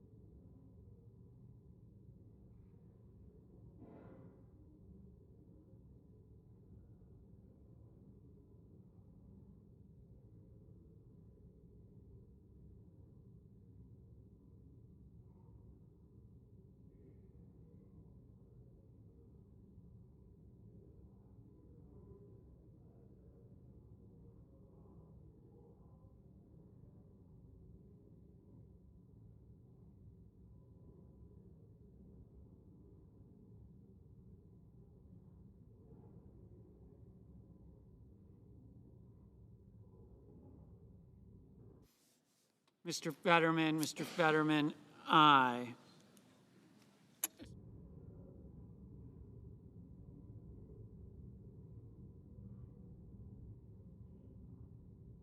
Mr. Bennett, aye.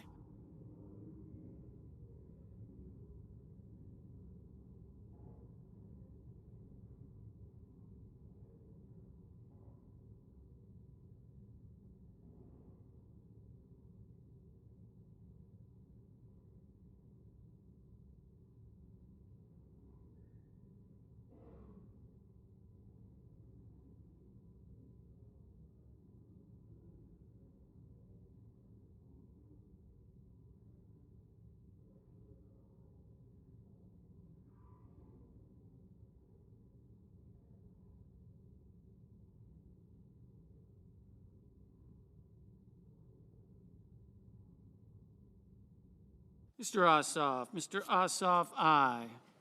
Mr. Carper, aye.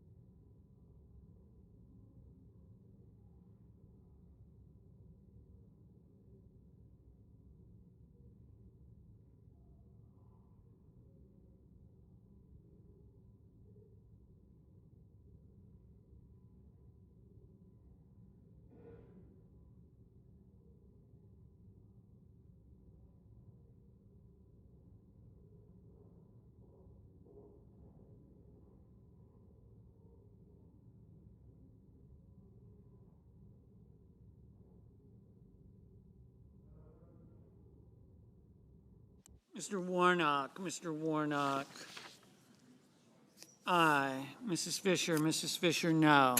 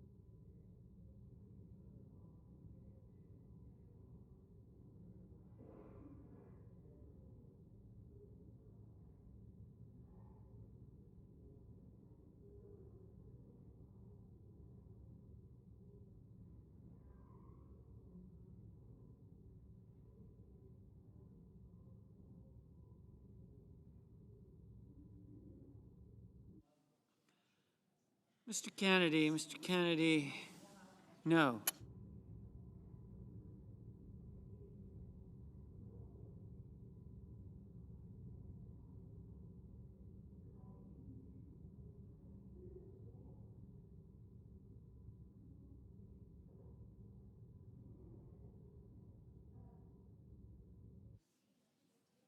Mrs. Blackburn, no.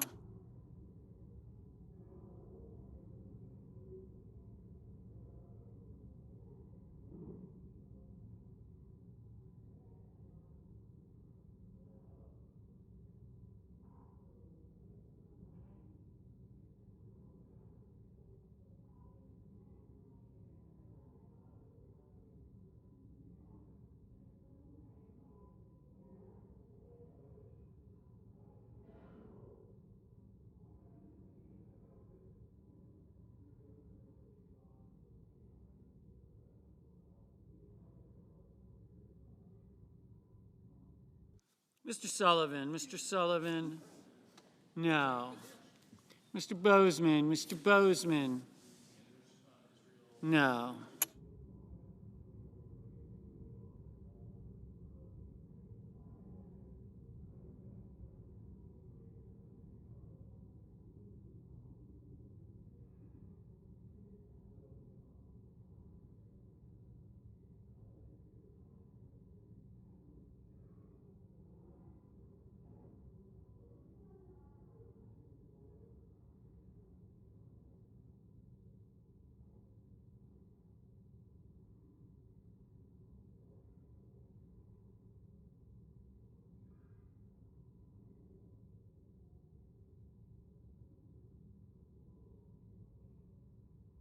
Mr. Haggerty, no.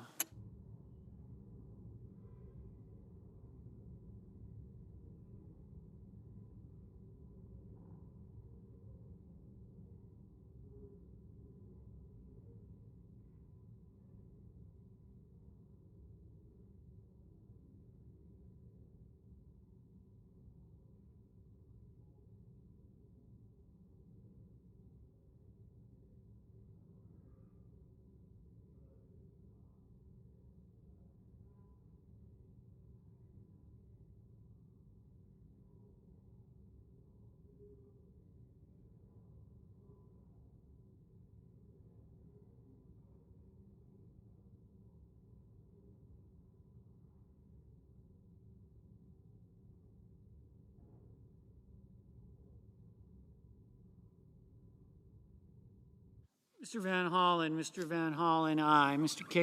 Casey, aye.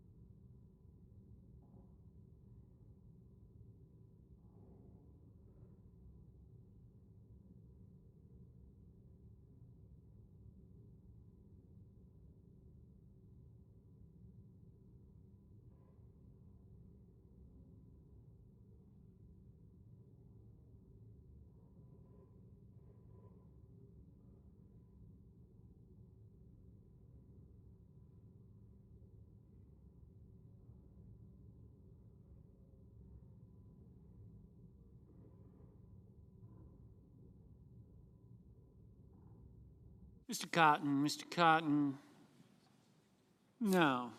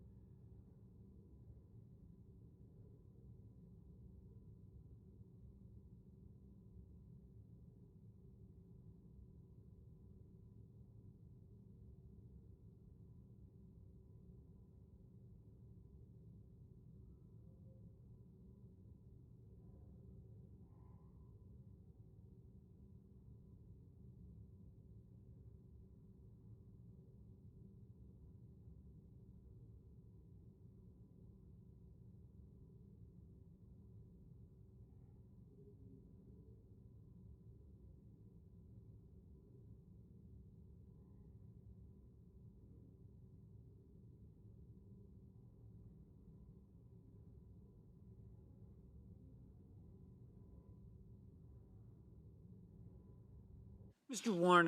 Warner, aye.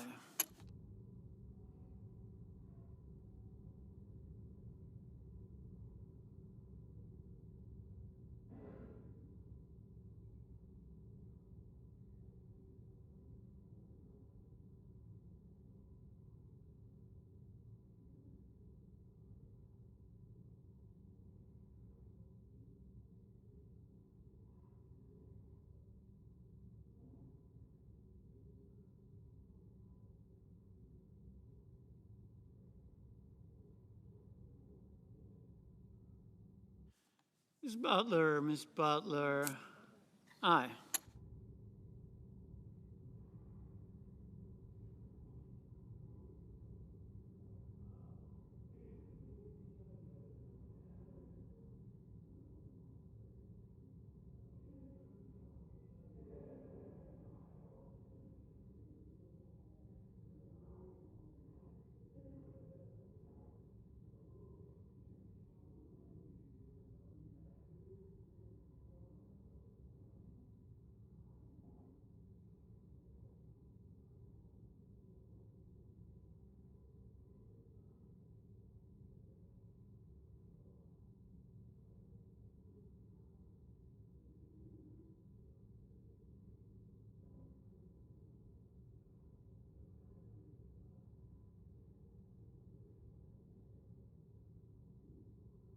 Mr. McConnell.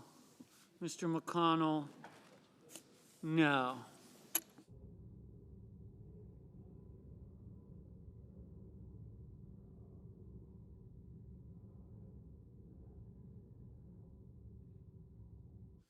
Mr. Sanders, aye.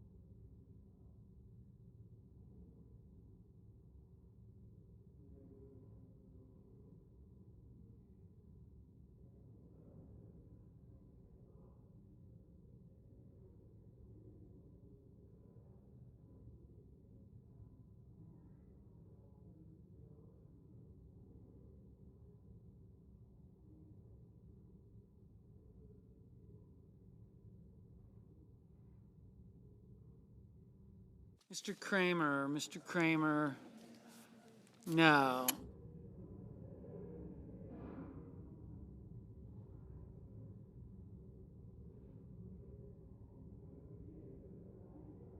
Mr. Lee, no.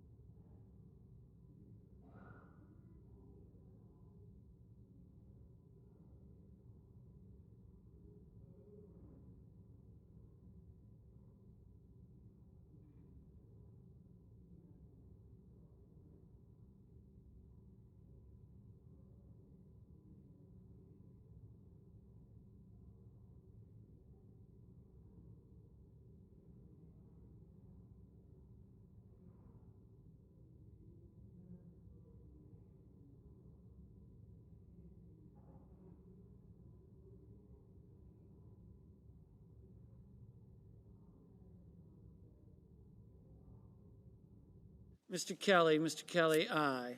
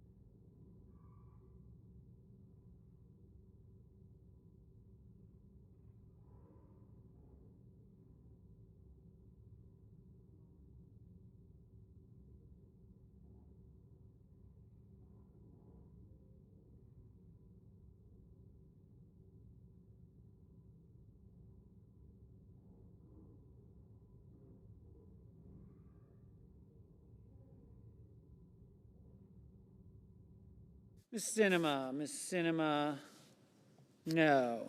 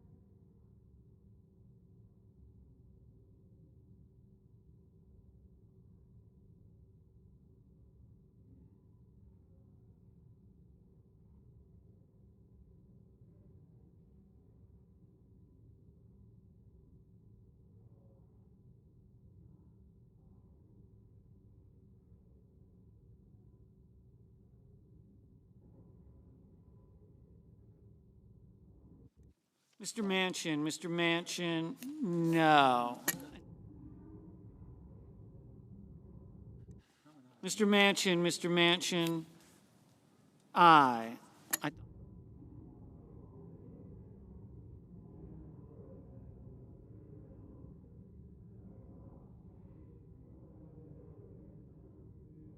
Mr. Thune, no.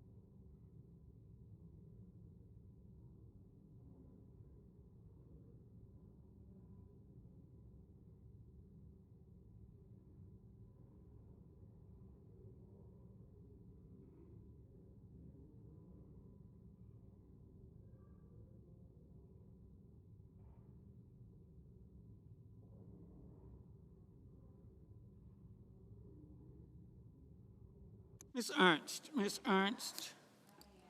No.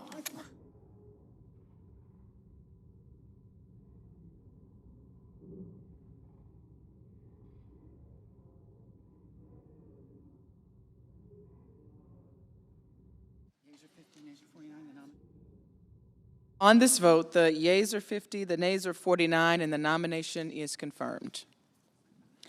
Under the previous order, the motion to reconsider is considered made and laid upon the table, and the President will immediately be notified of the Senate's action. Under the previous order, the Senate will proceed to legislative session.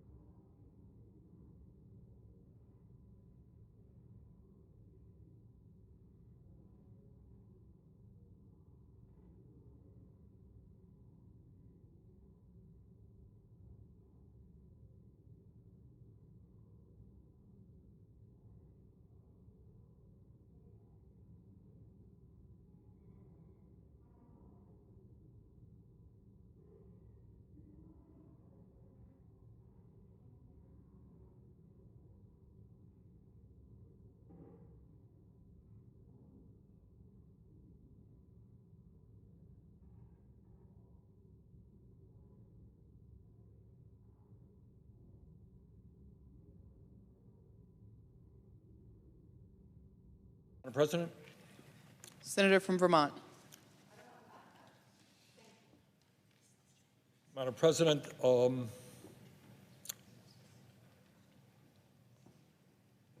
pursuant to Section 36B of the Arms Export Control Act, I move to discharge the Committee on Foreign Relations from further consideration of S.J. Res. 111 relating to the disapproval of the proposed foreign military sale to the government of Israel of certain defense articles and services.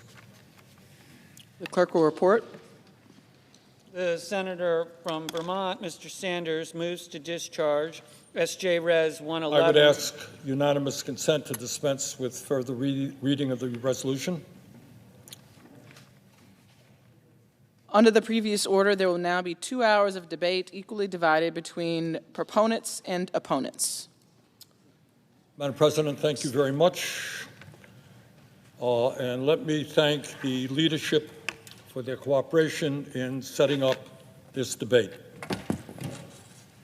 Today, we will be voting on 3 joint resolutions of disapproval, or JRDs, to block the sale of certain offensive weapons to Israel.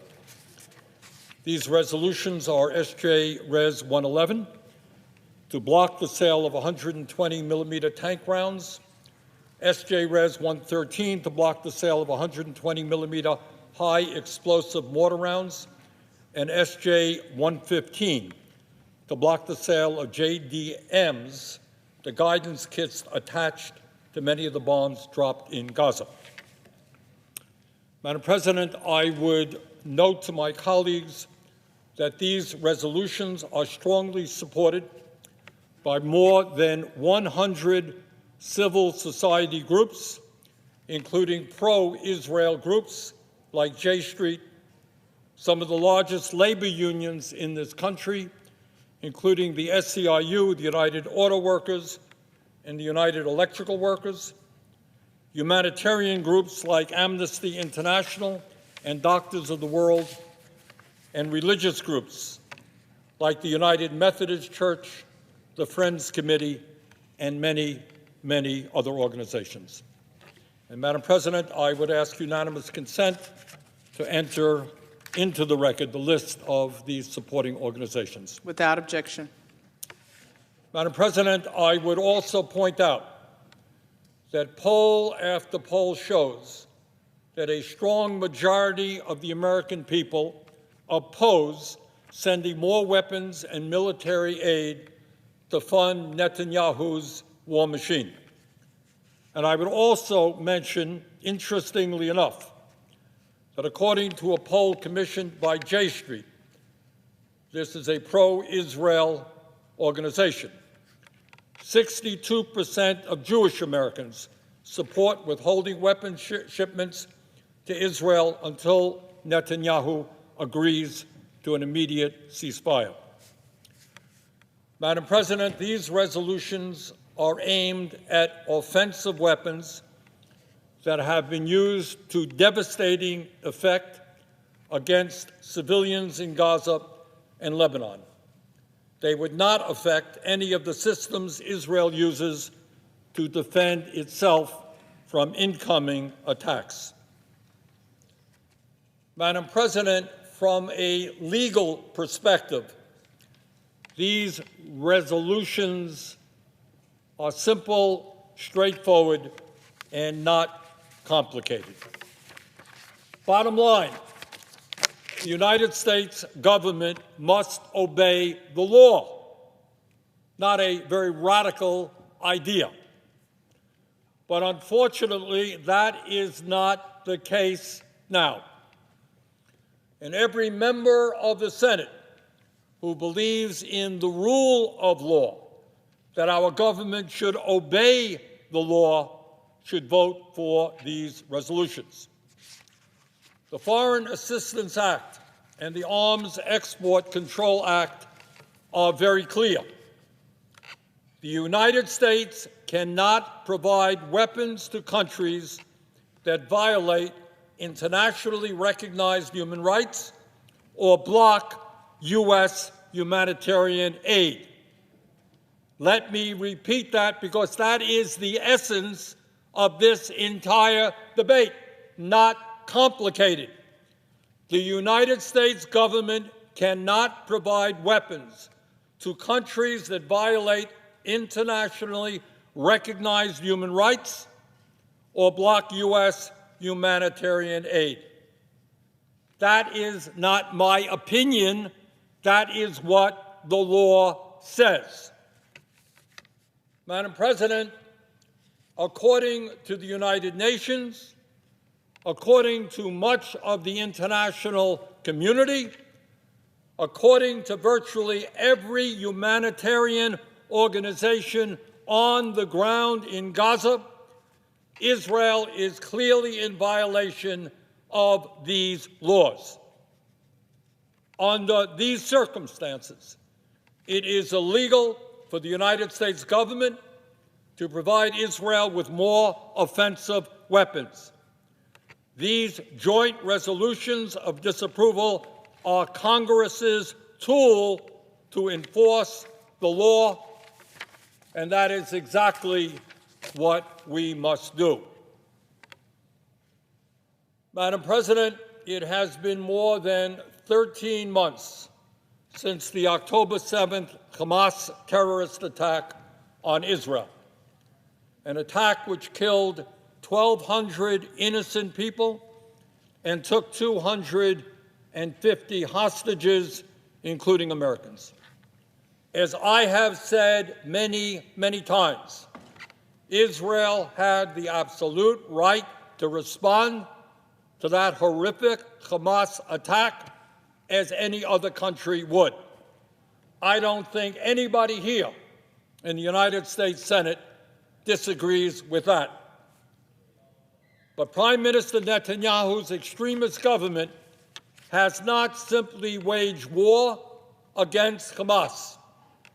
It has waged an all-out war against the Palestinian people.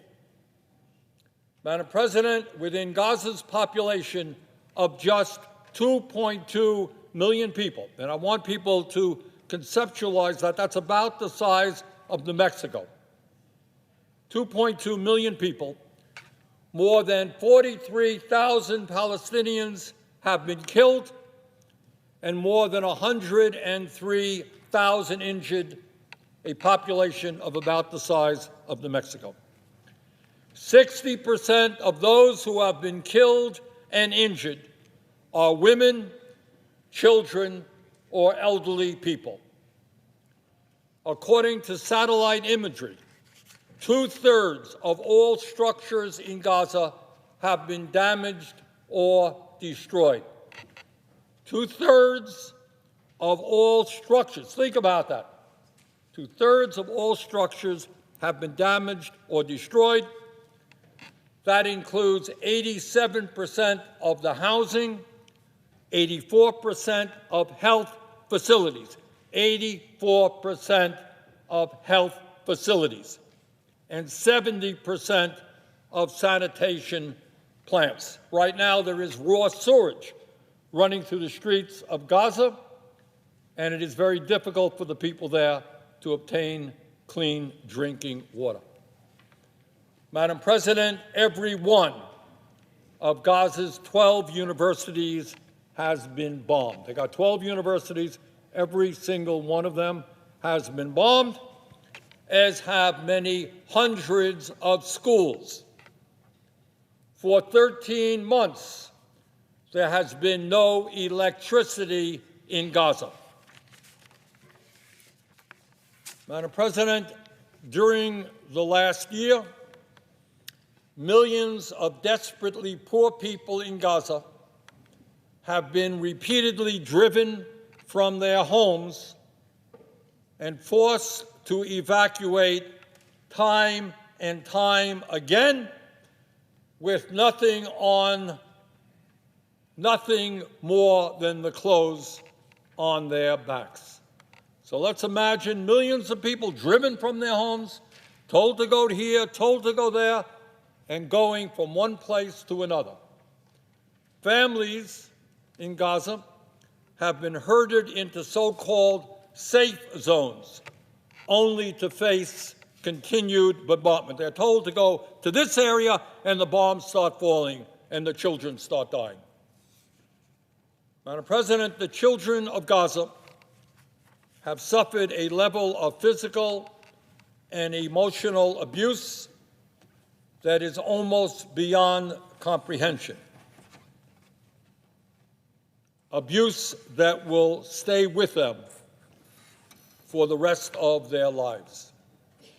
These children today, as we speak, right now, are hungry, they are thirsty, they cannot access health care, and all around them, they have witnessed death and destruction. That is what the children of Gaza have experienced, and Gaza is a very young population.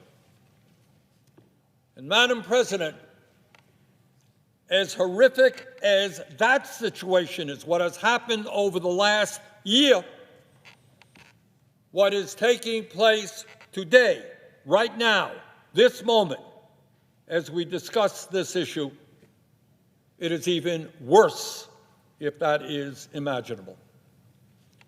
As a result of Israel blocking desperately needed humanitarian aid, the volume of aid getting into Gaza in recent weeks is lower than at any point since the war began.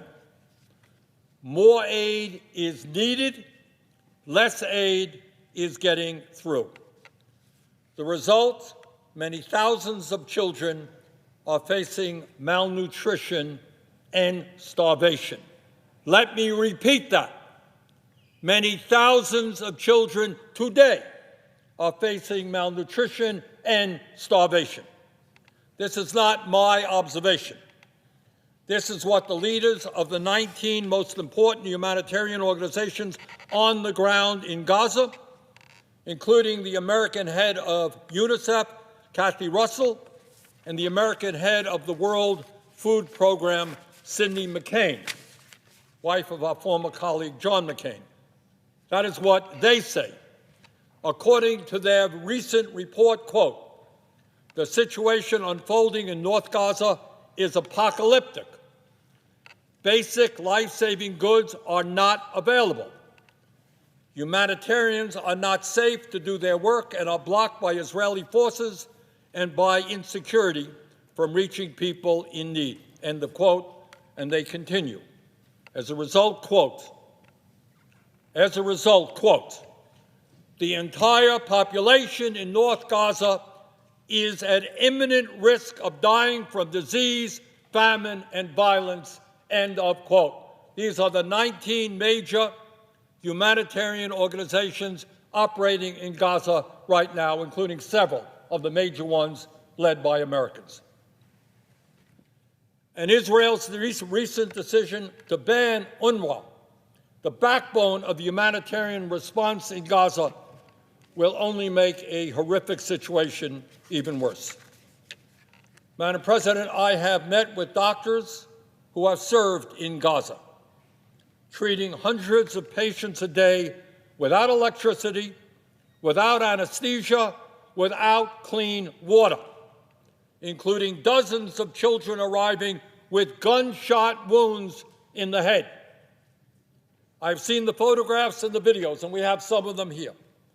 I've heard from UNICEF, who estimate that 10 children lose a leg in Gaza every single day. There are now more than 17,000 orphans in Gaza. Madam President, let me quote from a New York Times opinion piece of October 9th, 2024, a little more than a month ago, where American doctors and nurses in Gaza, these are Americans working in Gaza, describe what they saw on the ground. Merrill Tidings is a nurse from New Mexico, and she said, quote, "These people were starving." She's talking about healthcare workers, her colleagues. "These people were starving. I learned very quickly to not drink in my water or eat the food I had brought in front of the healthcare workers because they had gone so many days without," end of quote, without food, without water. Dr. Nadal Farah from Ohio said, quote, "Malnutrition was widespread. It was common to see patients reminiscent of Nazi concentration camps with skeletal features," end of quote, Dr. Farah. Abira Mohammed, a nurse from Dallas, Texas, said, quote, "Everyone we met showed us pictures of themselves before October. They had all lost 20 to 60 pounds of weight. Most patients and staff looked emaciated and dehydrated," end of quote. Dr. Nareen Ahmad from Philadelphia said, quote, "Every patient I treated had evidence of malnutrition. For example, poor wound healing and rapidly developing infections."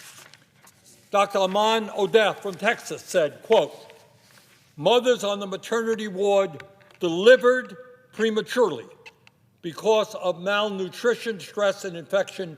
Milk production was poor due to lack of hydration and adequate food supply," end of quote. And Dr. Mike Malott from Charleston said, quote, "All of my patients were suffering from malnutrition, 100%, end quote. Madam President, what is important to understand, and I'm not sure that many of my colleagues do, is that the Israel of today that we are dealing with is not the Israel of Golda Meir or Yitzhak Rabin. This is a government now controlled not only by right-wing extremists, but by religious zealots. National Security Minister Ben-Gvir, who oversees the police, has been convicted in Israeli courts on terrorism charges. He's the head of the police. Finance Minister Smotrich, in charge of the occupied West Bank, is also an extreme racist and has called for the expulsion of Palestinians from the land. That is the current Israeli finance minister. Madam President, in January, Prime Minister Netanyahu said of Gaza, and I quote, "We provide minimal humanitarian aid if we want to achieve our war goals," end of quote. At the start of the war, the Israeli defense minister said, and I quote, and I hope people hear this, Israeli defense minister, ex-minister, quote, "We are fighting human animals, and we act accordingly. There will be no electricity, no food, no fuel, everything is closed," end quote, former Israeli defense minister. That is what he said, and in fact, by and large, that is exactly how this war has been waged. Madam President, what this extremist government has done in Gaza is unspeakable. But what makes it even more painful is that much of this has been done with U.S. weapons and American taxpayer dollars. In the last year alone, the U.S. has provided $18 billion in military aid to Israel. $18 billion. And by the way, a few blocks from here, people are sleeping out on the street. And we have also delivered more than 50,000 tons of military equipment to Israel, 50,000 tons. In other words, Madam President, the United States of America is complicit in all of these atrocities. We are funding these atrocities. That complicity must end, and that is what these resolutions are about.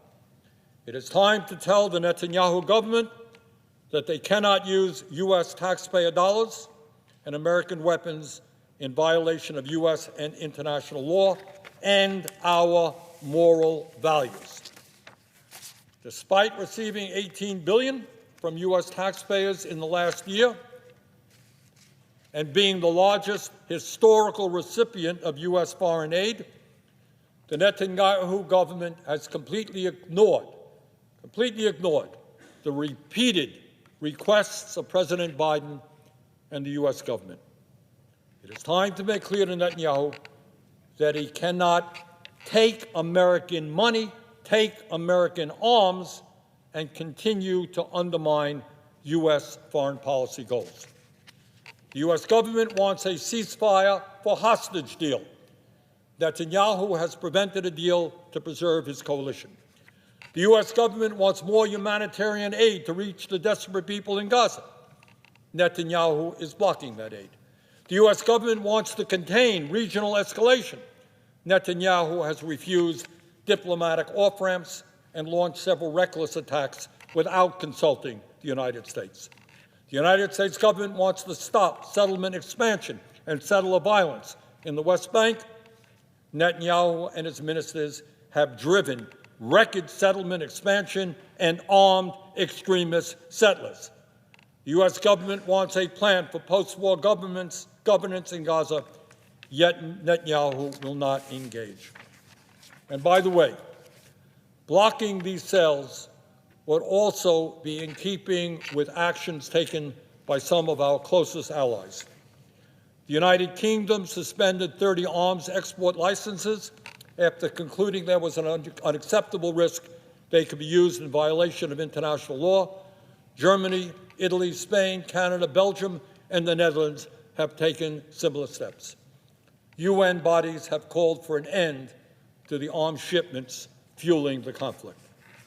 Madam President, time and time again, I've heard members of the U.S. Senate come to this floor to denounce human rights violations taking place around the world. I've heard well-founded concerns about China's brutal reception of the Uyghur ethnic minority. I've heard rightful outrage about Putin's brutal attacks against Ukraine and bombing of civilian installations. I've heard genuine concern about Iran's outrageous crackdown on peaceful protesters.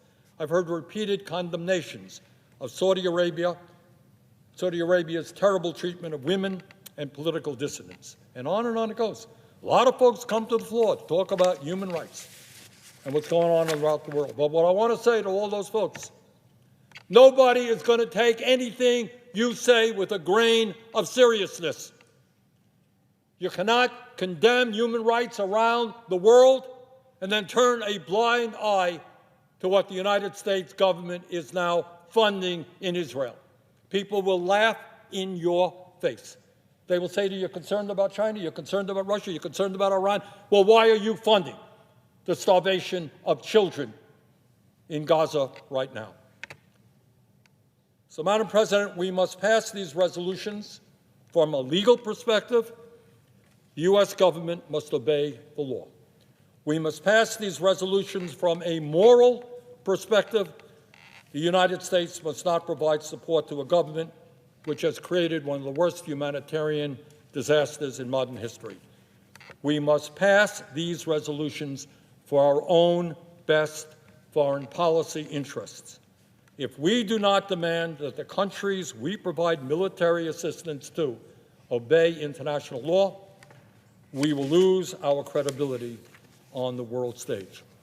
And with that, Madam President, I would like to yield to Senator Merkley of Oregon.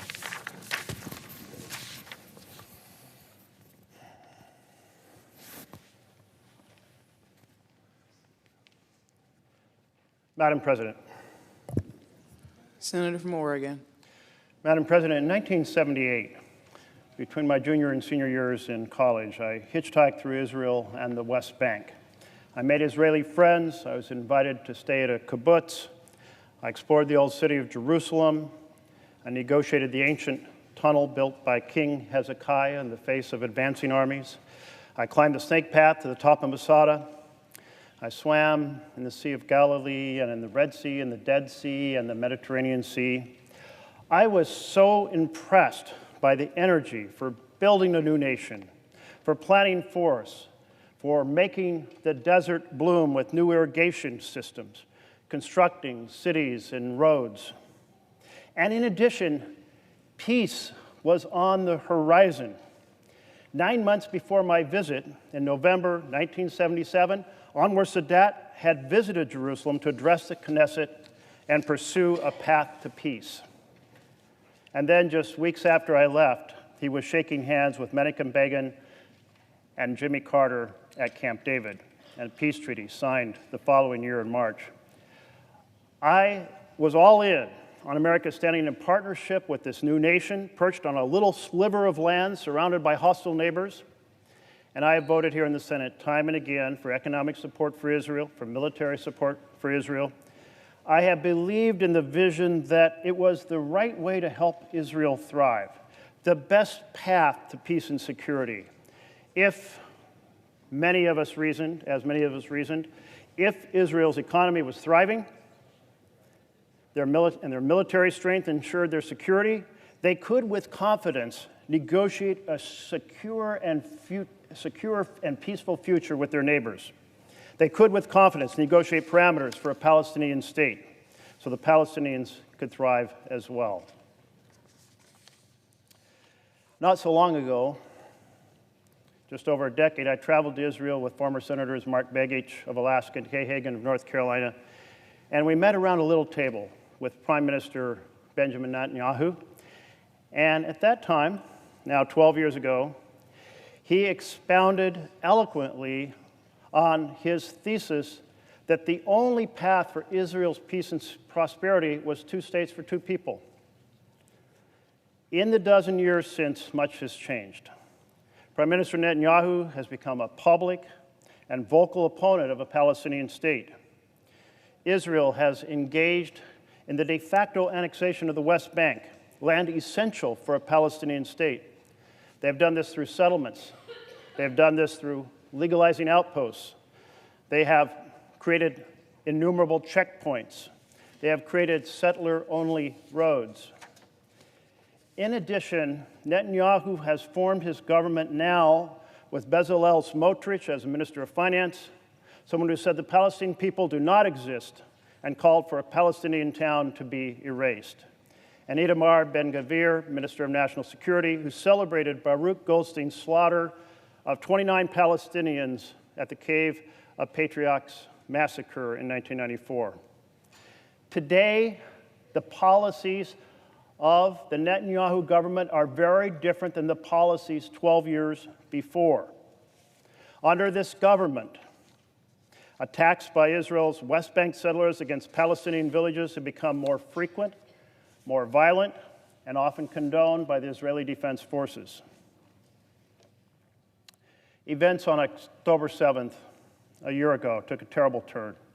Hamas terrorists attacked Israeli communities. They slaughtered 1,200 Israeli men, women, and children. They abducted 240 hostages. And the whole world was with Israel. We recalled 9/11. We grieved with Israel. We grieved with the Jewish communities in our home state. And we defended Israel's right to respond with a campaign targeted at destroying Hamas. But I'm here on the floor today because the way a war is conducted matters. And Israel's bombing campaign, described by President Biden as indiscriminate, has reduced Gaza to rubble and ruin.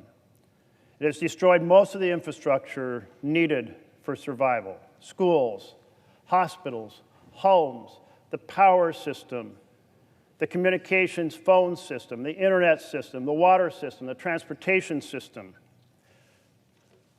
Most significantly, the bombing campaign has killed tens of thousands of women, children, and seniors. It has seriously injured more than 100,000 more Palestinians living in Gaza. And Israel has chosen to restrict humanitarian aid. The consequences of that are that food and clean water are woefully short, medical supplies are minimal, and the specter of starvation haunts Gaza. The indiscriminate bombing and the obstruction of humanitarian aid violate the laws of war. Now, President Biden and his team have consistently pressed the Netanyahu government to change tracks. They recognize that it's difficult in the setting in Gaza where Hamas embeds itself, but even so have argued to Israel that the campaign against Hamas could be much more targeted, with far fewer civilian casualties. But the Netanyahu government has rejected this appeal. And Biden and his team have pushed to open the gates to Gaza, have Israel open the gates to Gaza, and to massively increase humanitarian aid. And again, the Netanyahu government has rejected this appeal. In mid-October, just last month, Secretary of State Blinken and Secretary of Defense Austin renewed their appeal. They warned the Netanyahu government that they must increase the amount of humanitarian aid within 30 days to comply with U.S. law. And they wrote in that letter, the amount of assistance entering Gaza in September was the lowest of any month in the last year. They laid out in this letter a whole series of horrific conditions that needed to be addressed, just as they had argued for the same for the previous year. The result of that has simply been minimal to no action.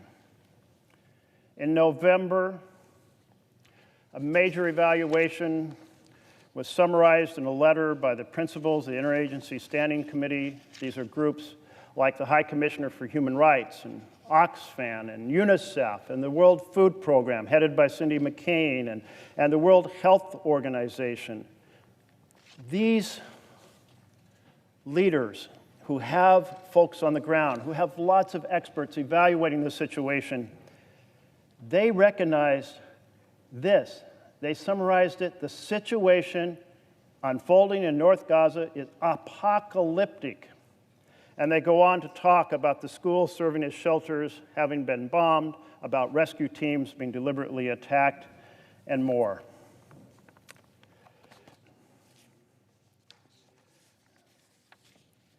As I described at the start of my remarks, I have, since my first trip to Israel in 1978, been all in on the special partnership between the U.S. and Israel.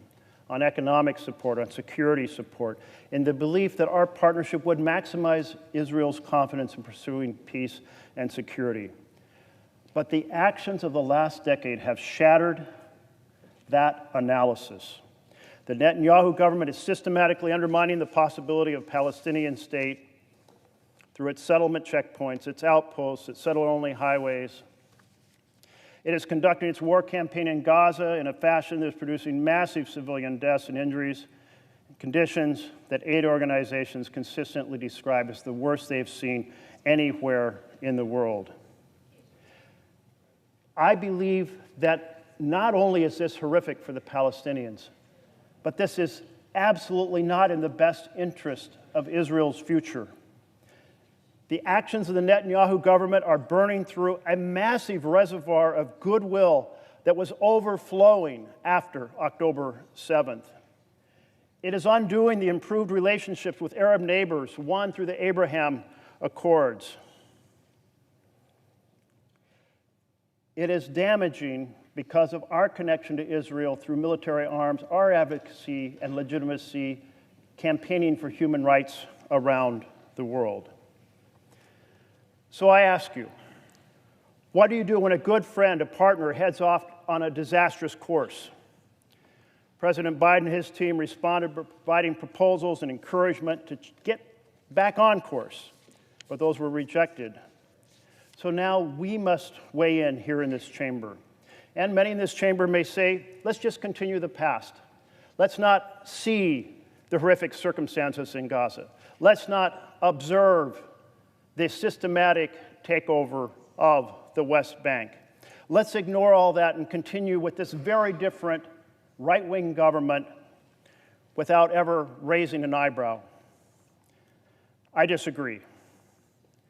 I think that true partners do not stand idly by when their partners go way off track in destructive ways. And thus that we should not continue to provide the munitions that we are voting on today.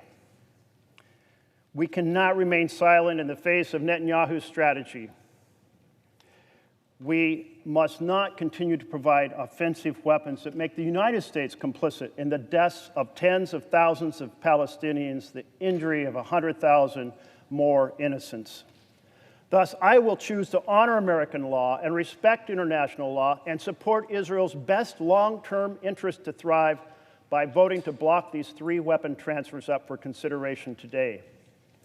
I was fabulously impressed by Israel when I hitchhiked around the country in 1978, impressed by the can-do spirit, impressed by the future of a peace with Egypt and the possibility of peace with every neighbor.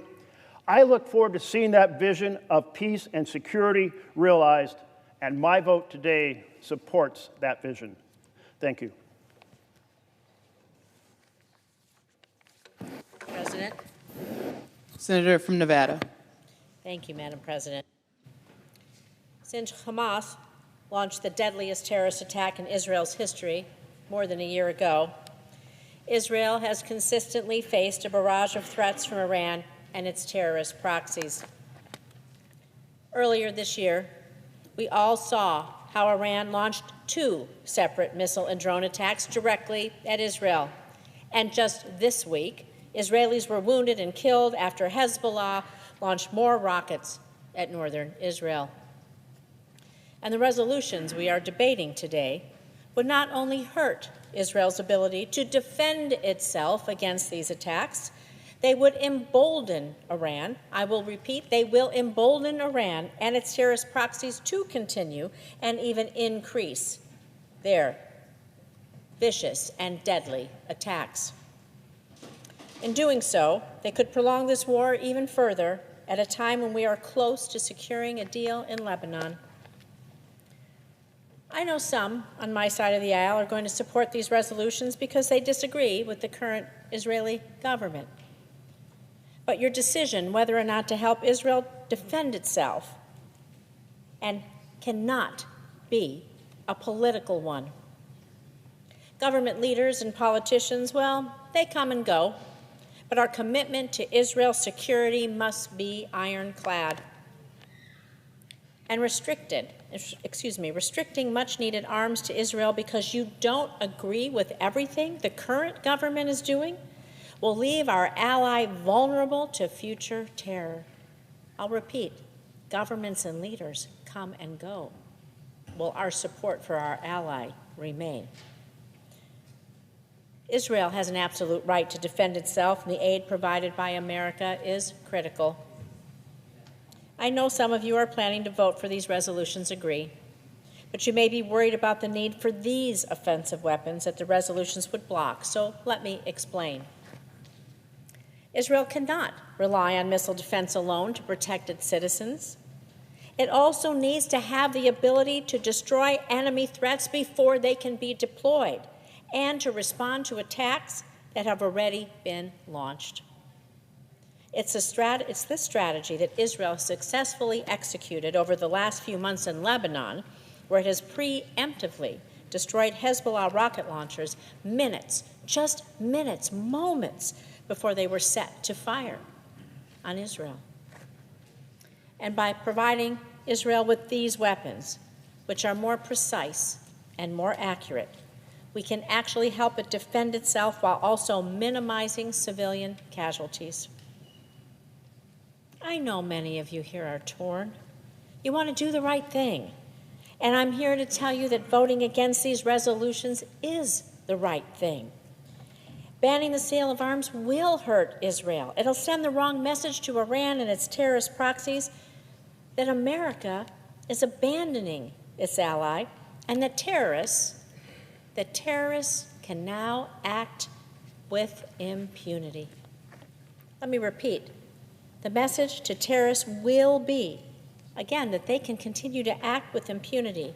Terrorists like Hamas, Hezbollah, Houthis, and others will continue to receive that message loud and clear, and I can promise you that they will plan accordingly.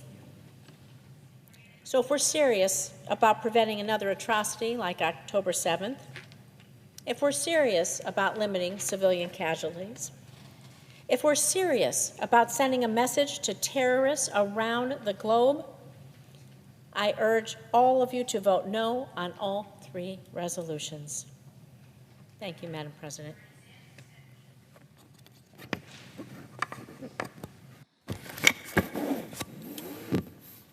Madam President. Senator from Idaho. Madam President, I rise in opposition to the resolutions that we have before us. For 76 years, and by the way, I agree and associate myself with remarks from my friend colleague from Nevada, and not so much with my colleagues from Vermont and Oregon. I respect them individually. I am in opposition to these resolutions before us, and I want to speak for a few minutes as to why. For 76 years, the United States has stood with the State of Israel, our strongest ally in the Middle East. But today, members of this body are sending a message that United States support for Israel is in question. It is not. This comes after a difficult year during which this administration has egregiously undermined Israel's ability to defend itself as it fights a several-front war against Iran and our common enemies. The administration has withheld weapons and ammunition, has issued National Security Memorandum 20, which has held Israel to arbitrary standards and interfered in Israel's domestic politics, all in an effort to placate the far left of the Democratic Party during our own domestic elections. Today, instead of acknowledging that American support for Israel is still strong, these resolutions seek to say that support for Israel has changed. It has not. I know these resolutions will fail, and I hope the world will hear me when I say that the people of America support Israel, full stop. But I think it's important to remember how we got here. This administration foolishly thought we could get along with Iran and beg the Iranians to talk. When the Iranians refused, the administration released billions of dollars in frozen assets in an effort to buy the Iranians off. Meanwhile, the administration reversed U.S. sanctions policies that had cut off the flow of money to the Iranians. The Iranian Ghost Fleet, which Tehran uses to evade sanctions, grew from under 80 ghost ships moving oil to now over 300 ships. Awash with money and knowing the administration would not challenge Iranian bad behavior, Iran knew it could start this war in Gaza without consequences. Rather than focus on Iran's behavior, these resolutions before us today are the predictable evolution of the administration's horrible and failed policies that seek to both appease critics of Israel and isolate the Jewish state in the international community at a time of its greatest need. The departure from the regular process for moving arms sales and the administration's repeated threats to halt assistance to Israel invited these resolutions that are now before us. Withholding arms sales signals to the terrorists that American support for Israel is conditional and encourages Iran's proxies to extend the war in Gaza, further risking civilians, and incentivizes Hezbollah to continue its attacks on Israel from the north. We must stand with Israel as it confronts these threats. Voting in favor of these resolutions would have significant foreign policy implications far beyond the Middle East. U.S. allies across the globe will lose confidence in the U.S. as a dependable security partner. Partners straddling the fence between the United States on the one hand and China and Russia on the other are watching this and watching closely. They will certainly draw the conclusion that the United States is a fickle friend and cannot be relied upon to follow through on its commitments in the hour of their greatest need. To make it worse, these resolutions highlight that instead of confronting our adversaries and their bad actions, the U.S. will instead call on our friends to simply take it and to threaten them if they do not just take it. Support for Israel has traditionally enjoyed broad bipartisan support. I know that is true today. As such, I ask my colleagues on both sides of the aisle to vote no on these resolutions and to deliver a strong voice of support for Israel. Thank you, Madam President. I yield the floor.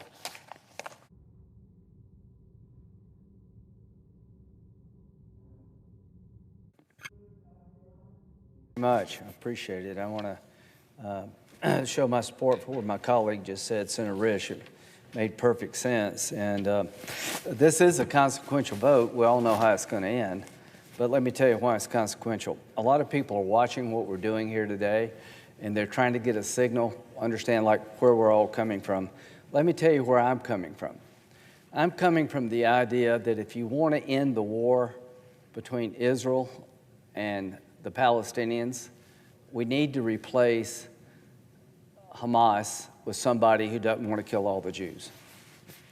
Hamas attacked Israel on October the 7th, killing more Jews than any time since the Holocaust.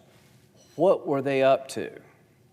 Their pledge to destroy the Jewish state, they're religious Nazis. If you don't believe me, listen to what they've said. It was barbaric. They slaughtered entire families. They decapitated children's heads. They raped women in front of their own family.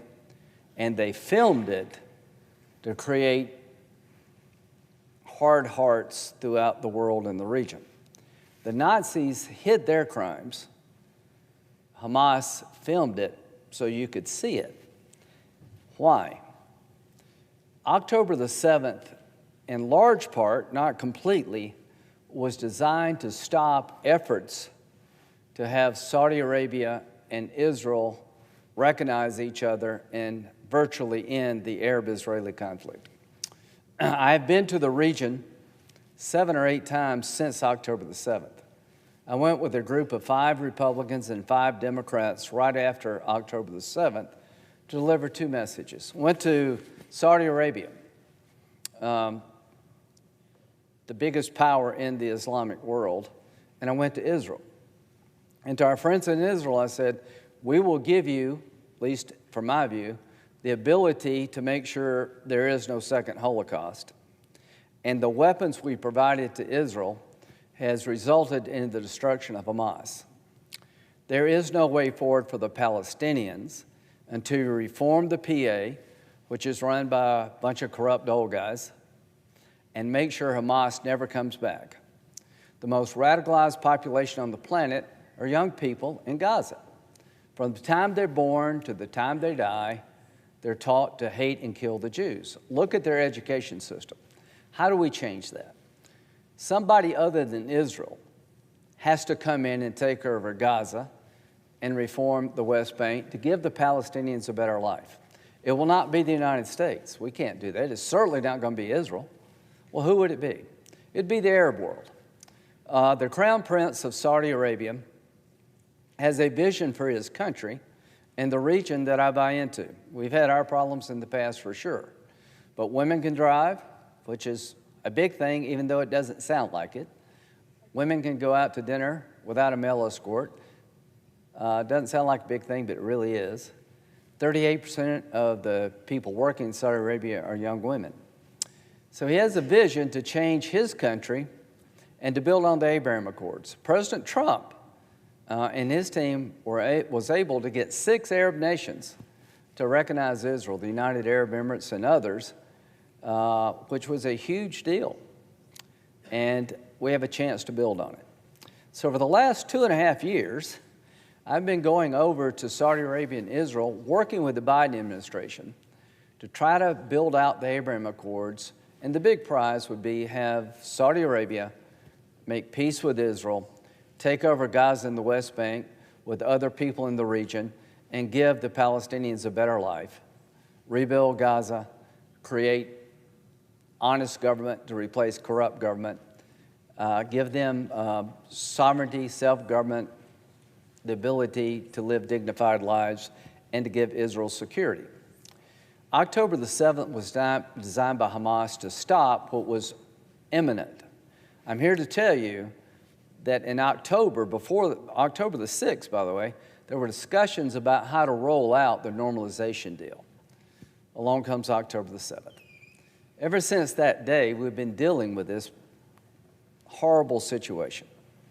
The rape and torture and destruction of 1,200 Jewish people, the response by Israel that's resulted in thousands of people being killed, a lot of terrorists, but a lot of children, a lot of innocent people.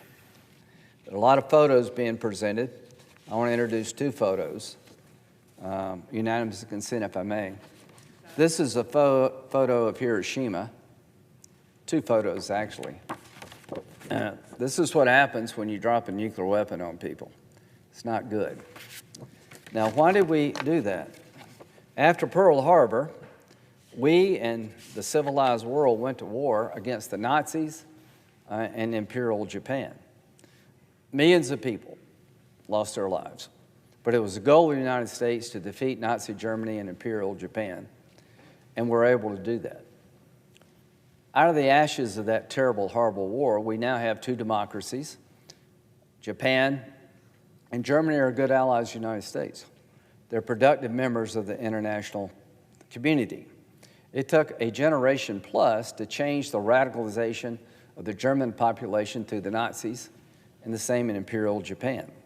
What will happen is if we can find normalization between Saudi Arabia and Israel, there will be hope for the Palestinians I have not seen before. Those who want a 2-state solution, we've got to sit down and talk about how you do that after October the 7th.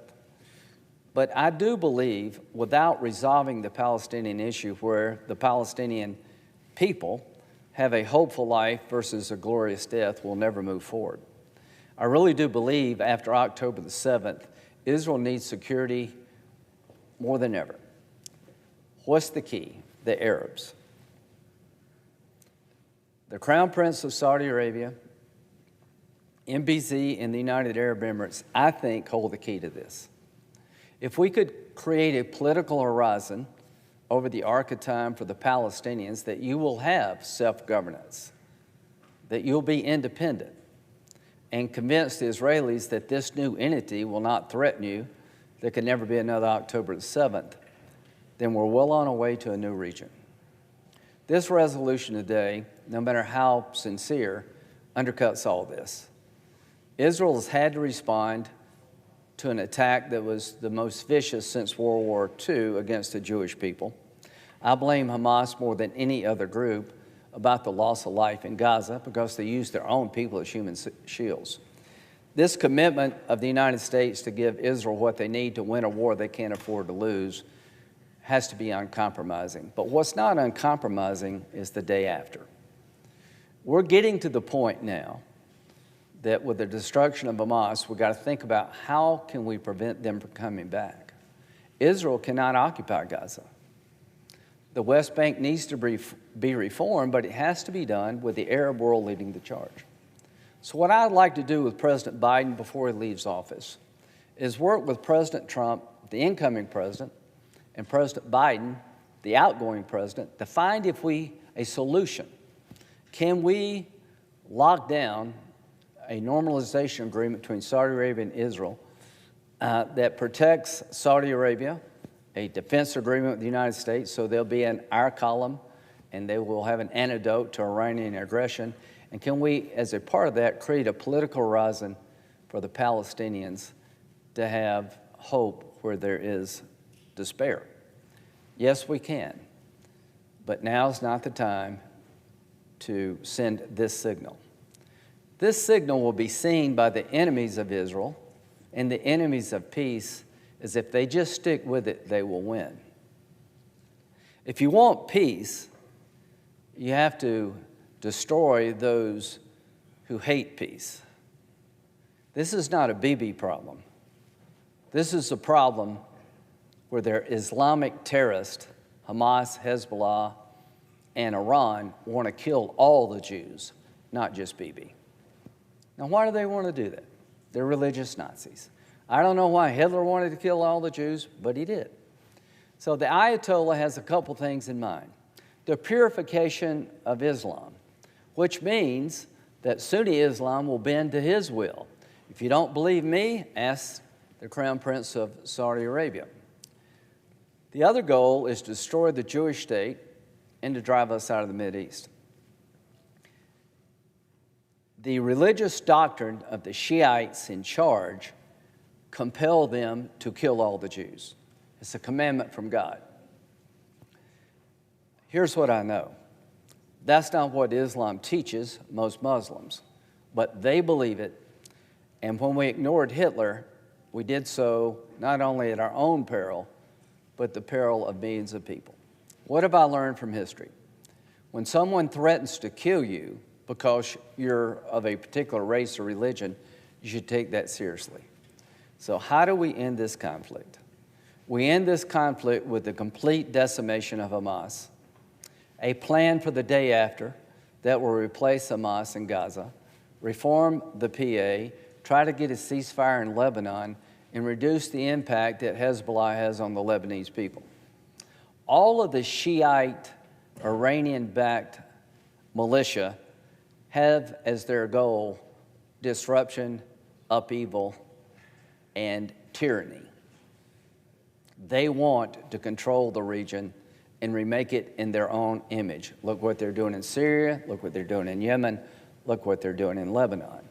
We have a historic opportunity here to give Israel what they need to finish the war they can't afford to lose, come up with a day-after plan that would replace Hamas with a better life, try to get Lebanon in a better space, and build on the Abraham Accords. This effort by my colleagues undercuts all that. You have every right to say anything you want to say in this body, but I've been there a lot, and none of you have gone with me. Making peace is hard. We haven't done this together. I've been with Senator Van Hollen to Israel. I've been to Senator Van Hollen before in the region. I think he wants to help the Palestinians, and I don't think he's anti-Semitic. I just think there's an opportunity here, and it's not about Bibi, folks. It's about a strain of Islam that will kill every Jew, including Bibi, and come after us unless they're defeated. So my goal is not only to reject this idea, but to work with President Biden and President Trump and their teams before the next president takes office, to have a day-after plan that will allow Israel to withdraw, and there'll be no more October 7th, and allow Gaza and the West Bank to be rebuilt with dignity and hope. That is my goal.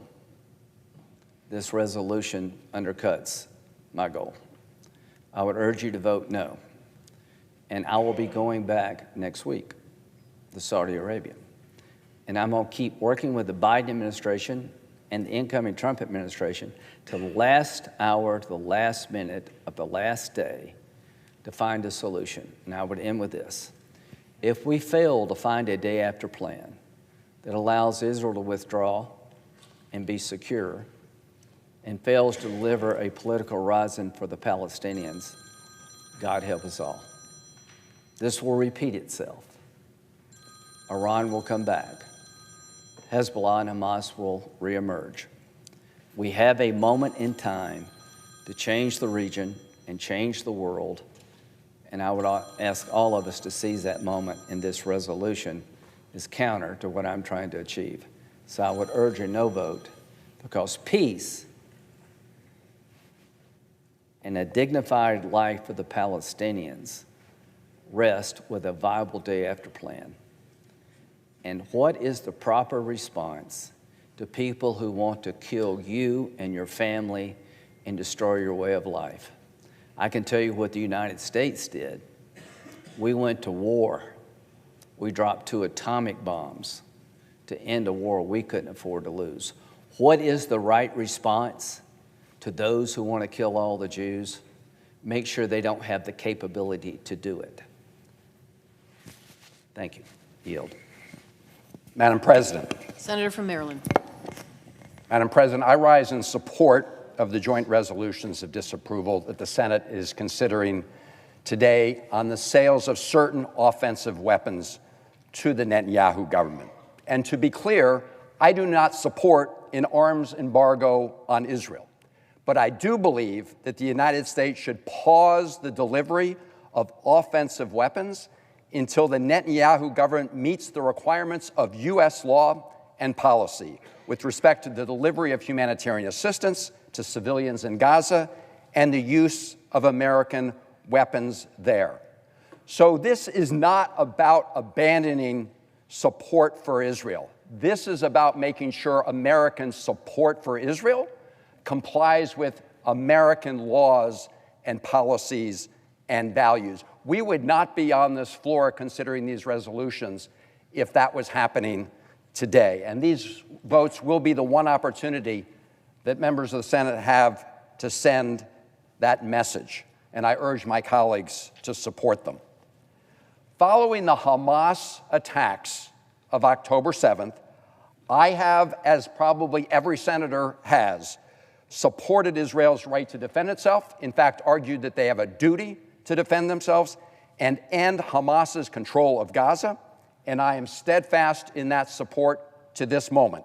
There must be no more October 7th. At the same time, U.S. taxpayer-funded assistance should not come in the form of a blank check, even to our closest allies.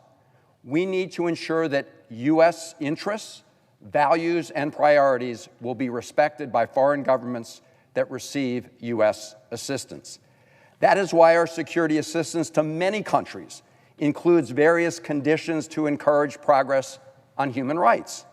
In some cases, as in the case of Ukraine, we have limited the use of certain systems to align with U.S. national security interests. In other cases, including even some NATO allies, we have prevented the transfer of certain advanced weapon systems when our policy goals do not align. The one minimum standard that we must apply to all recipients of American security assistance is compliance with American laws. And it is compliance with that minimum standard that we're talking about here today. Nothing more, nothing less. And the Netanyahu government should not be exempt from that universal requirement of American law. The United States has provided billions and billions of dollars of American taxpayer-financed bombs and other offensive weapon systems, but we've seen Prime Minister Netanyahu repeatedly violate the terms of American security assistance, disregard U.S. priorities, and ignore our requests, only to be rewarded by more bombs and more money. That pattern undermines the credibility of the United States around the world and creates an unacceptable double standard that our adversaries are exploiting. Two of the conditions that every recipient of U.S. security assistance must meet are: one, they must facilitate and not arbitrarily restrict the delivery of humanitarian assistance into war zones where those U.S. weapons are being used, war zones like Ukraine and war zones like Gaza. And two, they must use American-supplied weapons in accordance with international humanitarian law, which was well developed after World War II, and what Senator Graham spoke to. The Netanyahu government is violating both of these requirements in Gaza. And by refusing to take action, the President and the United States are complicit in those violations of American laws and American values. Let's look at the unacceptable restrictions being placed by the Netanyahu government on the delivery of humanitarian aid to desperately needed civilians in Gaza right now. It has been well documented that there was some improvement in the delivery of humanitarian supplies in Gaza last April, around the time that the Biden administration had to submit the NSM 20 report to Congress. But since then, aid levels have been on a downhill slide and then a precipitous drop. And the cumulative impact of severe restrictions on the delivery of humanitarian aid has worsened an already catastrophic humanitarian situation in Gaza, and Senator Sanders spoke to the conditions there. In fact, that's why President Biden directly called on Prime Minister Netanyahu to increase aid to Gaza on many occasions, most recently in an early October call. And that's why on October 13th, Secretaries Austin and Blinken expressly reminded Israeli government officials in a letter that I have here of their obligations under U.S. and international law. They specifically cited Section 620I of the Foreign Assistance Act and National Security Memorandum 20 to facilitate and not arbitrarily restrict the delivery of humanitarian assistance. Here's what our two secretaries wrote in that letter. Quote, "We are particularly concerned that recent actions by the Israeli government, including halting commercial imports, denying or impeding nearly 90% of humanitarian movements between northern and southern Gaza in September," and then they go on to list a number of other things, are, quote, "contributing to an accelerated deterioration of the condition in Gaza." And then Secretaries Austin and Blinken laid out a series of key measures against which they said the United States was going to measure the Netanyahu government's compliance. They mentioned enabling a minimum of 350 trucks per day to enter Gaza. They mentioned instituting adequate humanitarian pauses across Gaza to enable humanitarian activities. They said they mentioned reinstating a minimum of 50 to 100 commercial trucks per day. They had a long list of items. So what do 8 very respected international NGOs that conduct humanitarian relief in Gaza and monitor it have to say about whether those conditions were met? Well, they've compiled a scorecard. I've got it right here. And what they say on the specific items I mentioned was that the Netanyahu government failed. In fact, the overall report card concludes Israel fails to comply with U.S. humanitarian access demands in Gaza. In fact, they determined that not only did the Netanyahu government, quote, fail to meet U.S. criteria that would indicate support to the humanitarian response, but concurrently took actions that dramatically worsened the conditions on the ground, particularly in northern Gaza. They said the situation is even more dire today than a month ago. In other words, because of those actions that were taken, the situation was worse than when Secretary Austin and Blinken sent their letter. Indeed, an independent Washington Post analysis found that, quote, Israel has largely failed to comply with the 3 demands of the U.S. letter, unquote. In that November 12th Washington Post article, they also pointed out the following, and I quote, Israeli Prime Minister Benjamin Netanyahu has refused to publicly disavow the plan which calls for the military to take control of the north by starving the civilian population and treating everyone who remains as combatants, unquote. The story goes on to say, and I quote, the IDF says it has been given no such orders and is focused on dismantling Hamas, but the ongoing military operation in the north appears to have much in common with the strategy, unquote. It's called the general's strategy. A leading Israeli newspaper, Haaretz, editorialized with the following headline, Netanyahu's ethnic cleansing in Gaza is on display for all to see, unquote.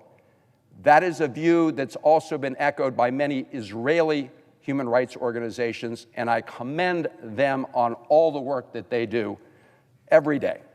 And I find it extraordinary that so many of our colleagues come to this floor to talk about human rights abuses across the world. They cite Human Rights Watch, they cite Amnesty International, but when it comes to those organizations writing reports about human rights violations conducted by the Netanyahu government, oh no, they run away from that.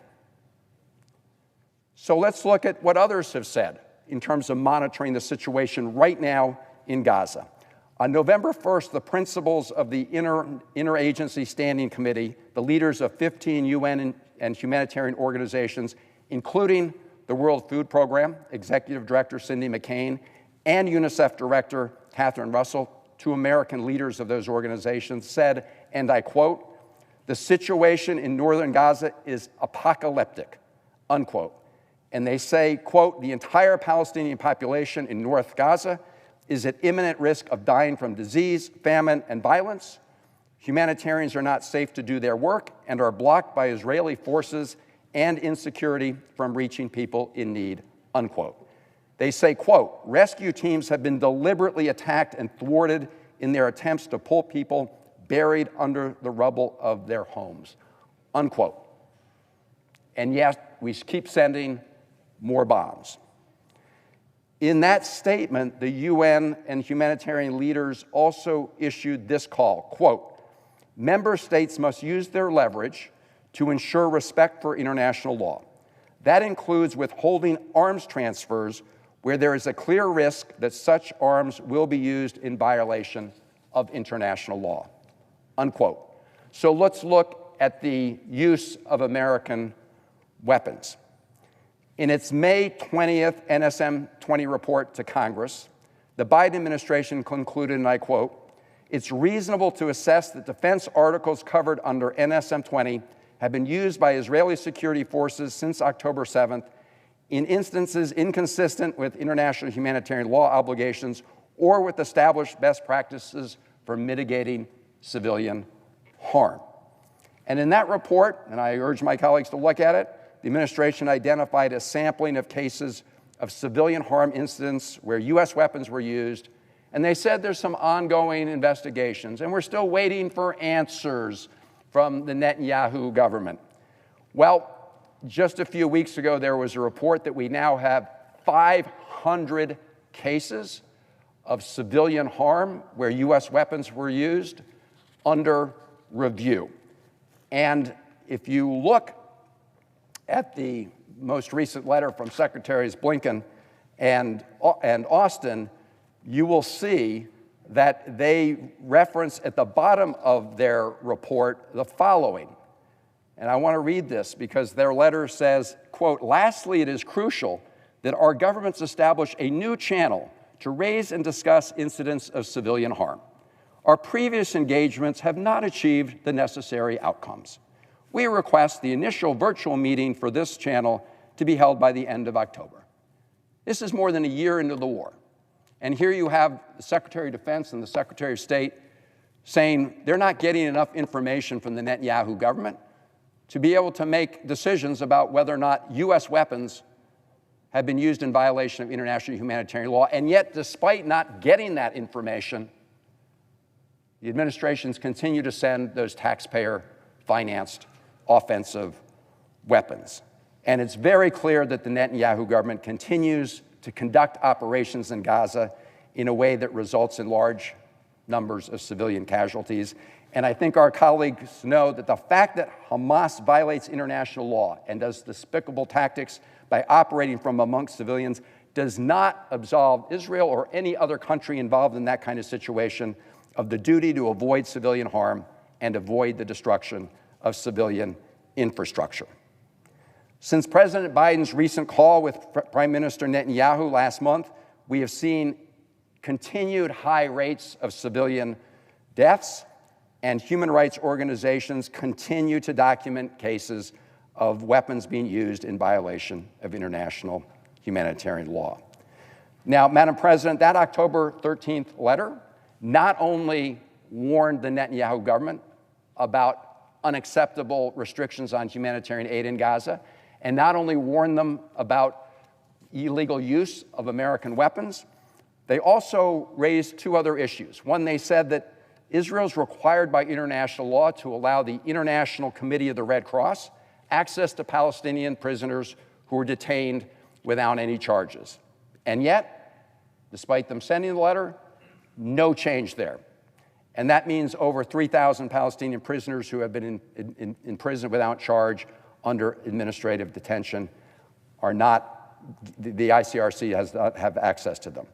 They also warned in their letter about pending legislation before the Knesset that would cripple UNRWA. And here's what Secretaries Austin and Blinken said. They warned that, quote, enactment of such restrictions would devastate the Gaza humanitarian response at this critical moment and deny vital education and social services to tens of thousands of Palestinians in the West Bank and East Jerusalem, which could have implications under relevant U.S. law and policy, unquote. Within days of the United States government sending that letter, two bills were passed by the Knesset to ban UNRWA. So what we see, Madam President, is a continuing pattern. President Biden makes certain demands that are routinely ignored without consequence. In fact, they're rewarded. And this is an ineffective use of American leverage to accomplish our policy goals and ensure that American law is abided by. I want to just mention a couple others, and Senator Sanders referenced them. But we know that Prime Minister Netanyahu has repeatedly obstructed President Biden's plan for a ceasefire and the return of hostages. Both in Washington and Israel, I've met with families of hostages who are experiencing unthinkable pain. I just met with the father of a soldier who is being held right now in Gaza as hostage. They have stressed that Prime Minister Netanyahu has repeatedly obstructed President Biden's plan to bring home their loved ones. In fact, in his farewell address just 2 weeks ago, former Israeli Defense Minister Gallant noted that one of the key disagreements leading to his firing by Netanyahu was over, quote, our moral obligation and responsibility to bring our kidnapped sons and daughters back home as quickly as possible, with as many alive as possible to their families. He went on to say, based on my role, experience, and the military achievements of the past year, with a clear-eyed view of reality, I state that this is an achievable but involves painful compromises that Israel can bear and that the IDF can deal with. This is and will not be any atonement. There is and will not be any atonement for abandoning the captives. This is former Defense Minister Gallant fired by Netanyahu. I heard Senator Graham speak a lot about the day after plan. Well, President Biden has proposed a day after plan. It's to have a reformed Palestinian Authority form the nucleus of governance in Gaza. And indeed, the Netanyahu government, led by Smotrich, not only opposes President Biden's plan, but they have worked to systematically weaken the PA by withholding tax revenues that it collects on behalf of the Palestinian people. What's more, Prime Minister Netanyahu publicly rebuked President Biden's call to create a path to a two-state solution, even bragging that he had long blocked that outcome, something I heard Senator Graham refer to something that was needed. So the Netanyahu government has refused to comply with other requests as well, trying to change rules of engagement on the West Bank in order to prevent the killing of innocent civilians, including the deaths of some American citizens.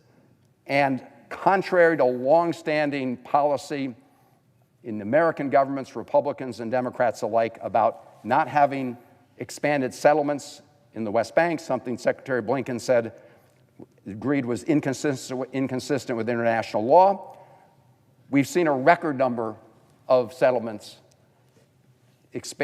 forwarded by the Netanyahu government. In fact, one when Secretary Blinken was there in Israel. So, Madam President, the issue here is not whether or not the United States is supporting Israel.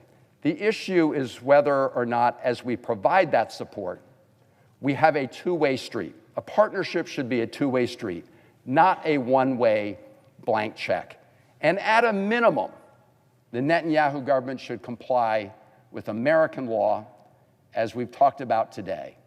And when they're not, we have an obligation to the American people and American taxpayers to make sure that we withhold that support until Netanyahu comes into compliance. That's what we're saying here.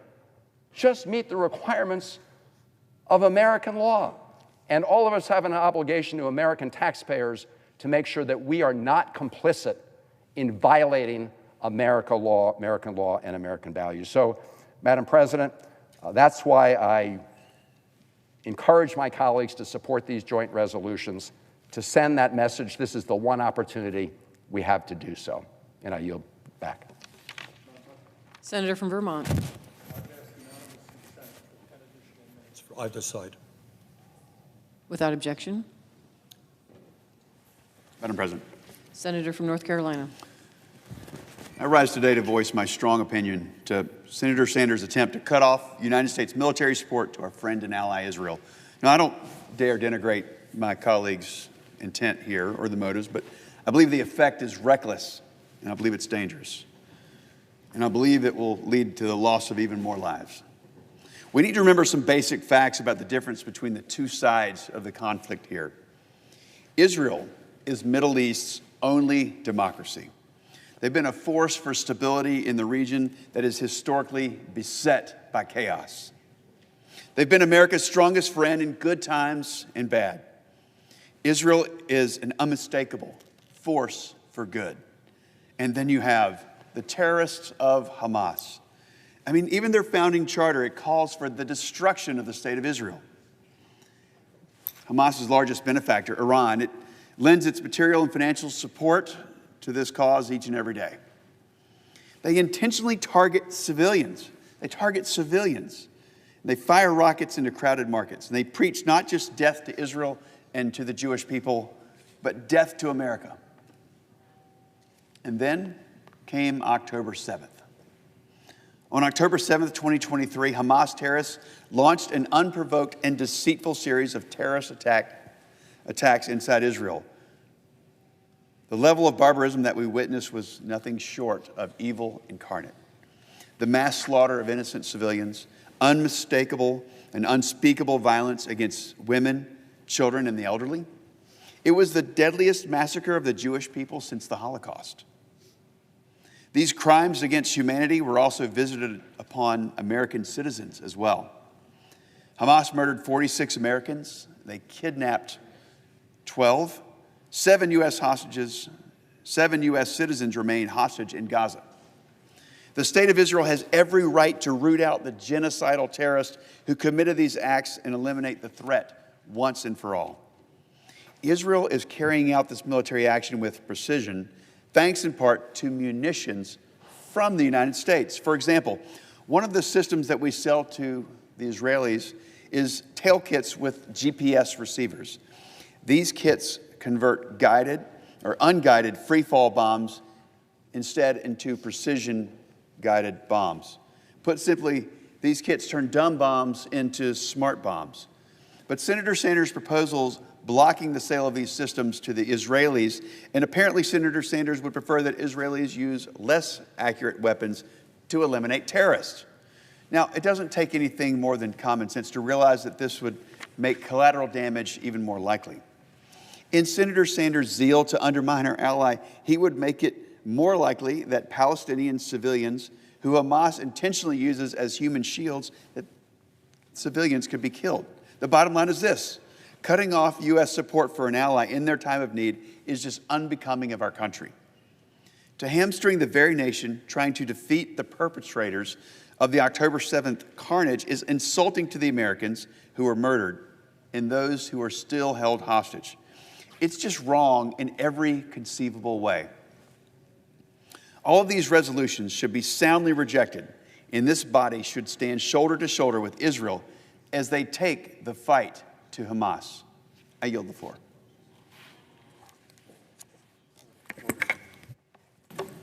Madam President, Majority Leader. I come to the floor to speak on the resolutions we will be voting on shortly, to share why I strongly oppose them. Israel is surrounded by enemies dedicated to its annihilation, from Hamas to Hezbollah to the Houthis to most threateningly of all, Iran. These threats, sadly, have been around for a long time and will persist for many years into the future. Israel needs to protect itself, not just today, but also tomorrow and next year and beyond. It has been a cornerstone of American policy to give Israel the resources it needs to defend against its enemies. We should not stray from that policy today. Many of the arms sales in question today will not reach Israel until years from now. We have no idea what kind of threats Israel will face by then. It could be an even more emboldened Iran, or a strengthened Hezbollah, or some other threat. There are few, if any, who imagine the barbaric assault perpetrated by Hamas on October the 7th. The twisted and hateful ideology that underpins that violence from places like Iran will sadly continue in the region for some time to come. Israel will need to be fully prepared to face those threats. So voting to block assistance today could well very embolden Hamas and Hezbollah and Iran and endanger Israel's security on into the future. I know there are many in this chamber who have been strongly critical of Prime Minister Netanyahu's policies. I am certainly one of them, as I've made clear right here on the Senate floor, where I clearly stated the urgent need to diligently pursue a two-state solution. I've also made clear that Israel must do more to reduce the suffering of innocent civilians in Gaza and do much more to get humanitarian aid to where it is urgently needed. However, our security assistance to Israel transcends any one prime minister or any one government. This is about Israel's long-term security and honoring a cornerstone of United States policy, that we will give Israel, a democracy and a steadfast ally, the resources it needs to protect itself in a difficult world. There are ways to express criticism and to work on addressing these criticisms without impacting Israel's security. So this is why I will be voting no. Again, while it is perfectly legitimate to objections with the Netanyahu government, and I know many of my colleagues wish to express their disapproval, I believe these resolutions are the wrong way and the wrong strategy to voice those objections. I vote no and urge others to do the same. Madam President. from Vermont. Well, first of all, I want to thank the Majority Leader, not only for his leadership on this issue, in his straightforward, direct embrace of the cause of Israel, but also your openness for a debate in the Senate about what is the best pathway forward. And Madam President, I also want to acknowledge that I had to listen carefully to the words of Senator Schumer, Senator Rosen, Senator Budd. They have given eloquent arguments in favor of opposing this resolution. And they've raised the question that I've had to ask myself. Can I, as a United States Senator, who is a strong supporter of Israel as a Jewish and democratic state, can I, as a United States Senator who is absolutely appalled at what Hamas did on October 7, can I, as a United States Senator who attended a presentation by the Israeli embassy that displayed the horror of the rapes and the assaults on women who were taken captive, and can I, as a United States Senator who believes in a two-state solution, vote in favor of stopping the delivery of offensive weapons for Israel to use in Gaza? And my answer is yes. And it's for two reasons. First, we're into our 14th month in Gaza. And what has happened is over 43,000 people have been killed. Many Hamas, including the Hamas leadership, has been killed. Good riddance. But many, many thousands of innocent Palestinians, including women and children, have been killed. Over 100,000 have been maimed and injured. 60 to 70% of the structures in Gaza have been destroyed. That includes the schools. Young Gazans have not been in school for 14 months. Hospitals have been destroyed. The humanitarian catastrophe in Gaza is unparalleled, and it's being inflicted on innocent Palestinians. There's a second reason that I am going to support these joint resolutions. I believe the continuation of the military action in Gaza is not only jeopardizing what hostages still are alive, but it can only make Israel weaker, not stronger. Their own recently fired defense minister said there is no further military purpose of offensive action in Gaza.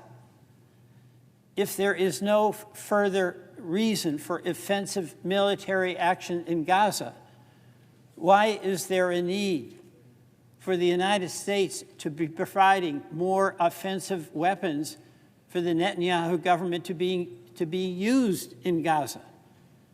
That's the question we face. We talk about the signals that will be sent to Hamas, to Iran, to Israel. There's another reality that can't be escaped, and it isn't answered by inquiring as to what, quote, signals are being sent. It is what is going to happen to these kids, what is going to happen to these families that are continuing to live under bombardment, where they can't be safe anywhere, in part because Hamas will go anywhere they can to try to use them as human shields. But even without that, being told that they can be safe here, but then bombed and being told they can be safe there, many of these families have been dislocated 6 to 7 times. The humanitarian catastrophe is grinding on. It comes, of course, at a cost, enormous cost to Palestinian families.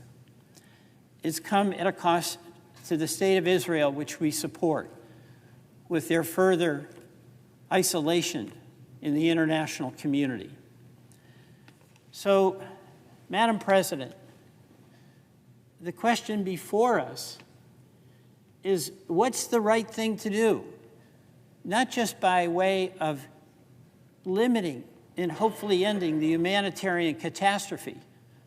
But what is the right thing for the United States to do with its ally Israel in pursuit of the two goals we have always had with Israel, and that is to advocate and defend and support Israel as a democratic, secure Jewish state, and because we believe this is important to make that happen, that we have an independent, secure Palestinian state, a two-state solution. So the question that I have is, will U.S. arms to be used offensively in Gaza at this time and with this government enhance American policy that has been the policy of the United States through Republican and Democratic administrations? And Madam President, the answer I have come to, the judgment I have come to as a United States Senator, is that it would harm our goals for that Jewish democratic state, for the easing of humanitarian suffering, for compliance with international law in the Leahy Law, and for what is the goal that has to be the touchstone of our policy, and that is doing everything we can to achieve a two-state solution for a secure, democratic, independent Israel and a secure, disarmed, not armed, Palestinian state side by side. Madam President, I intend to support these resolutions, and I yield back. Senator from Louisiana. Madam President, I ask unanimous consent that the following colleague from my office, Mr. Jameson Sheehan, be granted floor privileges until November 21st, 2024. Without objection. Thank you, Madam President.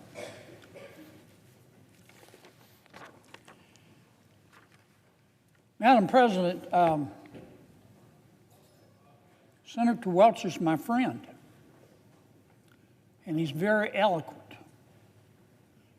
And I just listened to his eloquent remarks in support of Senator Sanders' resolution. And Senator Sanders is my friend. But he's wrong. He's wrong. Senator Welch talked, as he should have, about the right thing to do. The right thing to do and the smart thing to do is not to pass Senator Sanders' resolution. I don't know why this is, Madam President. If I make it to heaven, I'm going to ask. But there are some people in this world. They're not mixed up. They're not confused. They're not sick. It's not that their mama or daddy didn't love them enough. They're just bad people. And they hurt other people. And they take other people's stuff. Why? Because they can. And some of them are running countries. And they hate America. They hate Americans. They want to kill us and drink our blood out of a boot. That's just a fact. Now, you do not have to be Einstein's cousin to see what's going on in the world. President Xi in China is working with President Putin in Russia, who is working with the Ayatollah in Iran. Sometimes they allow Kim Jong-un from North Korea to come along, but mostly as a mascot to get them coffee. President Xi's running the show, but that doesn't mean that President Putin and Russia, and especially the Ayatollah in Iran, are not right there by his side. And what is their objective? Their objective is to have Russia dominate Central and Eastern Europe. Their objective is to have China dominate the Indo-Pacific, about which I'll speak in a moment, and to have China dominate Sub-Saharan Africa, and to have China have the ability to roam free in South America. And their objective is to have Iran, the Ayatollah, dominate the Middle East, which is it has done until Israel decided to fight back, which it has done through Hamas and Hezbollah and the Houthi rebels. Now that's just a fact. And one of our best friends in the world, maybe on some days our only friend in the world, Israel. Patient people, principled people, but realistic people. They have decided to stand up to Iran. And in standing up to Iran, we're finding out very quickly they're also standing up to China and Russia. But I'll save that subject for another day. They have decided to stand up to Iran. They have beaten Hamas in Gaza. They're beating Hezbollah in Lebanon. They had to do it despite the obstacles thrown up against them every step of the way by President Biden and Vice President Harris. And if we support them, Israel will beat the Ayatollah in Iran. Israel will cause a regime change.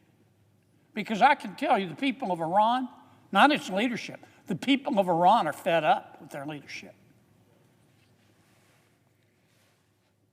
We have a duty, not a legal duty, a moral duty to support our friend Israel.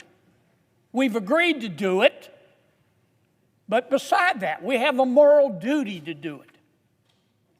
And my friend Senator Sanders' resolution would turn our back on one of the few friends that I think America, real friends that America has in the world. And it would precipitate a foreign policy crisis. I don't say these words very often, but we ought to listen to the words of my friend Senator Schumer, who's going to vote against Senator Sanders' resolution. Senator Schumer is right. Even a blind hog finds an acre now and then. Senator Schumer is right. We need to defeat this resolution. It will precipitate a foreign policy crisis. And it's not the only one we would have in the world. I want to talk for just a few minutes about another crisis that's going on quietly as we speak.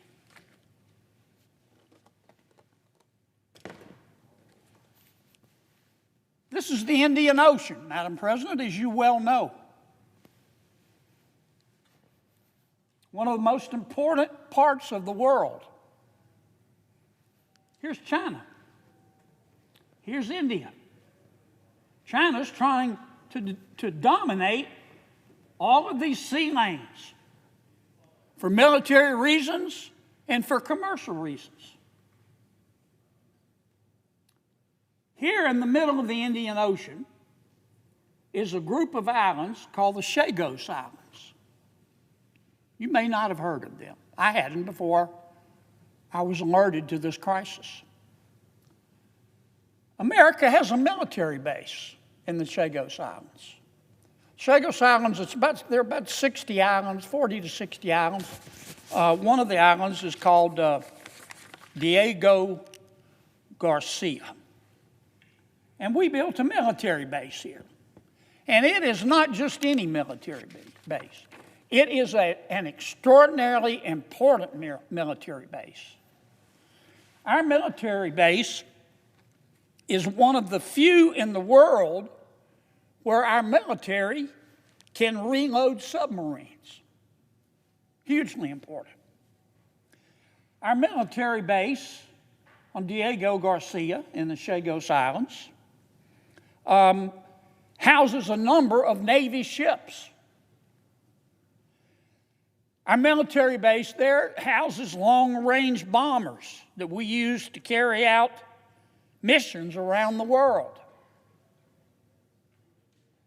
Now, we in the United Kingdom, I'll explain why the UK is involved in a moment, we have to work hard every day to police our military base, not just the base itself, but the land, or rather the water surrounding it, because China knows how important this military base is to the security of the world.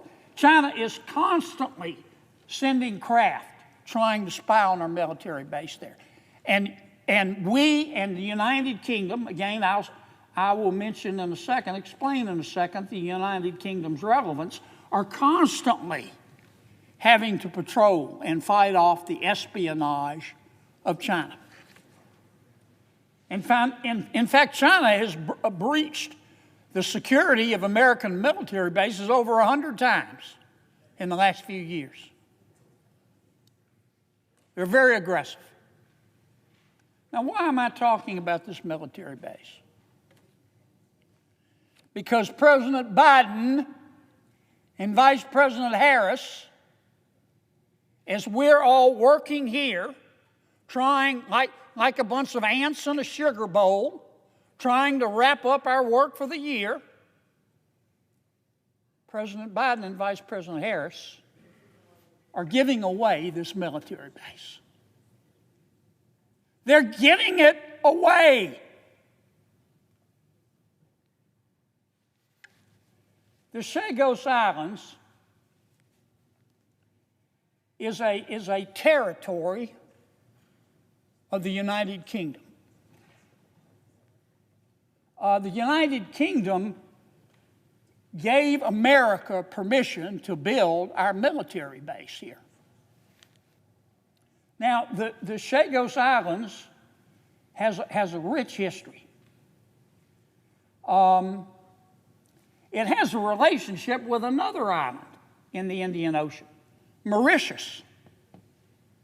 And I mention that because to understand what's going on, you have to understand the relationship. Mauritius and the Chagos Islands used to be partners. The Chagos Islands were what is called a dependency of Mauritius. And Mauritius, many, many years ago, beginning in 1715, was a colony of France. And while Mauritius was a colony of France, Mauritius established a relationship with the Chagos Islands. And then, beginning in 1814, France said, look, we're going to cede Mauritius and now the Chagos Islands, where we have our military base, to the United Kingdom. And they did. Mauritius and the Chagos Islands, 250 years ago, they might have been close, but they're not today. They don't share the same culture. They don't speak the same language. They don't visit each other. In fact, many of the people from Chagos lived in the United Kingdom over here. But here's what President Biden is doing and Vice President Harris. They say we need to grant independence to the Chagos Islands, but not let the people of the Chagos Islands run their country. We need to give the Chagos Islands back to Mauritius. Why? I mean, no offense, but that's cell deep stupid. Why do Mauritius and the Chagos Islands don't have a relationship anymore, and we've got a military base here? I'll tell you why. The United Nations, and particularly the International Court of Justice, which has no jurisdiction over the United States of America and has no jurisdiction over the United Kingdom, which currently controls the Chagos Islands. They have scolded the United Kingdom. They said the United Kingdom is a colonizer. And the United Kingdom, the people of the United Kingdom are bad people. Now remember, this is coming from the United Nations. This is the same United Nations that has the following countries on its Human Rights Council: Somalia, Iraq, Venezuela, China. That's who thinks we ought to get rid of this military base. Okay, I mean, this is not some act of justice here. But in any event, the United Nations is saying, United Kingdom, you bad people, give the Chagos Islands back. But not let the Chagos Islands be free. They want to give the Chagos Islands back to Mauritius. And President Biden could stop it. And so could Vice President Harris. But they're for it. All in an effort to curry favor with the people at the United Nations, who walk around with their NPR tote bags and their organic broccoli and have great relationships with members of the media who they think write history. Why on God's green earth would we do that? Why? China, of course, is delighted.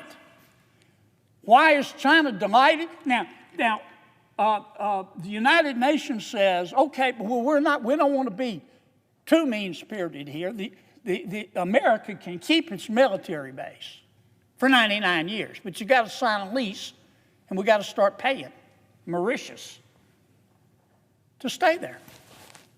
China says, fine, that sounds good to us. Why? Because number one, China's already started currying favor with Mauritius. And number two, Mauritius will now be in charge of the security of the Chagos Islands and our military base and the waters surrounding it. China, Xi Jinping, he's as happy as a gopher in soft dirt. He'll be hacking the Mauritius security as soon as the trade is made. Now, President Trump, I hope you're listening to this.